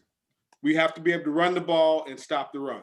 Those are the two things. If we can accomplish that, we'll be successful. And we have an offensive line that I feel is second to none, and three running backs that have absolutely been phenomenal. And I would have to say 4 running backs, because Ian Book has been, on his game, and he's going to be the linchpin for us of forcing that defense to play honest, play our run game honest. And when he gets outside on the edge, making plays with his feet is going to be critical for us to have success against this defense. Reggie, you're the best, my man. Thanks for being with us tonight on The Fight. Thank you. All right, as we close this 4th hour, let's head back to the Duncan Student Center. Get an update from Brian Diss on giving so far tonight. Brian?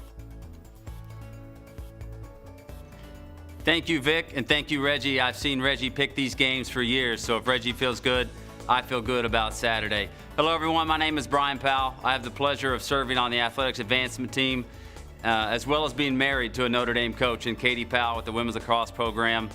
And I can tell you from those 2 vantage points and many, many other experiences that your investment in Notre Dame athletics by giving to the Rockne Athletics Fund is truly something special. You're changing lives, you're making dreams come true, and you're helping our young student athletes reach a standard of excellence that, quite frankly, wouldn't be possible without you. And you're helping this great university, a place we all love, reach its ideals and aspirations for greatness. And so thank you for joining us in that fight.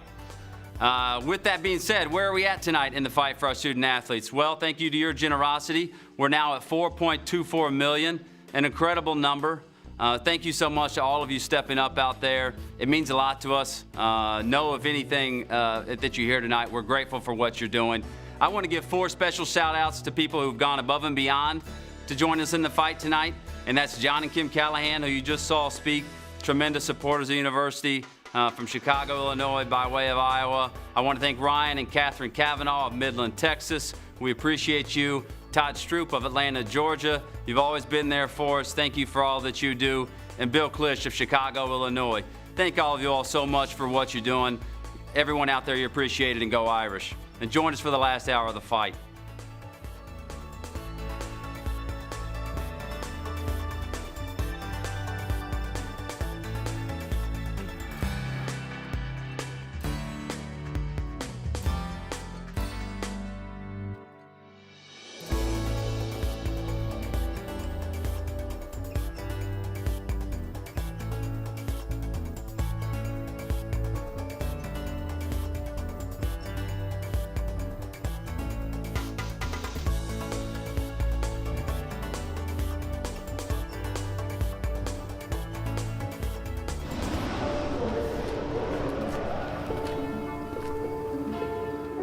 An education teaches us who we are in the world.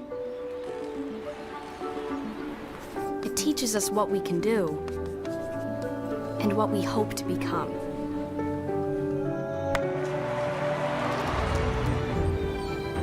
But most importantly, it teaches us where we belong. The mind. It processes every image, every voice, every word on the page. Yearning to understand, inspired by faith, it paints a picture of the world. When given the chance to examine things from different perspectives, to turn conventional thought upside down, the mind soars.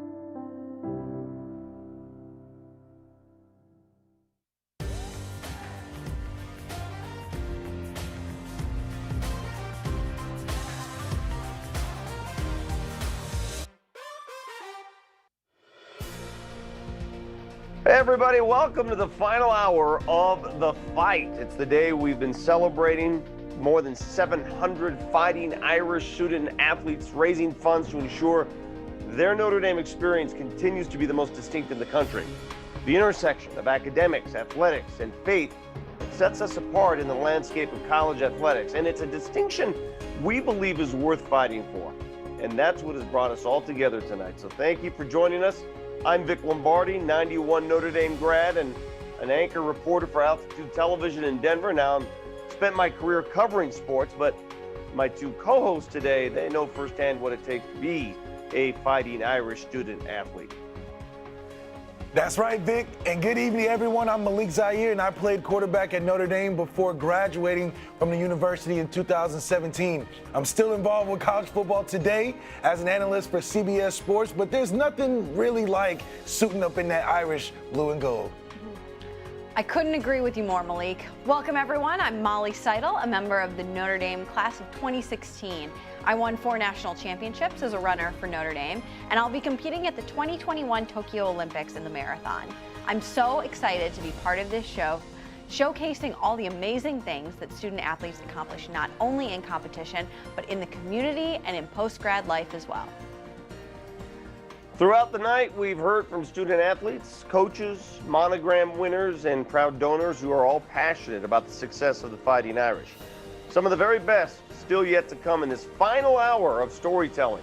We'll hear from a Notre Dame alum who's now a team captain in the NHL, talk to a renowned Heisman Trophy winner, and spend some time with a few former student athletes who are now ESPN and broadcasting personalities. These past 9 months have been unlike any other period in Notre Dame athletics, and our programs have had to make many adjustments. And while this night is about celebrating student athletes, it's also about giving to ensure that they can continue to excel. Tonight, we're here to raise dollars for the Rockne Athletic Fund, which provides resources for all Fighting Irish varsity programs and positions student athletes to achieve success in competition and in the classroom. Join us in this fight by making a gift of any size to the Rockne Athletics Fund, which you can do right now by scrolling to the bottom of the page if you're watching us on here, or if you're watching us on Facebook or YouTube or Twitter, please go to the URL posted at the bottom of the screen, go.nd.edu/thefight to make your gift.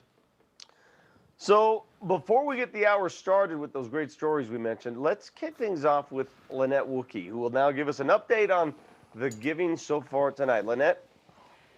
Thanks so much, Vic. And we are here in the final hour of the fight. I want to thank everyone who has donated and tuned in. As a student athlete here myself and as a Notre Dame Leprechaun, I know each and every dollar will go to the over 700 student athletes we have here in the most distinct athletics program in the world. Now, I'm going to give you a giving update. We're currently at $4.5 million. Thank you for every dollar, every cent you were able to donate. We are so thankful. And here at Notre Dame, we're celebrating today, but we celebrate every day to get to fight for that blue and gold. Now, don't forget, any donation you make will win you this awesome The Fight mask. And also, if you donate $500 or more, you will get the chance to purchase an ND The Fight sweatshirt. They're super cool, so I definitely would consider it. Thank you all for tuning in, for donating. It's been a great night. Let's keep up the fight. And as always, go Irish. Okay. Joining us now is Notre Dame senior and standout softball student athlete, Alexis Holloway. Alexis, welcome to the fight. Hi, thank you so much. It's great to be here. Yeah, so coming out of high school, you were the top-ranked pitcher in the country and named the 2017 Gatorade Indiana Softball Player of the Year. How did you decide to come to Notre Dame? Well, quite honestly, it's always been my dream school. I've been coming to softball camps here since I've been 8 years old, and it's just somewhere that I've always dreamed of being. My dad grew up a huge Notre Dame fan, didn't come to school here, but I've just always dreamed of being here, and I thank every day that I get to spend here. Mm-hmm. In your freshman season at Notre Dame, you threw the 44th no-hitter in Fighting Irish program history. What do you remember about that game, and how did it feel to be entering into the ND Athletics history books? Yeah, it's crazy to even think about. I do remember that I didn't know I was throwing a no-hitter until the last inning or two. And I was just a freshman, so I was just trying to go out there and do my best and get put my team in a position to win.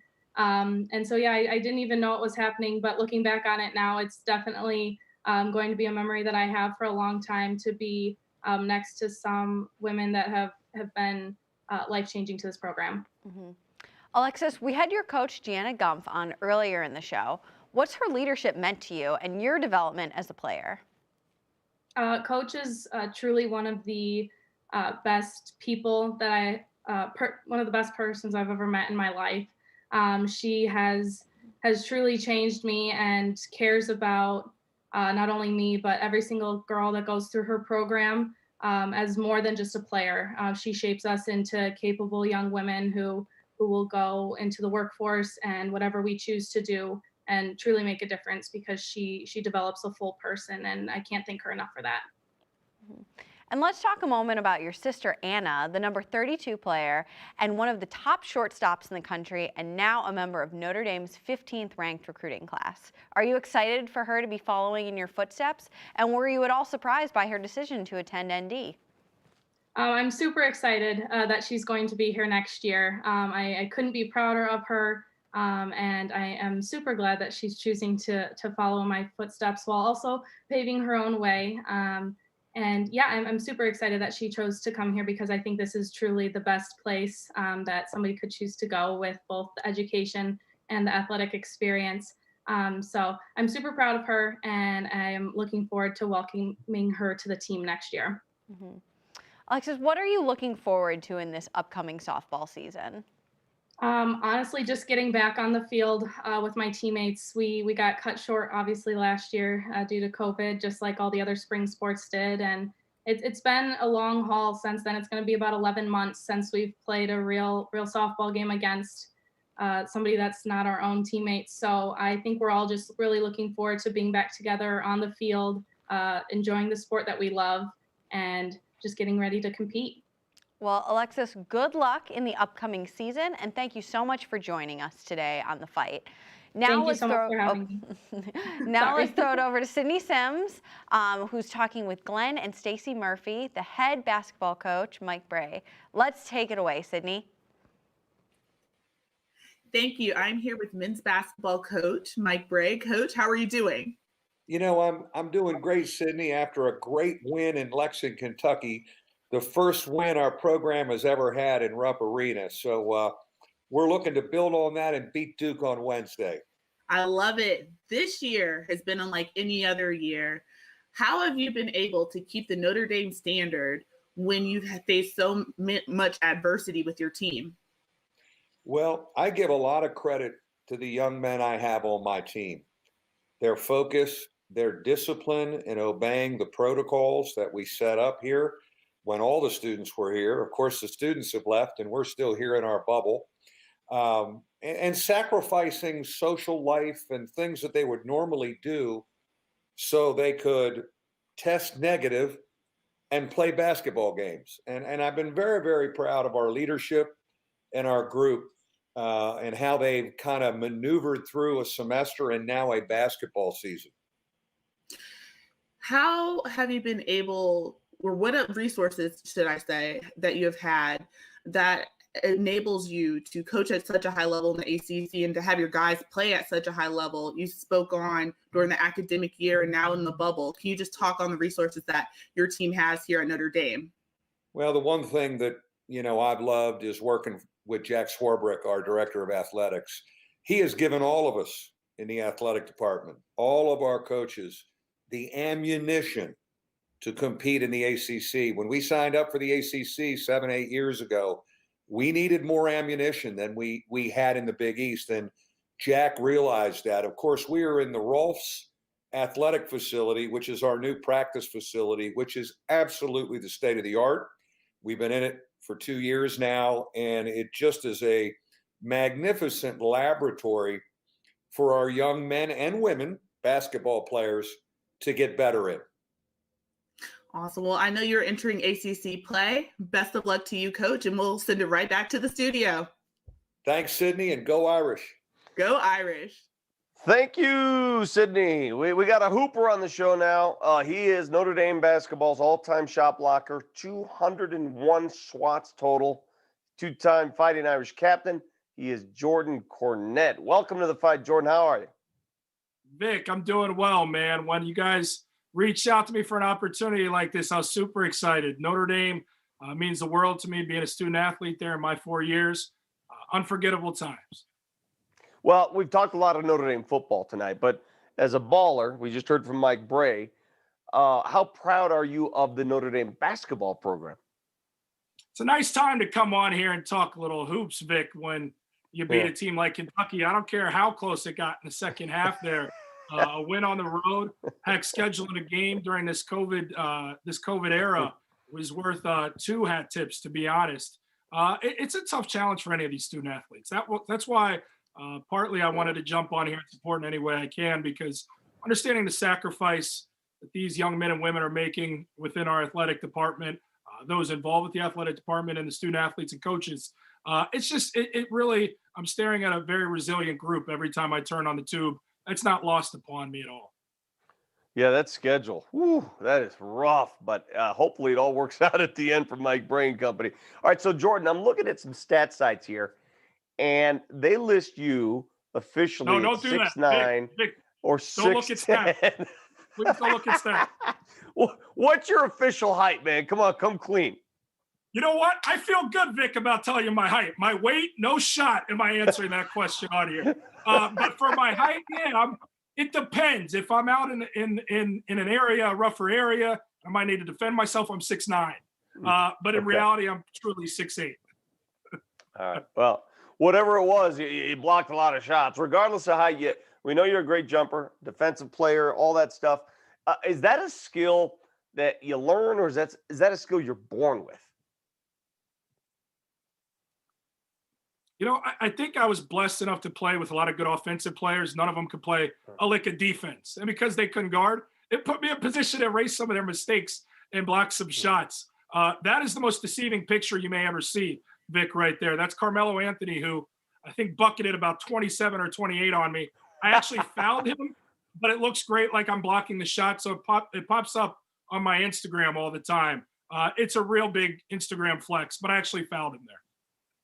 So you graduated from, I'm glad you admitted that. You graduated in 2005, and you've become a pretty darn good broadcaster. You developed a nice career there at the ACC network and at ESPN. How fun has it been to talk all this Notre Dame football, especially during the fall show on the ACC network? Well, I got to say, Vic, I hope to get to a place where I've won so many Emmys that I can't even keep track of them. I mean, what have you won? Like 37 of those things at this point? Some of them were gifted. Some of them were, Jordan, they were gifted. Don't worry about that. I mean, it's all about where you stand right now. You're doing fine for yourself. Yeah, well, it's an honor to be talking to you, my friend. The career you've had and the ability to be consistently relevant and doing a great job. I mean, that's something I aspire to be in this business. Absolutely. I love it. I mean, I'll tell you, to be able to talk about Notre Dame right now and get paid to do it, I think it annoys a lot of people that I'm working with who are gung-ho ACC people through and through and always have been, and we swoop in the Irish on this study abroad year, and it's like, this is ours. We're going to go undefeated. We're going to take all your hardware, and we're probably not coming back. So it's been fun for me to watch. Again, I have to speak to the sacrifice that everybody's making to safely make this happen. It's been an incredible ride. And I remember what it was like when I was a student athlete. I got to see some of my old friends who popped up on here, friends currently to this day, like Jack Collinsworth and Brady Quinn. And Brady, you know, thinking back when we were student athletes, like we know what this ride means to these 18 to 22-year-olds and the memories they're creating. It's fun to stand behind them and support, but I got to stay neutral on Saturdays. So it's an interesting ride for me. Yeah, that was my next question. I mean, it is so hard. I remember my first job, Jordan, was in South Bend after graduation. And I said to myself, I can't work here because I cannot temper my enthusiasm and be neutral. How difficult is that? It's impossible. And I'm probably doing it to a point where I want to be authentic because honestly, Vic, that's a big part of who I am. So I do want to be professional, but it's no surprise that I'm a Notre Dame guy in my broadcast for basketball, in my radio show. I do a lot of different things, and that's part of my identity. So I go into this one very neutral in terms of course, I want to see Notre Dame win, but analyzing it, I mean, what a rematch we're on the precipice of here with these two teams. A Clemson team that the public swears looks completely different with Trevor Lawrence out there at quarterback, despite the fact that DJ Uiagalelei threw for 439 yards.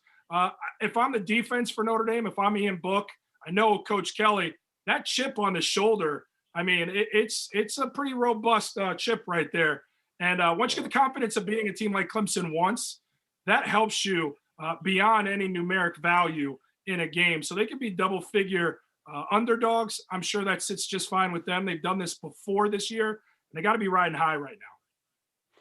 Jordan, I tell you, it's impressive to talk to you. Keep carrying that torch for Notre Dame sports, and hopefully we'll hook up in the future, man. Thanks for joining us on The Fight tonight.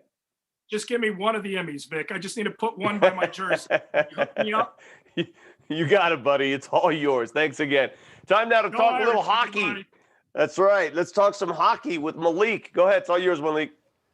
I'm joined now by the captain of the NHL New Yorker Islanders, Anders Lee. Anders, welcome to The Fight, Captain Captain. Malik, what's going on? How are you? Oh, man, I'm good, man. I just want to dive into it. You played a little bit of quarterback in high school, but you were also a great hockey player as well. Was it hard to decide not to take on the football in college as opposed to what you do in hockey? A little bit, yeah. I mean, my senior year of high school, playing both sports, definitely rode the wave of enjoying football as much as I possibly could. But at the end of the day, I tell the story all the time. Once I had the opportunity to go to Notre Dame and play hockey there, that decision was pretty easy. Now, what's the relationship like in terms of leadership? You a leader on the hockey team at Notre Dame, and now you're a captain on an NHL team. What is the difference between a professional being a captain and being a captain at a place like Notre Dame? You have a ton of similarities, but I think the biggest thing is you just have, at the professional level, you have guys from 18 to 38. In college, we're all there at the same time, same point of our lives. We have class together. We spend every day together. Professional level, guys go home. They have their families. You're really with them at the rink and on the road. And so a little bit different dynamic in that sense. But at the end of the day, it's all about just being yourself and being a part of something great in the room. Now, you were drafted by the New York Islanders, and now you have 8 seasons under your belt. You're the only Notre Dame alum to score 40 goals in a season, and you were named team captain in 2018. So what's stuck out in your career so far amongst all these accolades? I don't know. You know what? To be honest, I've just been extremely blessed with all this opportunity and, for things to have gone my way. I think I was set up extremely well to have a good professional career from my time at ND. When I learned from Coach Jackson and Slager, Pooley, along with the school and all the friendships I've made, I think it really prepared me for my professional career. Yeah, we can tell by watching these highlights, you're getting me excited wanting to watch some more NHL. And, everybody talks so much about the NBA bubble, But tell us about the NHL bubble situation and what was that like, adjusting to play in the Toronto bubble and then switching to leagues other than the Edmonton bubble? Like, what was that like? You know what? At first, it was a big endeavor. We had to leave our families at home. You're going on this journey, hopefully staying as long as you possibly can in the bubble. And thankfully, we did a pretty good job of that. But at first, it felt like you were back in school again. All the boys were on the same floor. Felt all the doors were open. It felt like we were living in a dorm a little bit. But as time went on, the game got more serious. The playoffs.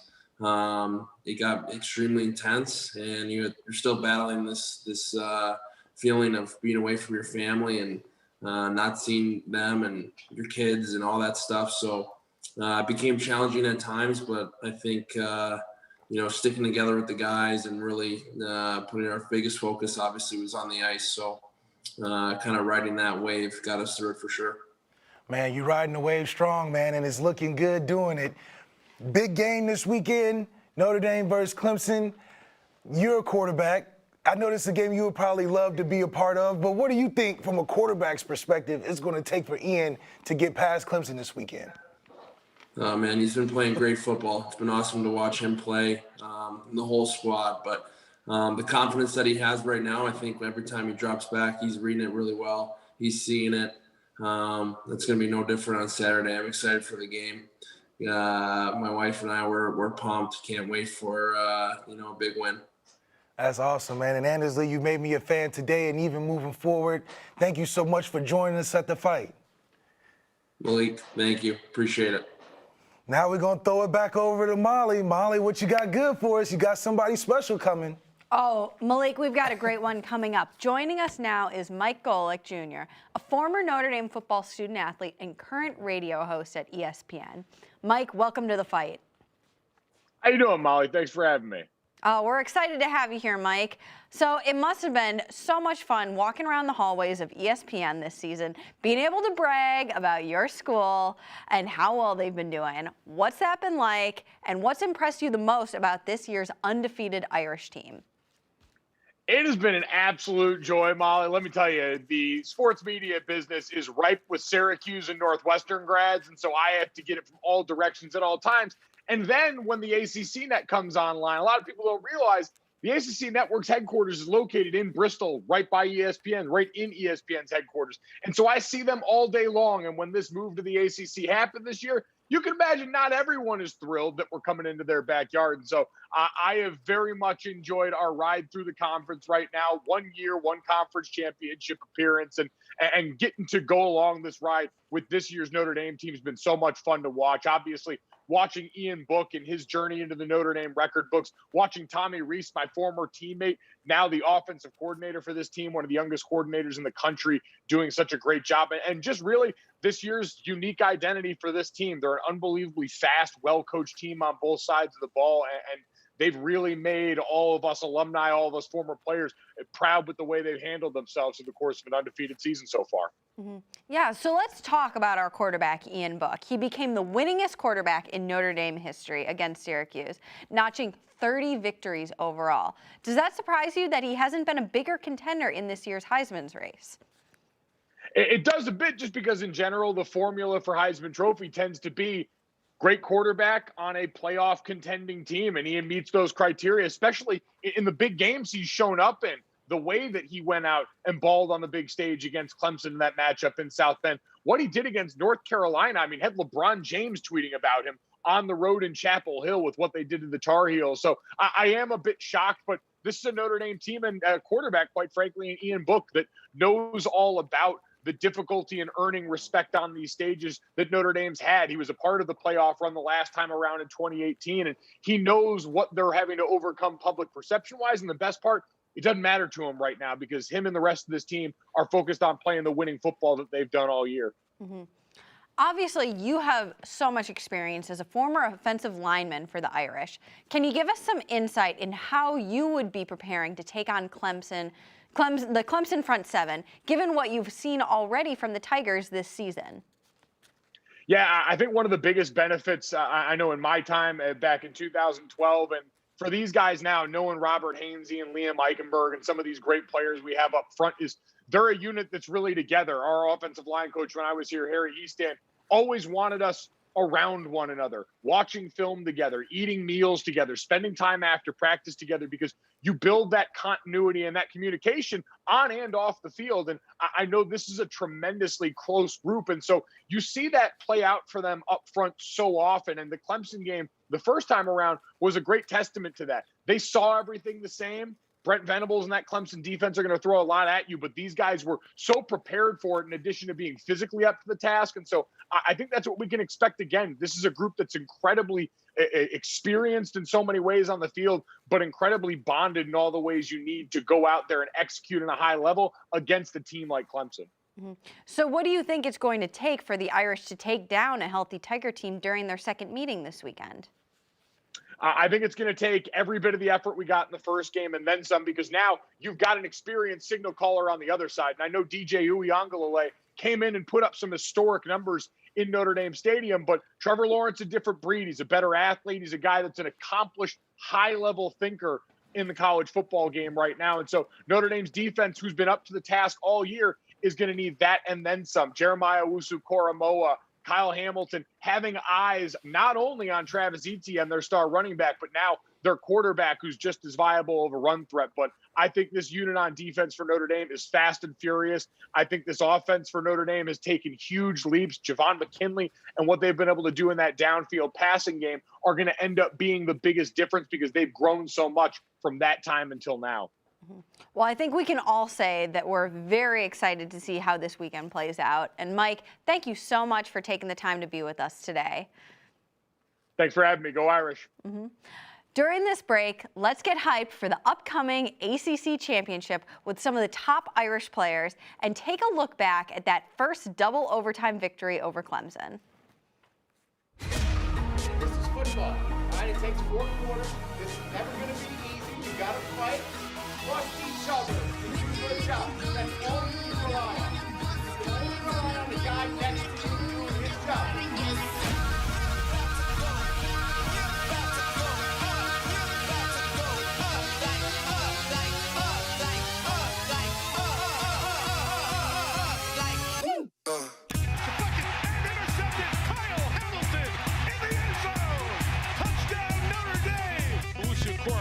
Shows up everywhere. Oh my goodness, what a hit. And the treble is brought down by Jeremiah Owusu-Koramoah.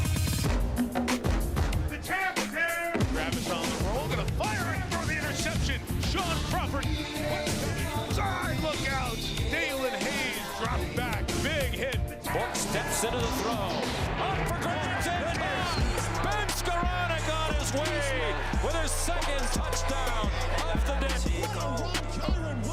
Chico, spent 2 bands on some it's about to go break them like an He's gonna take it, lower the shoulder, reach for the pylon, and then for the touchdown.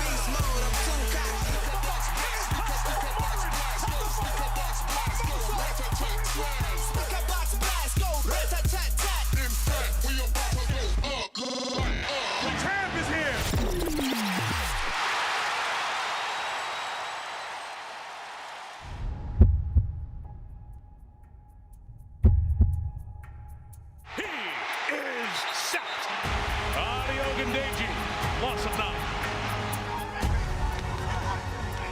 Moves to the right, sacked again! Down at the 40, Dalen Hayes! Tonight's captain. Uiagalelei drops back, throws over the middle. Ball knocked away! Sean Crawford charted loose. 4th down. See the gold helmets bouncing, everybody on their feet here. The Irish can knock them off on this snap. Uiagalelei throws, it's caught, it's pitched backwards, up in the air, it's on the ground, it is down, it is over, and the Irish have knocked off #1 Clemson. The most fantastic game in history for me at this stadium. When you're playing the #1 team in the country, every other team in that situation folds up and goes home. Except this group right here. It's called resolve, it's called grit, it's called character. It's called the Notre Dame football player that is built different. Game ball's easy. We won a football game today because this kid is a freaking winner. Oh, yeah. Game ball.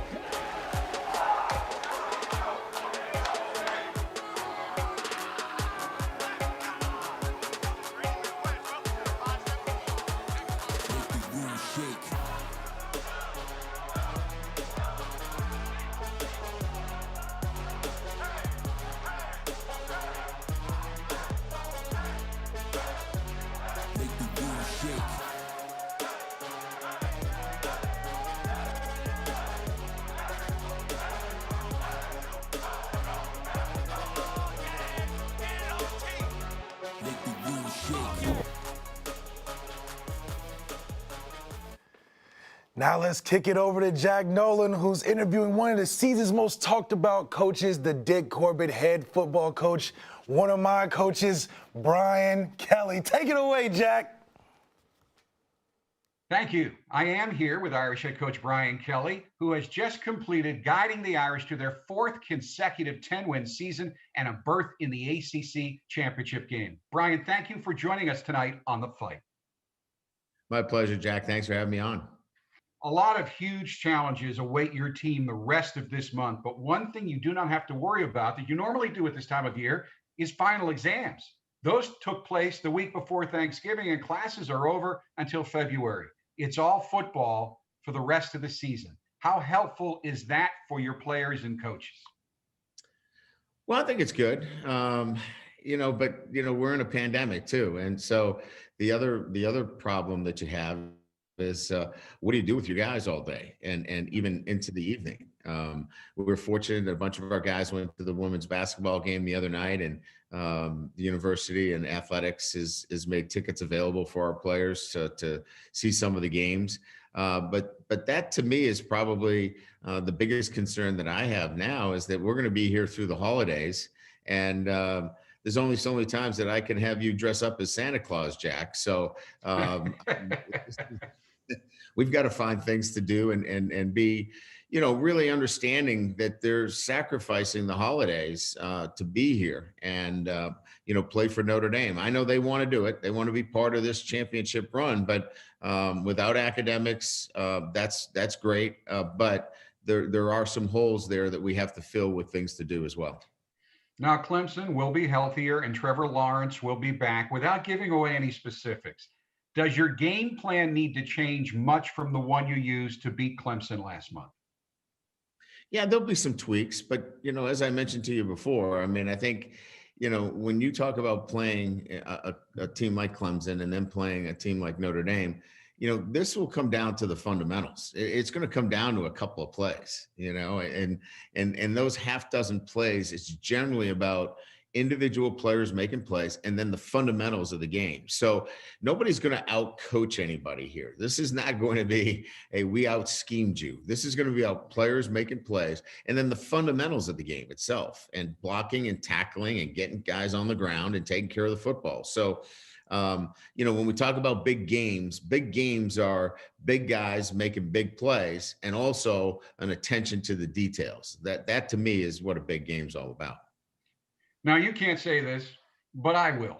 Win or lose against Clemson, the conventional wisdom is you would still have done enough to make the playoffs. Certainly a New Year's Six bowl game is a certainty. How do you guide your team on and off the field for the next month? Yeah, they really don't care about that. They want to win a national championship. So they're thinking about beating Clemson. And then whatever happens after that's not in their control. They've wanted to control everything from the very beginning. That's why they are undefeated. So they're thinking about one thing, and that's beating Clemson. And the rest of that doesn't even come into their thought process. So, we'll have another similar week off situation and then play just like we're dealing with now. So after the ACC championship game, there'll be a bye week and then a week of preparation leading into whatever's next for us, playoffs, New Year's Six, whatever is decided by those that make those decisions. So we'll handle it very similar. Again, we'll take a few days off, weight train, and then the last 3-4 days begin to prepare again, and then go into the game week situation. It'll be different because you're not leaving campus.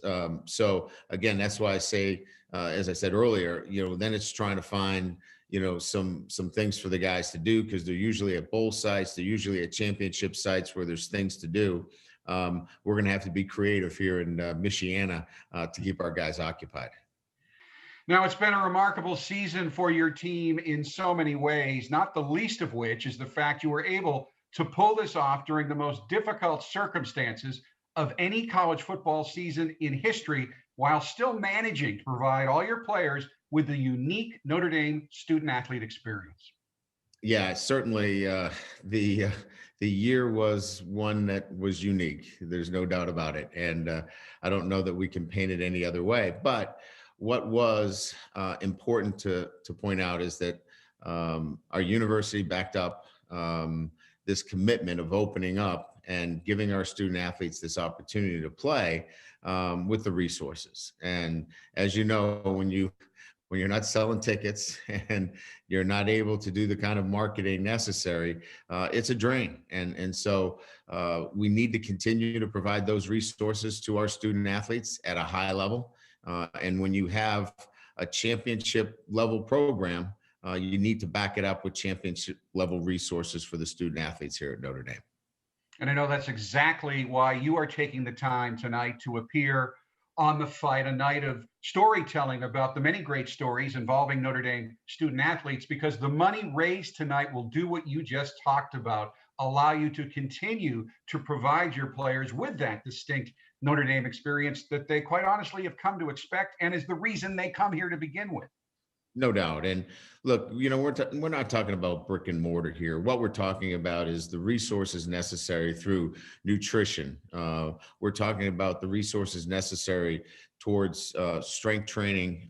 We're talking about the health and safety of our student athletes. And those are, for us, more than anything else, the minimum standards necessary. And then at Notre Dame, we have to provide more. We have to give our student athletes championship level resources so they can continue with obviously an incredible education here at Notre Dame, where they're challenged every day. So when we bring them into our athletic environments, we can provide those resources. And this challenging time has put a strain on everybody. So that's why we're here today, to continue to ask for assistance in making sure that we provide the resources necessary to maintain a championship level program for all of our student athletes.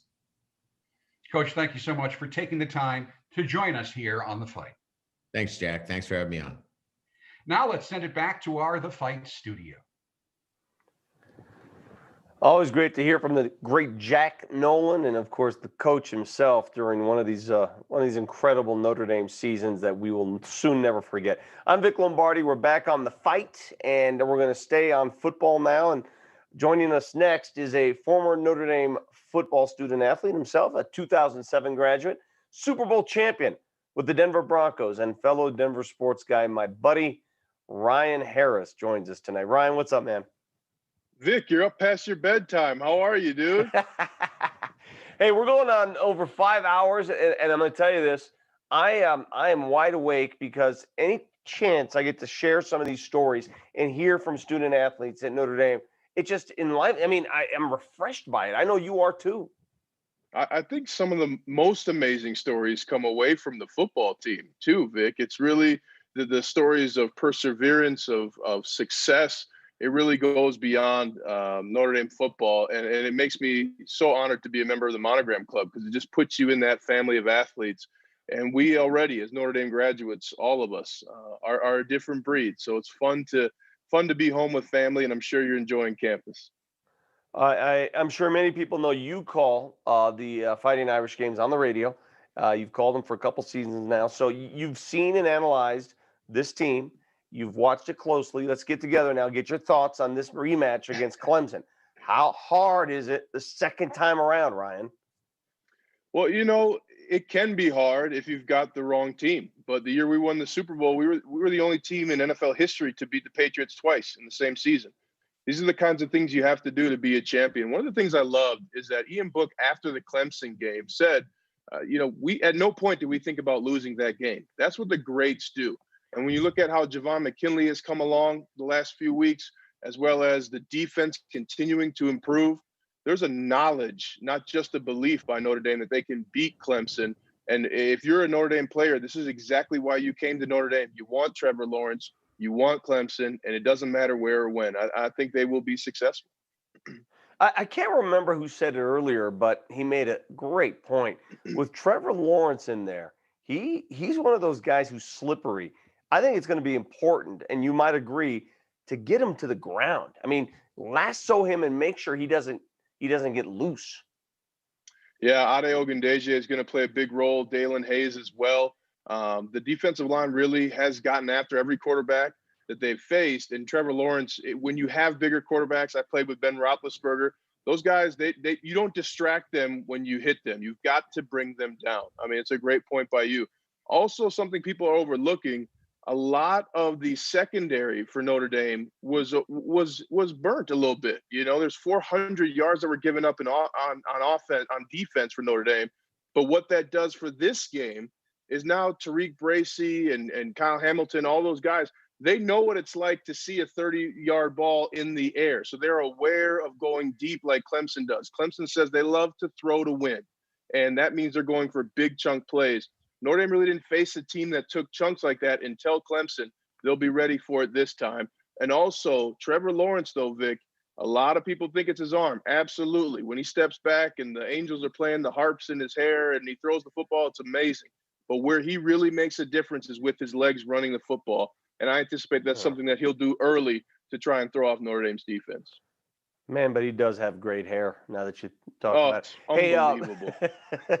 The Irish did such a good job of bottling up Travis Etienne the first time around. I mean, do you think perhaps Clemson really makes a point to get him going in this game? Yeah, absolutely. And they're going to try and find some of the things that Syracuse did well against Notre Dame. Also, they're going to look at that first quarter of North Carolina to see not only how Notre Dame gave up 14 points, but also how Notre Dame changed. That's the biggest thing about Clark Lee that I love is his defenses do not wait until halftime to make adjustments. That's what great defenses do. And so they're going to be paying close attention to try and get that run game, because whether it's DJ Uiagalelei or Trevor Lawrence, if you don't have a run game, a lot of your offense is taken away and you're in third and long for much of the night, making two plays from the first quarter. Yeah, something just hit me, and I'm not sure we've ever seen it before.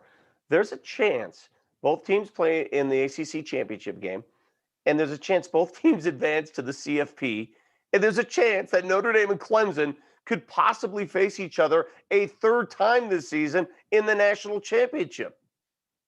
Yeah, it's wild to say out loud. And also, I think about what we said, Super Bowl 50 season in the playoffs. Hey, there's possibilities until they play us. And it's funny for me to even hear some Notre Dame people I know saying, hey, I'm a little nervous about this one. It's tough to beat. Hey, yeah. And that's exactly, you have to beat Clemson twice if you're going to be in the national championship. That's the deal. If you're in the NFL, you're going to have to play the Kansas City Chiefs, and you're probably going to have to beat them more than once if you want to win the championship. The road is real. Notre Dame is on it, and Notre Dame has the advantage. Ryan, always a pleasure discussing Notre Dame football with you, my friend. Thanks for joining us on The Fight tonight. Absolutely. Go Irish. All right, take care. Let's go back to the studio. Molly with another guest. Mm-hmm. Thanks, Vic. Joining us now is former Notre Dame football player and current defensive tackle for the Los Angeles Chargers, Jerry Tillery. Jerry, welcome to The Fight. Thanks for having me, Molly. Yeah, you've had such a strong start to your second season with the Chargers, logging a number of sacks and forcing 2 fumbles, along with capturing a fumble recovery. How have you managed to find success and stay focused in a pretty unusual season? Well, that's been the challenge this year, is understanding and adopting all of the new COVID protocols that we have. It's been a different season than we've seen in the past. But at the beginning of our season, our coach says that it's going to be the team that handles all these protocols the best, and the team that navigates this new and very different season that's going to have the most success. And so we've had to just approach our work each day to get better and to get closer to winning games. Mm-hmm. You're lucky enough to play alongside a number of fellow former Notre Dame players on the Chargers. What has that been like, and what have you guys been saying about the undefeated season for the Irish? Oh, well, you better believe me that we have several Notre Dame players on our team as well as Clemson former players. So we have so there has been many discussions about last game as well as the one upcoming, and so it's been great to have the support of our former Notre Dame players and to be able to discuss friendly in a friendly way this upcoming game with the former Clemson guys. We're all very excited for this game, and I think it's going to be a good one. I hope those friendly conversations include a little bit of friendly trash talking on your part. But give us an inside view on Ian Book. How have you seen him develop since your days playing with him on the Irish team? And what was your reaction to him becoming the all-time winningest Irish quarterback with Notre Dame's most recent victory over Syracuse? Simply, it couldn't have happened to a better guy. Ian Book is a dear, dear friend of mine. I've played with him for a number of years, as well as watched his career as he's grown and gotten better, and it's been fulfilling to see a friend and someone who you care for deeply to have this level of success and become the all-time winningest quarterback in Notre Dame history. That's a crazy sentence to hear and say out loud, and I'm sure he feels the same way. But I'm very, very happy for him, and I'm looking forward to his continued success. You faced Clemson more than once in your Irish career. What were your thoughts before taking on the Tigers? And does that team mentality shift when it comes to preparing for such a competitive opponent? Well, this it's truly a game of matchups, right? So the better team, the better players usually win. So you have to see and understand the player that you're going against, and to watch what they do well, their scheme, and see how we're going to fit and match it. And I'm sure that's what the boys are in South Bend working on right now, and I'm looking forward to watching them compete. Mm-hmm. So what do you think it'll take for the Irish to achieve a second win this weekend? Well, you got to stop the run and affect the quarterback. That's the formula to win any game at any level, I think. And if they're able to stop their inside outside zones, gap schemes that they run, and contain the quarterback, and limit their explosive plays, I think I like our chances. Jerry, thanks so much for joining us this evening, and good luck with the rest of your season. Perfect. Thank you so much. Mm-hmm. Now let's check out this video profile of a senior Notre Dame running back with a prestigious distinction. He's also a Rhodes Scholar finalist. Let's take a look. I rally because there's something to be said about doing things as a group, and I think rallying around a mission, rallying around a concept, a goal, brings to fruition much more than something one person can do by himself. I rally around my goal of wanting to help more people in this world. Cam, what made you apply for the Rhodes Scholarship? Throughout my time at Notre Dame, I've experienced a lot of great people that really want to help and cause a difference in the world.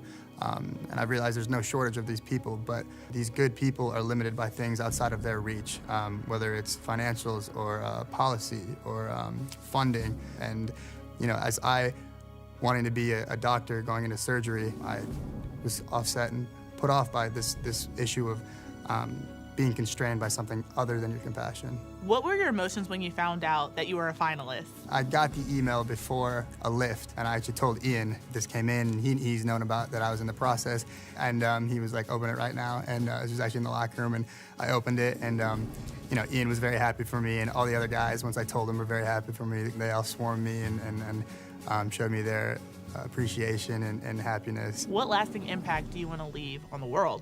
My compassion, I want that to be a mark at Notre Dame on the world. I know that I have a drive to help people. Instead of helping this many people, I can help much more and extend my reach to help many more people throughout the world, not just in our country.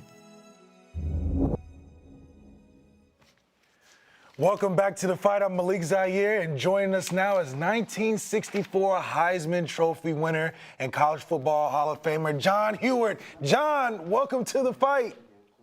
Well, thank you very much. And you're another fine quarterback, too. You had a great career at Notre Dame, and I was just reading about it today. Well, thank you so much. I'm glad to be in the same conversation as you. And so, John, I wanted to talk to you in your senior season. You was also coach of Aaron Parseghian's first with the Fighting Irish. When Notre Dame was coming off one of the worst seasons in school history, what did Era bring to the program that was missing to lead to a 9-1 season, arguably one of the greatest one-year turnaround forever at Notre Dame football? He was very talented. Miami of Ohio, and the coaches related to that. Era, the game has changed over the years, but he was a leader at that time in '64.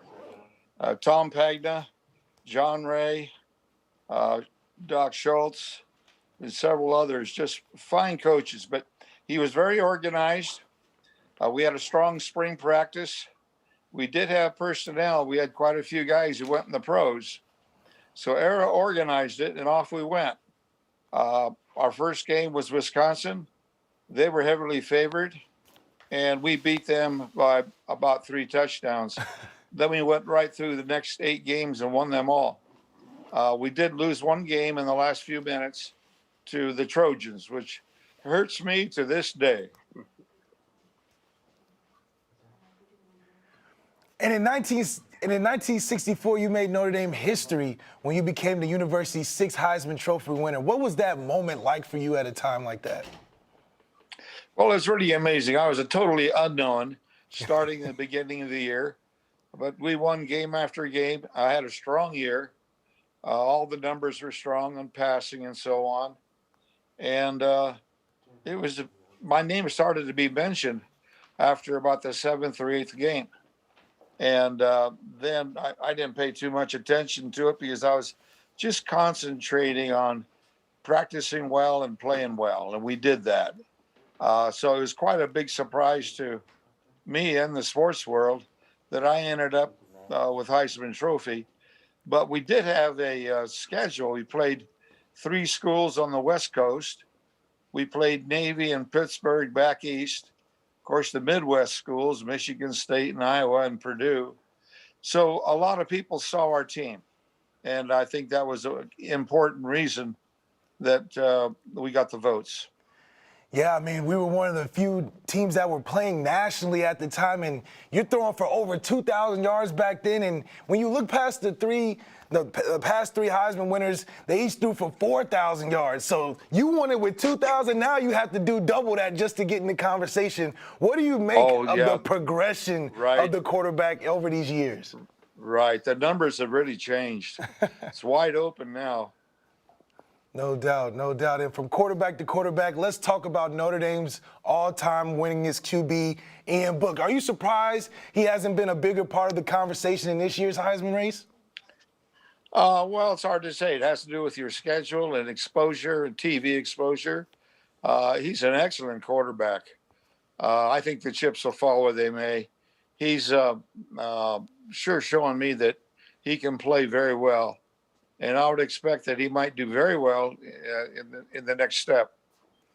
Absolutely. Now, he got one step before that next step, and that's the game this weekend. It's a rematch, one that we all know that is coming down to. What does the Irish need to do, and specifically Ian, to ensure that we get this win this weekend? Well, what I think about mainly is, a few things are bound to happen during a game. You can't let it bother you. Shake it off, go right back in, offense or defense, and make up for whatever that mistake was. Don't let it don't dwell on a mistake that might happen, because in the whole game, you're bound to have a few things go wrong. Of course, possession of the ball, no interceptions, no fumbles. And fumbling is largely a mental thing. You got to get both arms on that, and you're just really tight with it when you're going into traffic. If you get a little loosey-goosey, for sure, they'll rip it out. Hey, that's true words and true wise words from a former Heisman Trophy winner. And John, thank you so much for joining us today. You're very welcome. Now let's head back to Vic for some reflections on the day with Jack Swarbrick. Vic? Thank you, Malik. Joining us once again is that Director of Athletics, Jack Swarbrick. He's in the studio there in South Bend. Jack, you have to excuse my home studio here. I hope you noticed my Irish Spring bar right there, just in honor of Notre Dame's presence tonight. I thought maybe it was just after 4 hours on air, you got to have it handy too. Yeah, my wife makes me everywhere I go. Hey, Jack, I want to end with this notion. I cannot believe that we are living to see the day that Notre Dame is playing football for a conference championship this Saturday. How significant just is that? Well, it is historic. It's there's no minimizing the significance of it, but it's interesting because it's just one more oddity of a year that's full of oddities and full of differences. We will all remember 2020 for the rest of our lives, and working our way through this incredibly challenging pandemic, and from top to bottom, we've had to do things differently, and this is an example. It's been a great experience, and thanks to our colleagues in the ACC for helping to make it that way. Well, you jumped through hoops. Notre Dame did. And I remember in the summer months when people wondered, would we have a college football season? And Notre Dame did the necessary things, made the necessary steps. There are many in the media that think Notre Dame really helped save the college football season. Do you feel the same way? Oh, I don't want to overstate our role, but I do think we were an important voice at a critical time.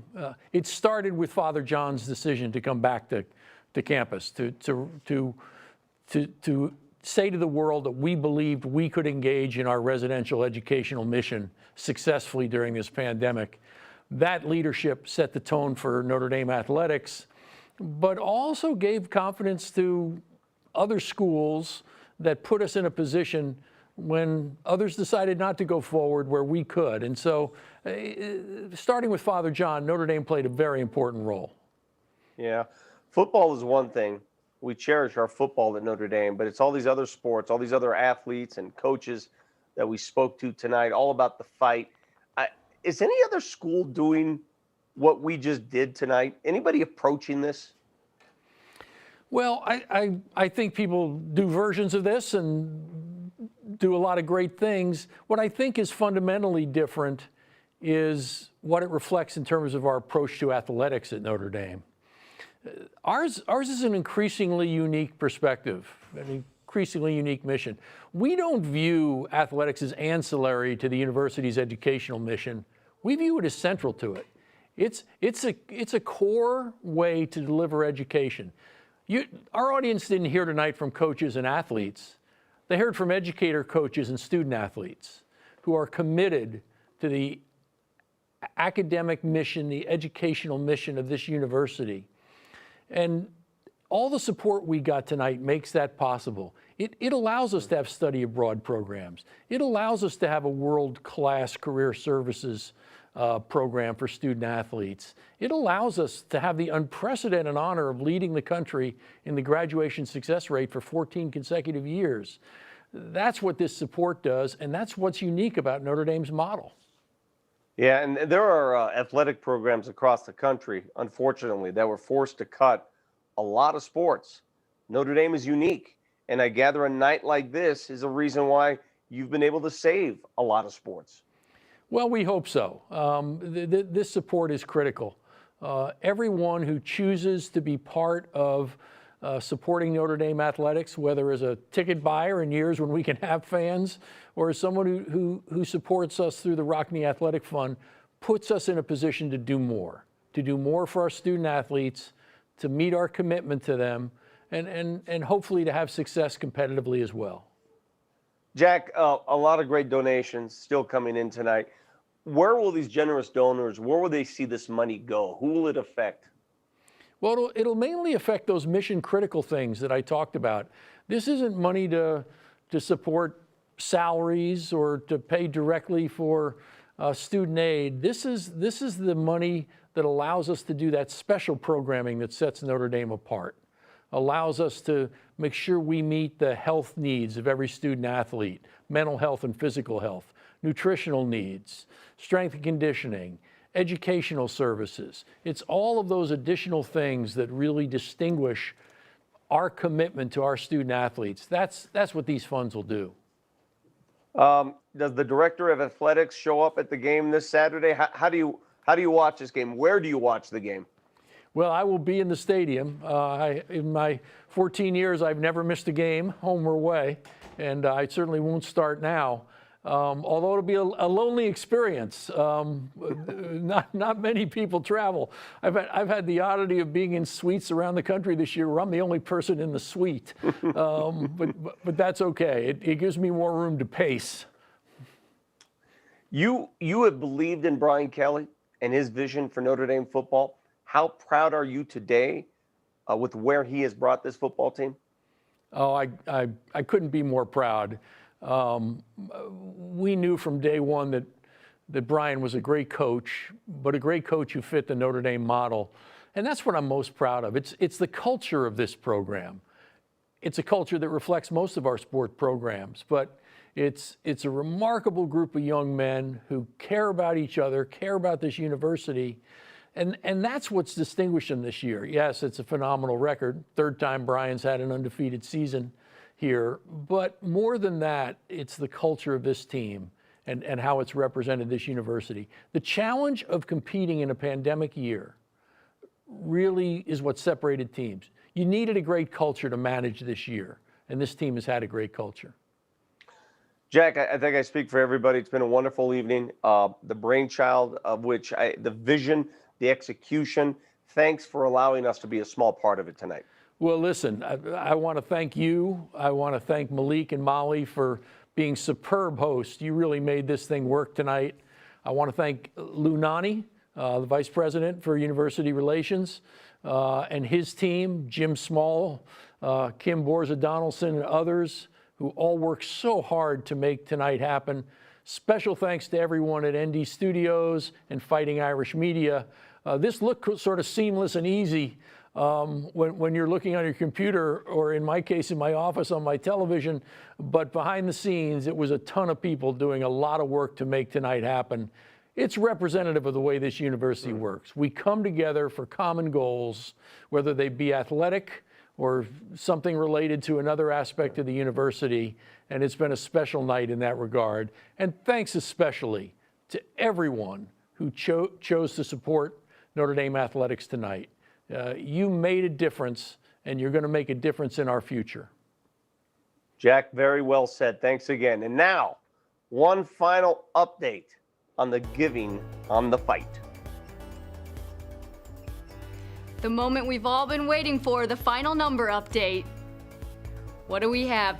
$5,062,933 raised tonight for the Rockne Athletics Funds.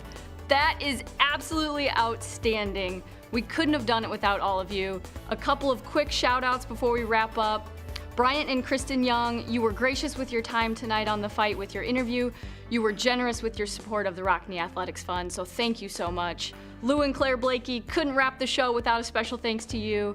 And finally, every single person that tuned in tonight, every one of you that have supported Notre Dame Athletics and our student athletes, for your previous support of the Rockne Athletics Fund, for what you did tonight, and for what you will continue to do in the future. We are so grateful, and we thank you from the bottom of our hearts. Go Irish! I want to thank my co-hosts tonight, Molly Seidel and Malik Zier. I mean, amazing to me. I could never play college football or qualify for the Olympics, but they were able to navigate 5 hours of broadcasting tonight. So kudos to the both of you. To close out this celebration of the Fighting Irish, let's hear a familiar tune from Irish singing sensation, Chloe Agnew. Chloe Agnew here. It's an honor for me to be here with my Notre Dame family tonight to end the fight with one of our favorite songs. We have a big game this Saturday, sending you great thoughts from Ireland to the Fighting Irish.